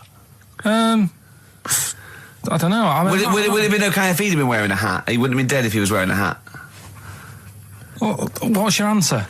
No, you're meant to answer questions. You don't just go, what's your answer? You say, where's the turn? So you go, no, and I have to guess. It's obviously like sort of motorcycle stunt team or a parachute. Why didn't they take their hats off? Because they're probably still on the motorbikes or something, or... Well, yeah, but if you mark a respect to someone, you could take your helmet off. Getting angry. What? They're parachutists. Why can't they take their helmets off? Because they're coming down from the sky. But he's on the floor dead. Well, yeah, but they can look down and see him on the floor. Are they on the floor, Carl? They're on the floor as well. They're walking, are they? Yeah, well, they sort of stood there looking at him. They're stood there. Yeah. They're stood on the floor looking at him. They're soldiers. Why? But why? Because it might be in a battle zone. They might have their helmets on, and he's been shot in the head. No. Well, that does work. You see, this is my point. That one works. That one works. Unless you've given us a piece of information where that doesn't work. What's the difference? Why is yours different to he's been shot in the head in the trenches, and they're looking at him and they keep their helmets on? I just don't think it matters as much. If they're in the trench, they're already guarded a little bit. So they could take their hats off. It's the best mate, for God's sake. Okay, he's dwelling on this. Are they normal hats? What kind of hats are they? The answer. No, don't get ratty. What kind of hats are they? Baseball hats? If I told you what sort of hats they are, you'd have the answer. Wow. Okay, I've got to guess what sort of a hat it is then, have I? Right. Is it a trilby? No. Is it a bowler? I know what it is. What? They're spacemen. No. Oh, that's a good that one. That works as well. This is my point. I like that one a lot. It works. He's fallen on the moon, and not that the moon happened, it was set up, wasn't it, in the studio? We know that, yeah. Okay, Carl, what's your answer? Builders on a building site. Why is that different to soldiers? Because bricks don't fall in wars. But bullets fly! There's a bloke lying on the floor, right? He's cut his head, blood's coming out of his head, and all his mates come running up, and they're all stood round him. Yeah. And they don't take their hats off as a mark of respect. That is outrageous. Why didn't they take their hats off? I'm laughing, but it's probably as good as the real absolutely. ones. A bloke's fallen with his... Yeah. He's lying on the floor. Yeah. He's dead. Yeah. His mates come running up. Was it important that his head was cut? I don't know. I mean, would it have been okay if he'd have been wearing a hat? He wouldn't have been dead if he was wearing a hat. What's your answer? No, you're meant to answer a question. You don't just go, what's your answer? You say, where's the turn? So you go, no, and I have to guess. It's obviously like sort of a motorcycle stunt team or a parachute. Why didn't they take their hats off? Because they're probably still on the motorbikes or something, or... Well, yeah, but if you mark a respect to someone, you could take your helmet off. I'm getting angry. What? They're parachutists. Why can't they take their helmets off? Because they're coming down from the sky. But he's on the floor dead. Well, yeah, but they can look down and see him on the floor. Are they on the floor, Carl? They're on the floor as well. They're walking, are they? Yeah, well, they sort of stood there looking at him. They're stood there. Yeah. They're stood on the floor looking at him. They're soldiers. Why? But why? Because it might be in a battle zone. They might have their helmets on, and he's been shot in the head. No. Well, that does work. You see, this is my point. That one works. That one works. Unless you've given us a piece of information where that doesn't work. What's the difference? Why is yours different to he's been shot in the head in the trenches, and they're looking at him and they keep their helmets on? I just don't think it matters as much. If they're in the trench, they're already guarded a little bit. So they could take their hats off. It's the best mate, for God's sake. Okay, he's dwelling on this. Are they normal hats? What kind of hats are they? The answer. No, don't get ratty. What kind of hats are they? Baseball hats? If I told you what sort of hats they are, you'd have the answer. Wow. Okay, I've got to guess what sort of a hat it is then, have I? Right. Is it a trilby? No. Is it a bowler? I know what it is. What? They're spacemen. No. Oh, that's a good that one. That works as well. This is my point. I like that one a lot. It works. He's fallen on the moon, and not that the moon happened, it was set up, wasn't it, in the studio? We know that, yeah. Okay, Carl, what's your answer? Builders on a building site. Why is that different to soldiers? Because bricks don't fall in wars. But bullets fly! Right. Let's play a record and we'll come back to it, Carl, while you think about what you've done. Oh, yeah. You've embarrassed Let's play yourself. some classic Suede. Yeah, and this is for David and Kieran, I think you wanted a bit of Butler. This is a bit easier, but I still think it's a good one. So this is, we should explain what this is if you just tuned in. It's one of those stupid lateral thinking problems. That Carl himself has created. Yeah, that was his homework. Right, this one. It's a fella. He has a normal day doing stuff. Nothing wrong with him, right? And it's the twist in the tale. It's just like Tales the Unexpected. Yeah. Just a normal day, nothing wrong with him. Hold on, though, he's got the legs of a fish. Go on. So that's why he's been hiding his legs. So Go on. He does his the legs of a fish. So he can't carry on. He has his working day and that, and then he gets a bit tired. Goes to bed. He puts the light on, leaves it on, goes to bed. Oh, that's crazy. That's mental. I can't think what's happened. Anyway, here's Radiohead. Right, okay. What? The question is, why does he put the light on when he's going to bed? He's had a normal day. He's come home from work. Is that right? He's come home from work, or he's not been working? Yeah, he's just been out? No, he's been working and stuff, I think. You think? You've made it up, Carl. You can decide. So the question is, why has he put the light on when he's asleep? There's a reason that he's put the light on when he's asleep. Has he gone to sleep? No, Carl, don't shrug. You're meant to answer these questions. He put the light on before he went to bed. Yeah, and the question you're asking me is why? What's the scenario? And the light's on and that, but he's gone to sleep. Yeah. He started reading and then he fell asleep. No. Did he intentionally, for some reason, put the light on? Every night. It's mad. Sounds mad. That's Carl, doesn't it? Every night he does it. Yeah. He puts the light on. Carl, is the point of this, he puts the light on for a very good reason. Not for us, but for some people. He's blind and it's always been on, and he thinks he's turning it off, but it was on in the day, and he thinks he's turning it off, but he's turning it on because he's blind. No, that'd be stupid. That works. No, that works great, Rick. Yeah. Thank you, Carl. So you've got to come up with... Hang on. If you're blind, why would you put a light on? No, he thinks it's off. Yeah. But why would he turn it on anyway? Just think so he doesn't get burgled, so people know he's in because he can't see him. So he just he puts the light on when he's there, then he turns the light off when he goes to bed, so people think it's fine. But he's got it out of kilter, and actually he's walking around in the dark all day. I don't believe that if you're blind you turn your light on. I don't think you'd be living on your own, would you? I'm not having that for a second. Do blind people live on their own? I'm not having that for a second. Well, some people do. Lonely blind people live on their own. No, if you got bad eyes. Any of them women? Are there any blind women who are living on their own? No, I mean, if you know of some blind women. 08700 800 1234. We've gone through this. If you are a blind woman with no standards and you don't care annoying voices and smell. All right, Carl. Yeah. Bit miserable today, Carl. Let me explain why. Go on, Steve, and to you, the listeners. Well, we came in to a big bunch of stuff. Dropped off by, was it Becky from Marks and Spencer? Just like lovely stuff, food, presents for the cat, books. Just to Ricky and Steve who do the show. Right, Ricky Gervais and Steve Merchant. GQ presenters of the year. Creators of The Office, right? Award winning. Carl's looking over, I go, well, maybe, it's not for you, no. And then he told me why he's grumpy anyway. Go on. Do you know what XFM are giving everyone? How long have you been here? About 6 years. What are you getting for Christmas from XFM? 2 CDs. Is that of your choice, or do they choose them? There's a list of about 30. Right. Tell them what you chose. 30 CDs. I've gone for Kings of Leon album. Yeah. And the Best of Bob Marley. Haven't we given them away in the past or something? Or you could have burnt them off, couldn't you? You could have done copies. Illegal, but you could have done that anytime you wanted. I don't think Bob Marley minds if you bootleg his CDs. It's out of order though, isn't it? It is bad. Although is that always the case? Has it always been the truth of all the time you've been here? No, it has been better than this. Yeah, although you do get paid quite well and you do have an easier time. Yeah, but don't give me the CDs then. If it was a milkman, you don't go, have 2 bottles of semi-skimmed. Happy Christmas. Yeah. That is a valid point. Do you know what I mean? Have you complained? Who is it who made this decision? There's no point. No point, is there? Why? Just no point. I don't like moaning anyway, just... Has it come from up top? Is it from the capital people? Just everyone. That's what everyone gets. Yeah. Yeah, but will Christian get 2 CDs for getting up at 4:30 every day for about 5 years? And keeping this station afloat. Probably. Yeah. So that's why I'm a bit fed up. What do you listen to first, Marley or Leon?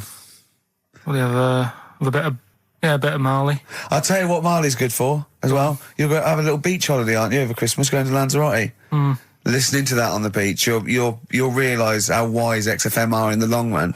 You go, well, look, they could have given me 400 quid, right? Well, I'd have spent that. But this is, the legend lives on. That keeps on giving. So you're probably, you know what I mean?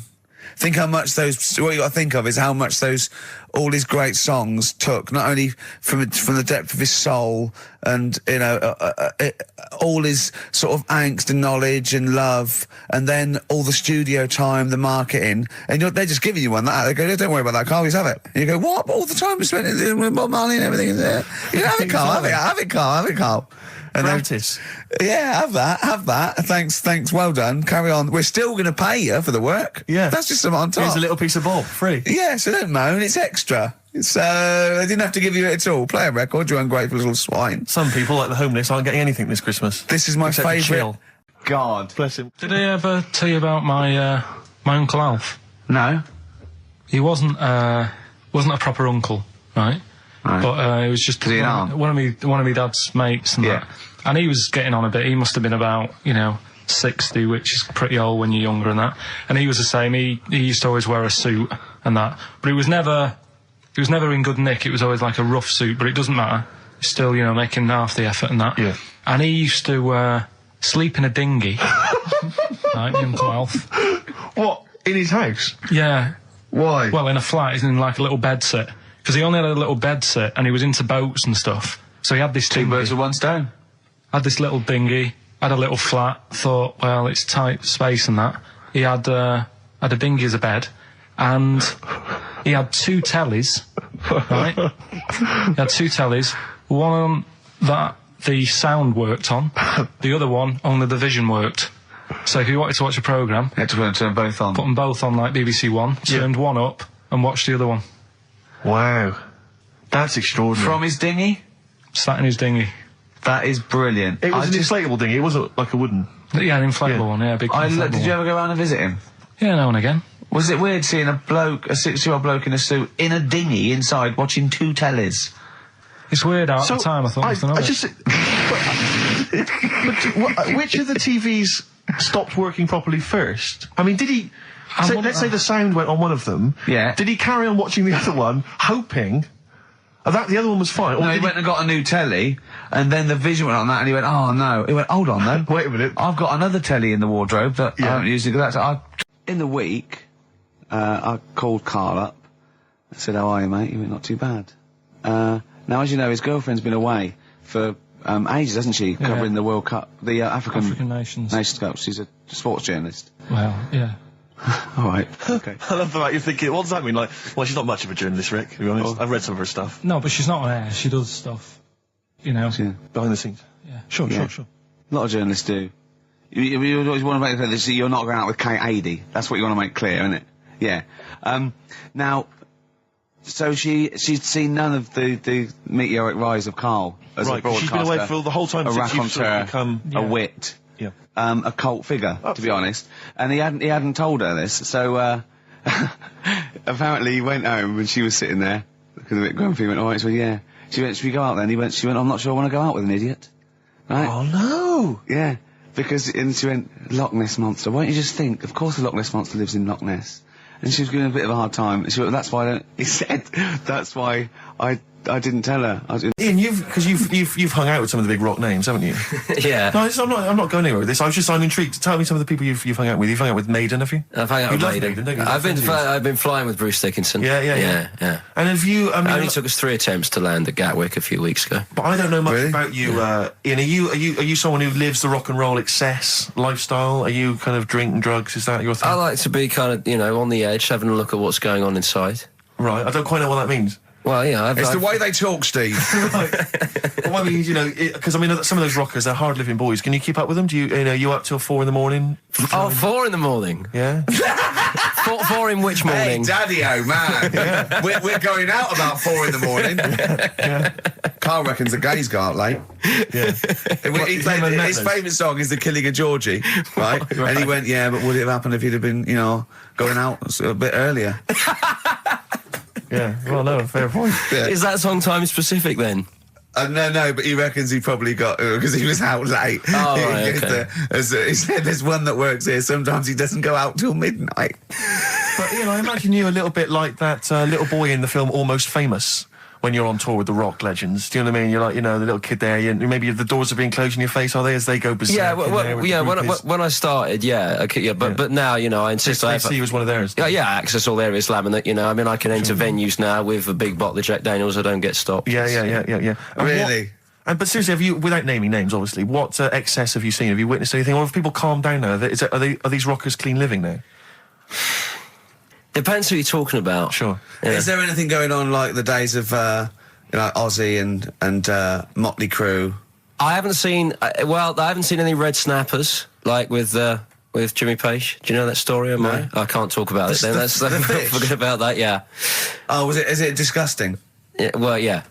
But is it worse than talking about B-Days and Ricky's farts? Kind of. Right, okay. Yeah. Right. Yeah, I know. You wouldn't want the instruction manual as to what happened with the red snapper, like you do with the B-Days. Sure. God.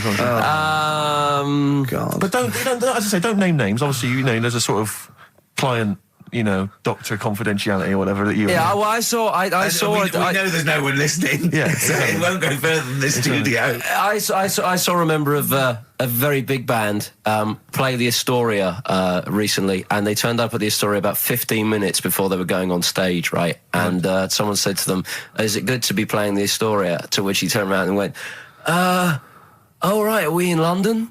I think all kids go through a phase of shoplifting. Well, and when I was going through it, I used to just little things, just like magic markers and magazines, Mars bars, that sort of thing. Yeah. And one day, right, my mate Anthony, his mum called up my mum and said, "I've got to meet up with you. I've got to have a word with you." And she said, "What about?" She said, "I don't want to talk about it over the phone." So she goes, "Oh right, well, yeah, come round tonight then." So anyway, my mum sees me. She don't want to be in an awkward position and like be a bit embarrassed and what have you. So she sees me and she goes, "Right, Anthony's mum's coming round. What have you been doing?" Yeah. So I go, "Oh God," I said, "I've been nicking stuff." So she goes, "Like what?" So not big stuff. I've had a few calculators and Mars bars and stuff. How many? I'll just work it out. Hold on. Works out at 7.2 per day. So, how many calculators do you need? So it was when that phase. You failed maths. Everyone wanted a calculator. It was like a trendy thing, wasn't it? Right. Oh yeah. In Manchester a couple of years ago. Yeah. So anyway, so I told her all this and I confessed to like. Computers will make it there one day. I confessed to There's magic in the back of battery. Go on. Confessed to nicking all this stuff. She comes round. She only wanted to borrow some money. Brilliant. She said, "Oh, I don't like asking. I was a bit embarrassed to ask you over the phone, but can I borrow 20 quid? Oh, that's fantastic. And there's me. That's great. And it's similar sort of thing to yours. And did you? And he went, "Hold on, I'm going to work out the interest on that. I bank 10%. She'll owe you £4.40. Yeah. Oh, so your mum was a loan shark. There's two things that my mum does, right? It's that if there's sex scene on the telly, she'll go, anything on the other side, love? And the other thing she always says, if ever there's anything on the telly with Elvis in it, she goes, "Oh, I like him," right? And we all know, we sat there, we know what she's going to say next. Yeah. So you don't even bother saying why, right? And she goes, he likes fat, ugly people. He what? He liked fat, ugly people. He didn't always go for like the good-looking fans in the crowd. What Elvis did? Yeah. Right. That was always the thing. And I'm sorry. Now, hold on. I don't know what we're doing now with our lives, Steve. Right, wait a minute. Right. So your mum says two things, right? She either says... Is there anything else on the other side? Or, "I like Elvis." There's a pause because you know what she's going to say next. She says, "He liked fat, ugly people." How often does this occur? Well, because they've got like, Sky, there's a lot of those channels on. They're like the music channels. So Elvis always comes on. There's either an Elvis film, there's like, a classic hit by him on. And she'll go, "I like Elvis, he liked fat, ugly people." And what do you mean he liked fat, ugly people? Is she a fat, ugly person? Because is that... But Carl, what's the story? That I haven't got me exam results from my GCSEs. He never turned up to get his exam results. I was working. And so, how many did you take in the end? Because you weren't even sure about that, were you? You think you took maths and English, don't you? Yeah. And you think you've handed in the artwork for art, don't you? Now, art was continual assessment, wasn't it? Coursework. And what was it that you made? I made a man sort of putting his arms into a car. You made a model of a man putting his arms into a car. What was this? So that one's passed. Was that this a homage to break-ins in Manchester? Was this? What was this? Oh, look, he does what he sees. Yeah. So you've got that. That's safe. You definitely got that one. So you've taken art, you've taken English and maths, you think? So this is what we're going to do, listeners.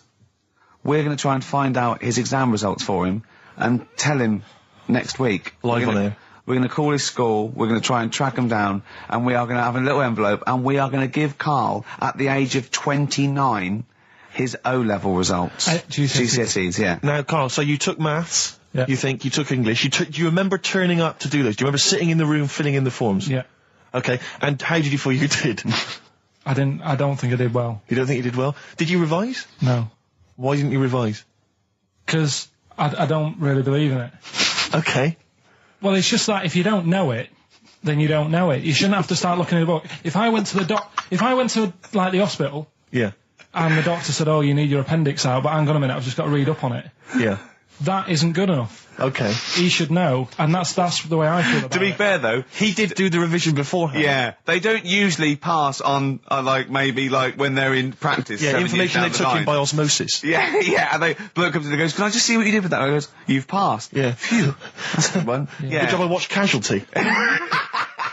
But I was in the cinema, this was not long ago, and I went to see that, I think I was off to see that film Crouching Tiger, Hidden Dragon, or whatever it's called. You know, Well, they could be on the phone for that, because there's subtitles. So it's not going to ruin it, is it? Yeah, it wasn't her. I was sat next to another woman. She was crunching away, big fat woman. No, but he's got a good point there. Loads of people could be on the phone in there, and it wouldn't sort of niggle you. Fine. Well, at least we've cleared that. Imagine if that was true. No, because, it's like when you go on the tube and read a paper. There's loads of noise, but you can still concentrate, can't you? He's got you. Do you know what That's I mean? such a great point, isn't it? Right, yeah, because it's so easy to lose yourself in that magic realism world, you know, with all the sound effects and music and surging, exciting noise, and there's a woman clattering on going, "Yeah, well, I'll probably meet you later, Stange. Should we get some Diamond White in and around by the park?" Yeah. Switch off. I do it. Yeah, but we know what you're like. Yeah, you can switch off, Carl. It's like you can turn your ears off. That's the skill you have. It's not the ears, it's the behind the ears. Yeah. It's the process that between the ears and the brain that you can switch off, so he can still hear all these things like a cat. But I was in the there was this woman sat next to me. She was a big fat one. She was crunching on some popcorn. Again, that's a crime. Why they're selling popcorn in cinemas? I don't understand why She the needs to noisiest. eat regularly, she's Why fat. Why the noisiest food in a cinema? Yeah. I don't understand why that's come about. Yeah. Really makes me angry. Yeah. Exactly right. Smoothies. We want smoothies without straws. Exactly. The trailer for that film AI, Artificial Intelligence, came on. Remember that? And the tagline was, "David is 11 years old. He weighs 60 pounds. He's 4'6" tall. He has brown hair. His love is real, but he is not." Oh, yeah. And she just went, "How old was he again?" To her boyfriend. Right? Just ruined everything. War film trailer comes on for some Pearl Harbor or something. She goes, "Yeah, I don't fancy that. Just announcing this, don't fancy that. Too many war films." So then the trailer, then the opening credit comes on for Crouching Tiger. Before that, you know that thing that comes up that says it's signed by the BBFC and it has the kind of certificate and everything, and that certificate to say what age you have to be. That came up, and it said Crouching Tiger, Hidden Dragon in brackets subtitles. She went, "It's not subtitled, is it?" I thought this was the most famous foreign film for years. It won Oscars. It was a huge film. Everyone knew it was foreign. She goes, it went, and so the credits begin. It says Crouching Tiger, Hidden Dragon. She went, "Stupid name for a film." What? She just She wanted paid it. to see it. She was with her boyfriend. So then it starts, right? And obviously it's in Japanese or Mandarin or something. She's like, yeah, and they're all talking in Japanese. Japanese or Mandarin. Whatever it is. So they're speaking in this, Japanese language, Oriental language. And she's going, "Don't they sound stupid? Oh, ching chong chong chong chong chong. Don't they sound stupid?" She's going, and then the subtitles come up, and it's quite a weird kind of strange language they're talking. And she was going, "Can't make the subtitles out either. It's both gobbledygook." Just wittering on every step of the film. I totally agree with you, but what I like in your telling of it, I know you're getting quite I'm emotional. genuinely livid. But she went Mandarin or Japanese, some Oriental language. And Well, I don't know what else. It's a strange language. It's a strange language. Well, anyway. Oh, dear. So then I moved. I climbed over several seats, made a big huff of, make a big show of moving. Yeah. Sat next to a guy on the phone, just chatting on the phone. Oh, I'd have gone mental at that. So now I hate that film. I didn't enjoy it. I don't like seeing it. I don't want to even think of it. It's subtitles, isn't it? Well, rubbish. Rubbish. That's why I get videos.